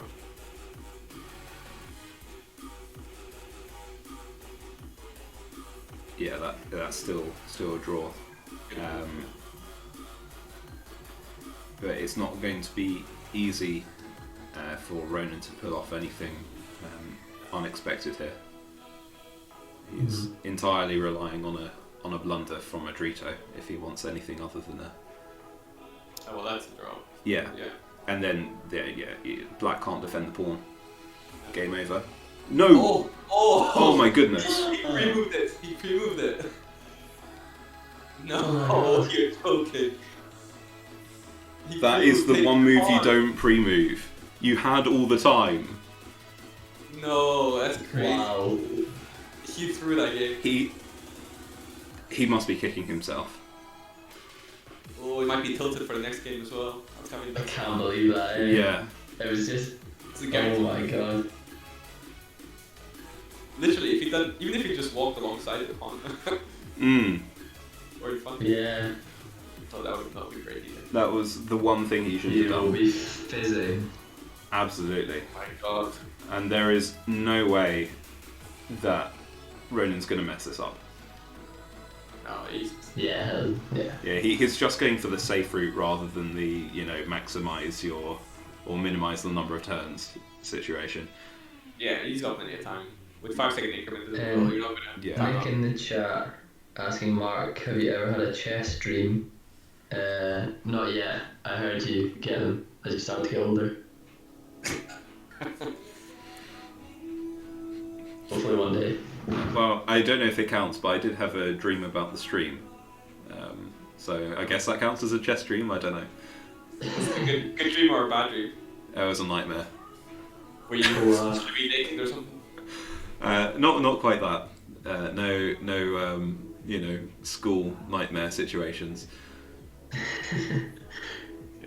One just needs to get queen on F2 or something. Yeah, I think F2 would have made the most sense. Just you're squeezing the net around the king, right? Yeah, you just gotta get the king on the back of health, put your queen in front of it. I will love it if he somehow manages to get a stalemate, but given how experienced Ronan is, I doubt it. Yeah. You should just give up his queen out of respect. That was a draw. Yeah. It was a draw. Edrito just made the mistake of pre-moving the wrong move. Yeah. Which is just unfortunate, and that's mate in This one. is painful. This is a painful watch. Yeah, it's Yeah. Ronan did not deserve that. I'm just putting it out there. It's He blundered his queen then. yeah. He did 2 blunders, wasn't it? We just see what the NASA says actually. Give him a 4 out of 100. That's my that's my feeling. Anyway, biases aside, we're going to go for a quick break, and then we'll be back with game 2. I think in my favour. And then I take with the pawn. Yeah.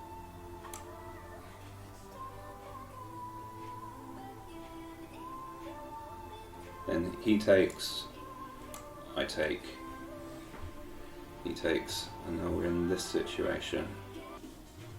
I can maybe try something like that. No, that's terrible. What am I thinking?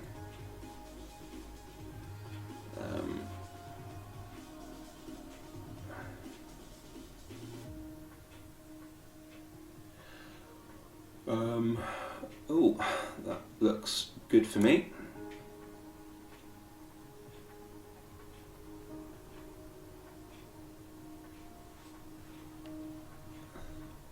So checking his king, attacking his rook.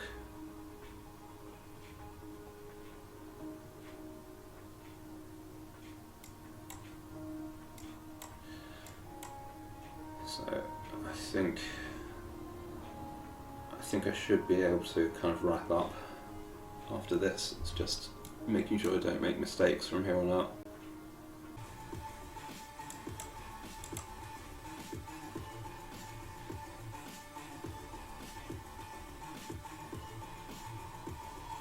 Oh, is he trying to stalemate? Oh, that's clever. Okay. Right, I just got to make sure that I check him every turn.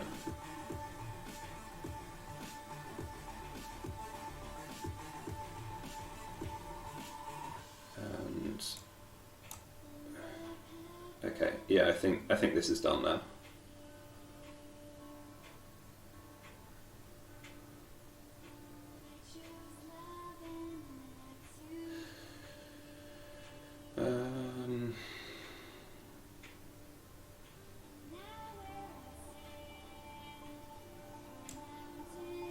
Can go this way.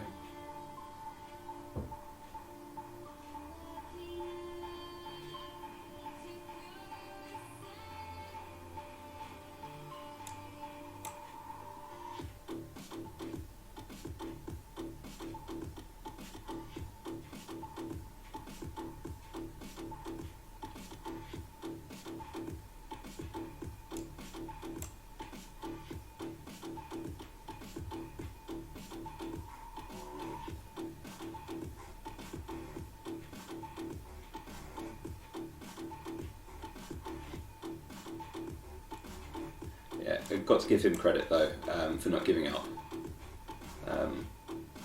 Yeah, that's quite admirable actually.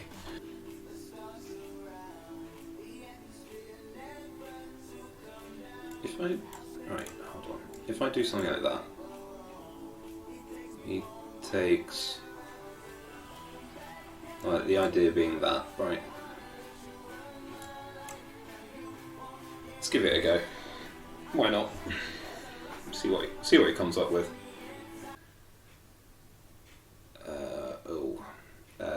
How do I feel about that? How do I feel about that? Am I just trapping my queen if I go here?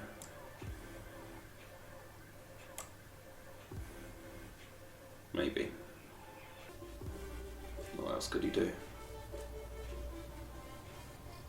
No other blocking moves, so just move his king here. I think I'm okay with the trade. Well, that looks like a free pawn. That looks like a fork.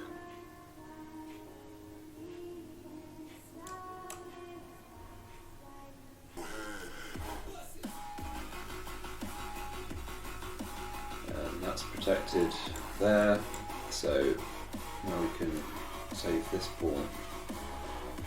Actually, do we even want to? Probably not. I think just progress it.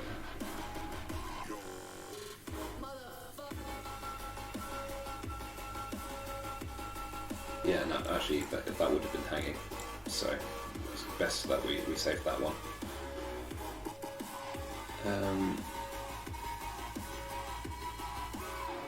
Would I trade? Okay, if I do this, he takes, I take, he takes, and I get a queen.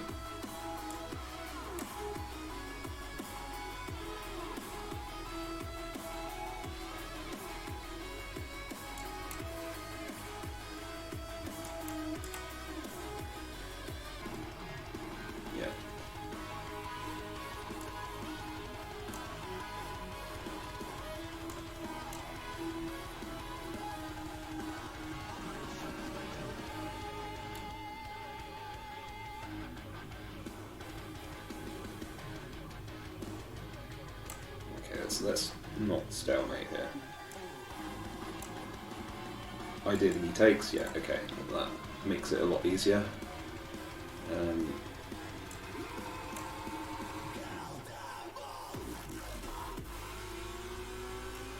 Then here, and I think it's checkmate either way.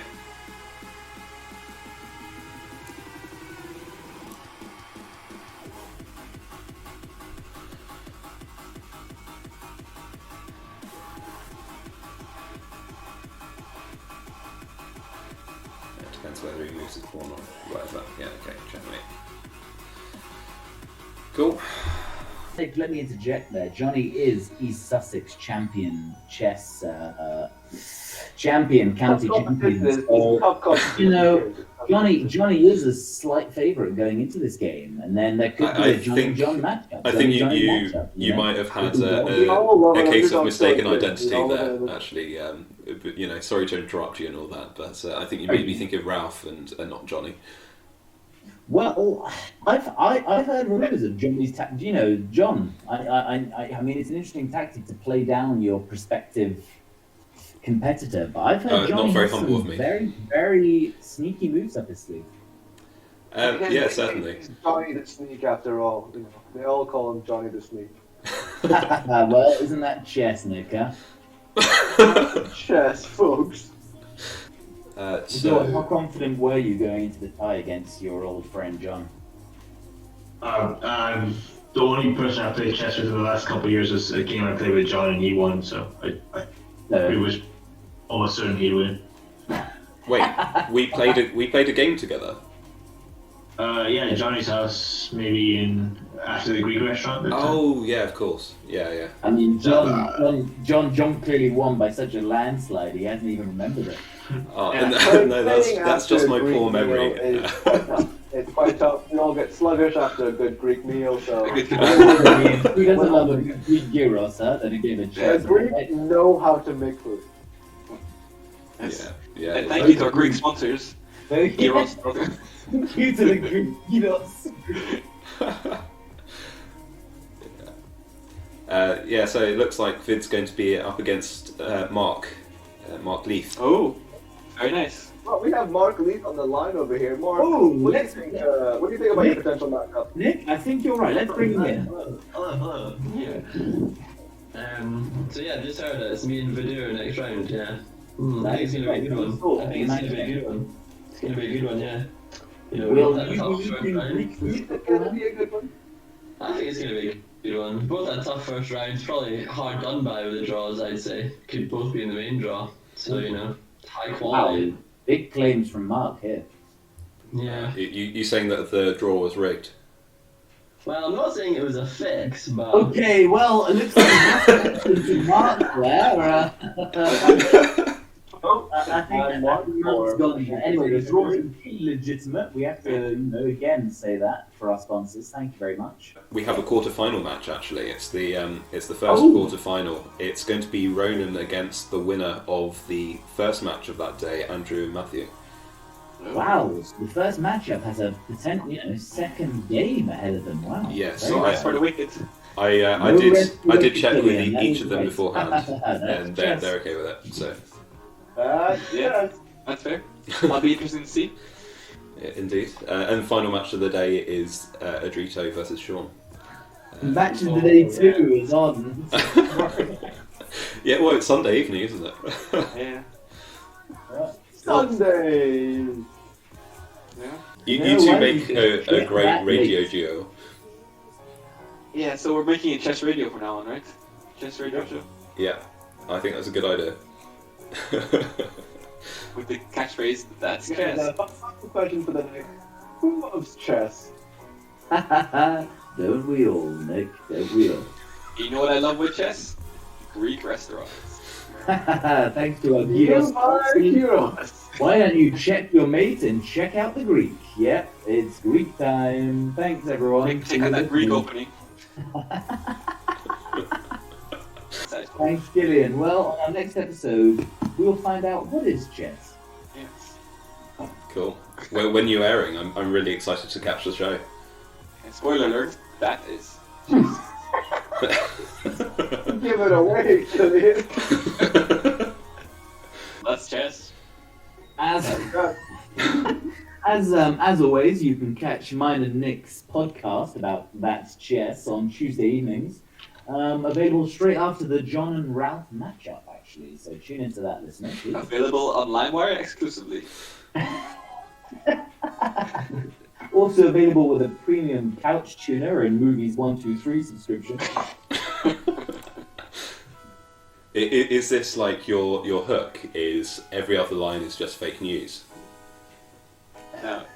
It's chess is other line. Yeah, you alternate between the two of them. Is any of this true? Well, that's chess. Actually, John, let's get some insightful questions here. We haven't had many.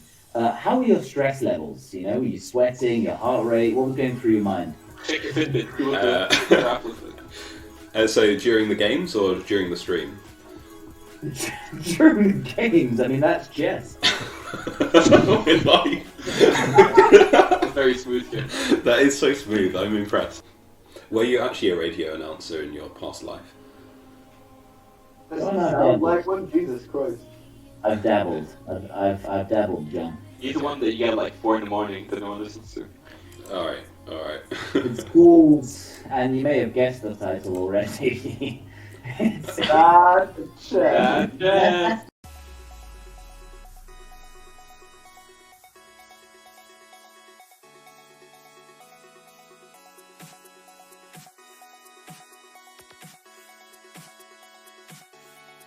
Well, isn't that chess, Nika? Chess, folks. Them beforehand, and they're okay with it. So Yeah, that's fair. With the catchphrase, "That's chess." my life. That's chess. You know what they say, John? That's just. That's.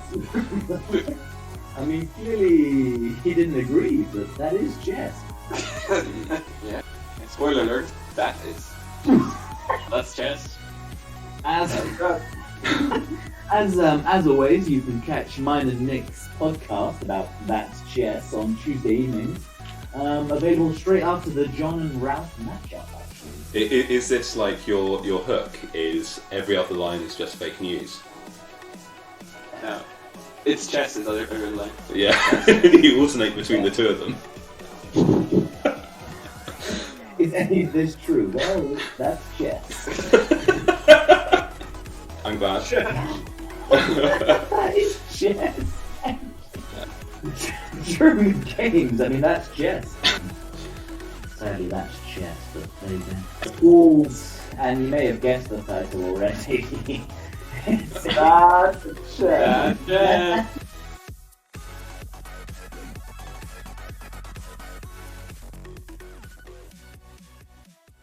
A bit of a tricky one for Joe to figure out what to do. What the computer's suggesting is this E5 move, which is going to crack open the centre that White's developed for himself. And he's got quite a strong defensive line with his pawns, and the only piece that he's not defended that well is this bishop. So that move, and he does it. So he's found the best move, and it's going to cause Mark to probably retreat with the bishop, or indeed take with the pawn, but then pawn recaptures and he's in the same sort of problem.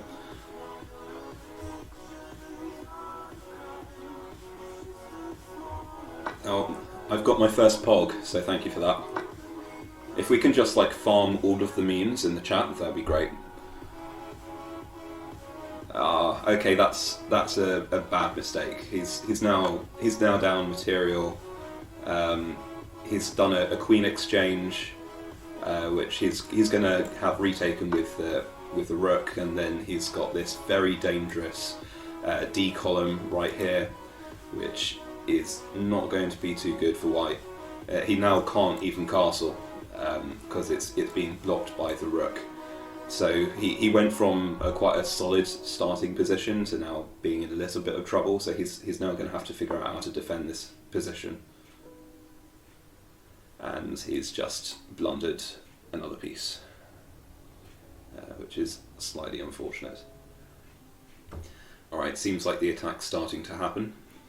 So he's got this check, and he can't retreat into that direction, so he's going to have to retreat over here. He also can't take the piece, which would be the other option that you usually have. So presumably Black will follow up by moving the knight again, and then he'll have discovered check on the king.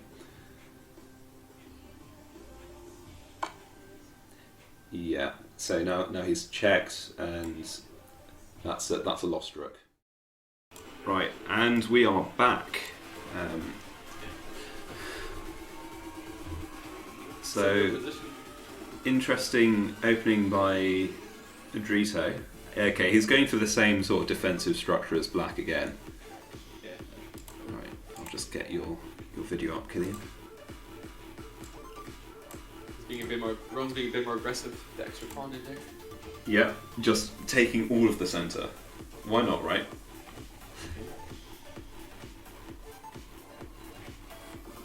Yeah, but now he's got the slightly more difficult position where he has to defend these pawns that he's pushed forward.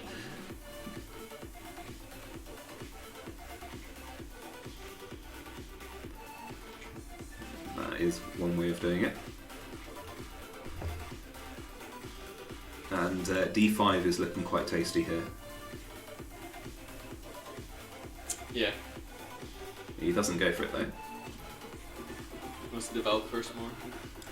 Yeah, I think that is coming. Yeah. I like that. Get a nice pin on the knight. That might force D5. Yeah.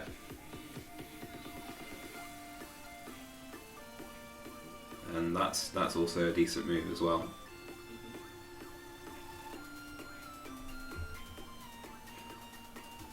Yeah, so it's suggesting either e5, which I actually quite like a lot, or you take the knight. And for some reason, it's actually suggesting if you do take the knight, taking back with the g pawn rather than with the queen. Oh, interesting. And then castle queen side, I guess. I guess it's because you want to keep all the defenders on the d4 pawn. I think that might be the reason. Yeah, and the pawn would protect the e4 pawn. Yeah, he needed a little bit of extra bravery and push it all the way to e5, but that's still decent. It's quite a nice defensive structure.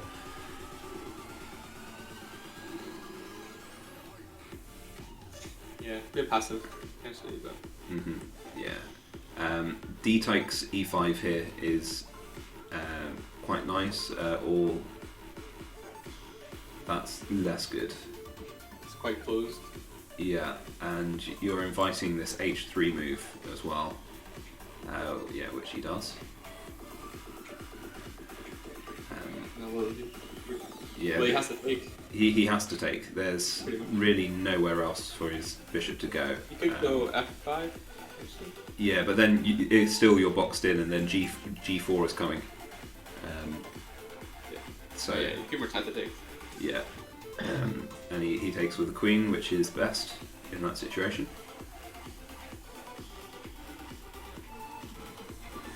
It's kind of up to Adrito how he wants to address this, but yeah, White's certainly got a much more aggressive situation going on, and the fianchetto that Black's got with his bishop is not really able to accomplish much. Yeah. You know, Ronan's dominating that, Black's square diagonal. That's not really a problem for Ronan either, because he probably wants to trade his dark square bishop anyway. Yeah, and that's the suggestion. That's the only good move, actually. And as you say, that bishop's not really doing anything for him.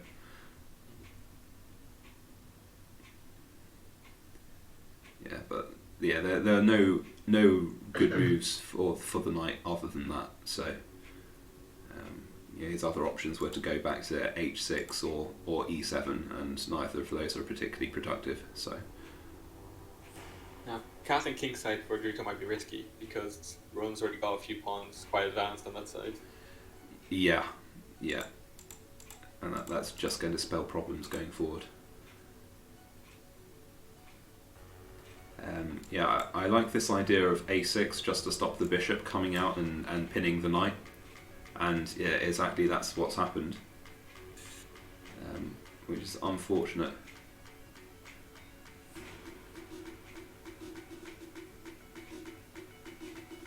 And yeah, what it's suggesting is either moving the queen to d7, which I actually don't like personally, or even less natural is moving the bishop back to f8. Neither of those moves feel particularly good if you're Black. He finds the best one though, so props to him.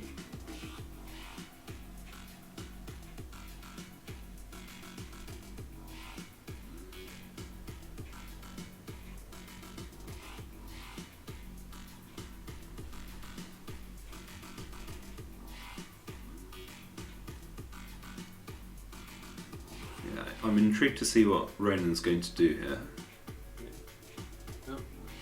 Oh, I see what he's going for. Like going to c5. Going to c5, putting pressure on the queen.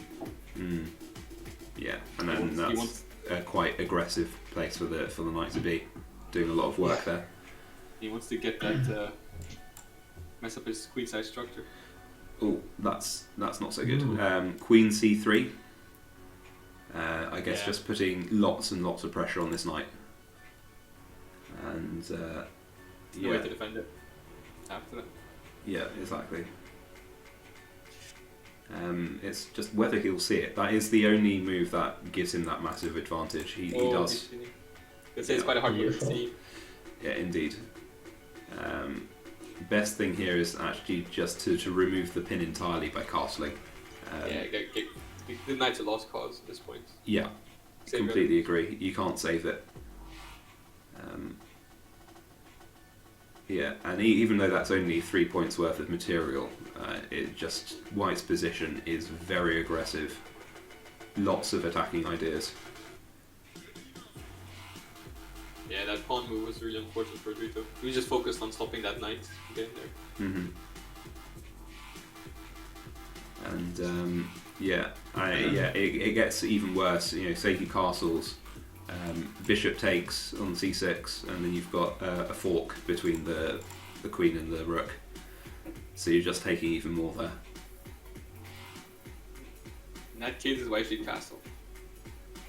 King out the middle. Early in the game. Yeah, agree.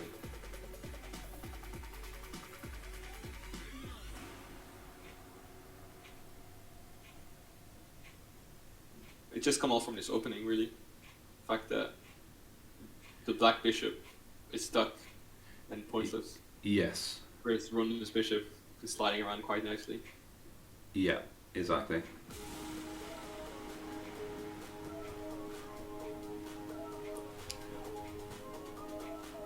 Now, quite a few ideas for Ronan here to keep up the advantage. Queen to d3 is one, with the idea of then going to a6 afterwards. Alternatively, he could go to c5 with the knight, which is what you were suggesting before. Which, you know, if he does take with the pawn, is just going to make his king even more vulnerable. You go bishop a8. That's probably just going to result in queen 3.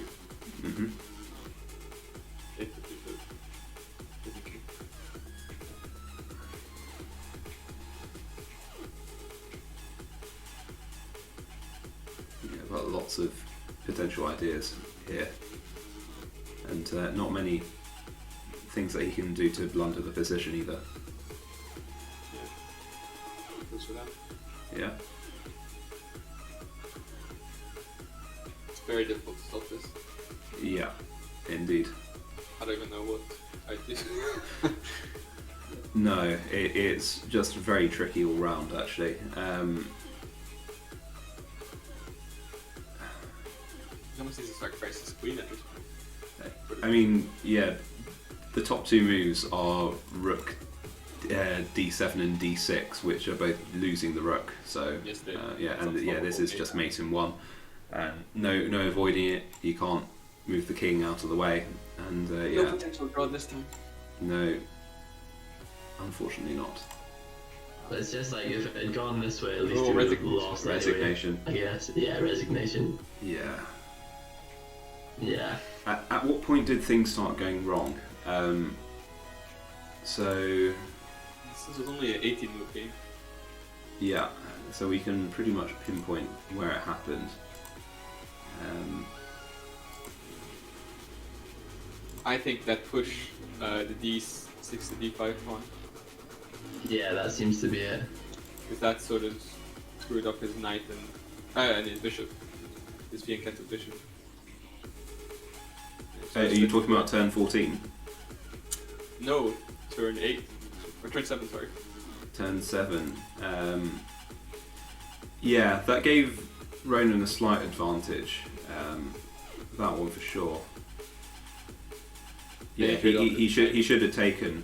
Yeah, absolutely. But it wasn't over at that point. I guess the real bad one was b6. It's turn 14 b6, and then you're just opening yourself up to a world of pain with the queen to c3, setting up all of these problems. Yeah, but I just really well played by Ronan. It's a shame that we can get a tiebreaker out of that. Should we get a blitzking, but it wouldn't matter, would it? Like you said. No, yeah, he would have lost anyway, so it's not too bad. Yeah. Okay, we're going to go for a short break and see if we can manage to get an interview together before we sign off for the stream. But we'll be back shortly. Either way. Move, please. I think this one's quite hard to spot, and any other move won't be nearly as good, but the advantage will still be quite high. So the idea here is that, actually, Ralph, do you know it? I assume it's knight takes f6 check. The bishop can't move because it's pinned by the queen. If the knight moves, beautiful. Yeah, Then the queen can be taken. He did take it, and there's a possibility of Mason 1 here if he moves the king to f8, which is, and he does. Mason 1 if he moves the bishop to h6, and the question is, does he spot it? It's not the most obvious checkmate. I mean, maybe he's going to tank on the moving the queen. Yeah, very, very possible. But if he takes his time... He's taking his time. He's got a long time to go. He knows that. He has 7 whole minutes to come up with this move. And now is the time to really invest. Take your time, yeah.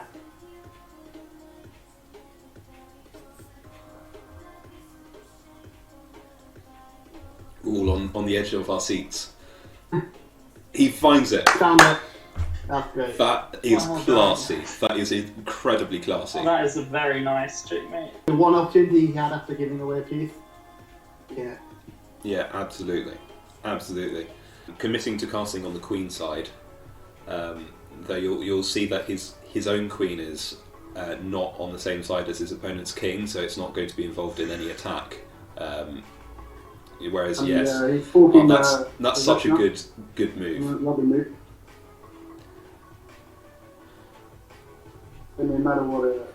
Yeah, and that's gone. And I think that was the correct move, because now he needs to switch his queen over to sort of F to H side of the board, so that he can do some sort of attack towards Black's king. So I think I agree with that move. Oh, that's blundering the bishop.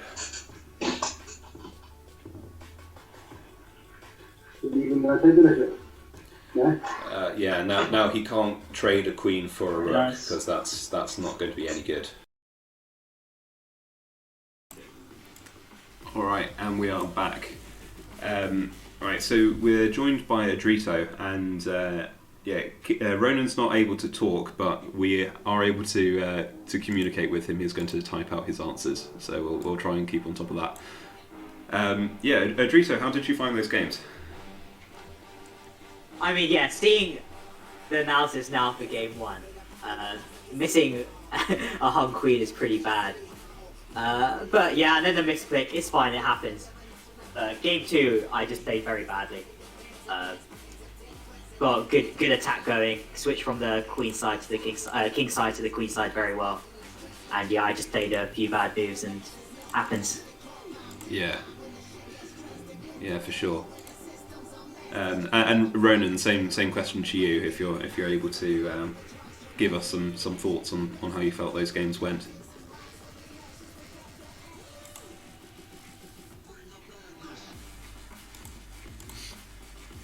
Yeah, that was a game over when he hung his queen. Yeah. I believe he actually managed to win that first game. I think he felt very lucky as well with that misclick. Yeah, indeed. There's a couple of opportunities for Adrito in that first game. I'll see if I can get those up for the people watching at home. But yeah, there was a hung queen and later on a hung knight. Yeah, I mean, we heard some of your thoughts in the break, Adrito, but do you want to elaborate on that for us? I mean, I'm pretty sure I'm just blind, missing a hung queen. Like, in that game, when it was like I would take his knight and he would take my bishop, and I would win a pawn, and that was my thought process. And I didn't see him attacking any other pawns. And when he took the extra pawn attacking my king for check, I was like, where did this come from? I really should have thought, oh yeah, it was defended, but yeah, clearly not. Yeah. Yeah, Ronan said it should have been a draw the best for him. Terrible game. Energy took as well. Yeah, it was just completely even for a good 40 moves, 30 moves even, and it's right to the end game. up to turn 64 where you just move the king into the wrong position. We speculated that was a pre-move, but I think you said it was a misclick. Well, yeah, I mean, it's kind of like misproved team. It's like I had my king hovering over the square, and then like you played it. I should have just moved my king down and then let go. Right. Yeah. Yeah. Yeah. Ronan. I guess there's some solace in the fact that Ronan would have taken it anyway with the win in the second game. Yeah. Yeah. We can call the draw. We can call the first one a draw. I just call the first one a draw. That's what it should have been, really. Ronan saying that Adrito played very well and it should have been a draw at best. We were saying that, given that it did look like it was a mistake at the last moment there, perhaps Ronan, you should have just let the queen go, let him take it. What do you say to that? Yeah, it's not his responsibility, right? It's my fault. That prize money is too tempting. Yeah. Part of the game is to play well under pressure, right? It's not just being good at chess. So. Yeah, right. Yeah, it's true. Mental as well. Yeah, Ronan's saying that he agrees. Yeah, that's fair enough. And actually, very very close game. Very swingy, but Chess.com certainly liked your accuracy, both players in that first game. Actually, not much in it. 92.3 versus 92.1. Very close. Yeah. As I said in the break, though, I mean, Chess.com's accuracy is a bit stupid. If you miss a hung queen, as I said, you should have a 0 accuracy. You should be punished. Yeah. Yeah. It was interesting, 2 very different games. One that got ground out to the very last, all the pieces gone, and then one that was just finished in 18 moves. I just looked at analysis now. It was quite difficult to defend. Bringing my bishop back to f8 was the correct move instead of pushing my b pawn.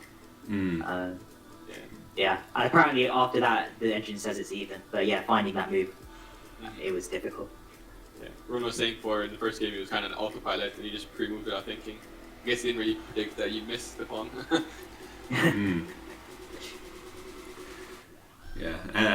As you were saying a second ago, Killian, the second game just very very smooth for Ronan. It was reasonably balanced all throughout, but he had the advantage all throughout. There wasn't a single point where it was the other way. I think with that opening, sort of neutralized Adrito's right side completely. Yeah. He played against the King's Indian line very well. He completely swarmed with the 3 pawns, and it is a pretty standard line, but I was just didn't take the correct moves, and then got overwhelmed. And it's not an easy the turn 14 where you made the blunder by moving the pawn forward to b6. At first glance, it doesn't look like a blunder. It's just giving up all that pressure on that knight on c6. I think is c5, running the c5 move.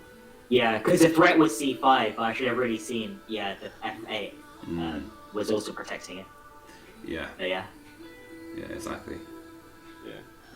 Since second game we played more his style, aggressive. Yeah. Definitely 2 different games. He's asking if you studied Ronan at all. Yeah, I did. I saw he was playing the Grobs opening. He tried to fool you by playing it during lunchtime in a week. But I almost certainly knew that he was never going to play that for an actual rapid game. But I did check out I was just not going to respond with the standard d5 response, to just go e5 and it'd be a pretty even game after that. So I didn't do too much theory crafting, but I did make sure I had some sort of defense against it. Yeah. Ronan playing the proper mind games. Yeah, I appreciate the trolling. It's that is what I like. Oh. So Adrito, do you have any thoughts on the final matchup? It seems like it's going to be a Ronan versus Killian, a twin brother versus twin brother match. Do you have any thoughts? Well, I mean, seeing the games, I think Killian has played a bit better overall. But I mean, it's chess, right? Anything can happen. I think they're very closely related. like skill-wise, very close. They are very closely related as well. Just I think Killian just makes a few mistakes overall, but it's going to be a good game regardless. So. Yeah. Brotus is the big underdog. I don't know about that. Yeah. They both try to play themselves then, yeah. I mean, it's sensible tactics getting the mind games in, a day early. Might as well. Not sure how mind games work when you've got the mind link though. Might be a bit tricky. It must be. Yeah, but we're nearing the end of our journey with the tournament. Only 2 games tomorrow, the final in each of those different brackets. So interesting to get your thoughts on the losers bracket. If either of you have been paying attention to the to those games. The Mark Showdown. The Mark Showdown, exactly. Certainly is. I don't know who will win, but it should be a good game. So, well. Yeah, hopefully. Yeah. Okay, we're losing Ronan, but that's fine. Yeah. So Adrito, you're walking away with 12 quid, slight profit on your buy-in. So hopefully you'll be feeling good about that. Yeah, profit. Yeah, profit. Well done. Easy money. And we are all in this for the money. All in here for the money. Oh yeah, absolutely. Ronan, he will be walking away with at least £30. I think this entire tournament's just setting up giving the the Ronan and Killian brothers just all of our money. 90 quid between the two of them.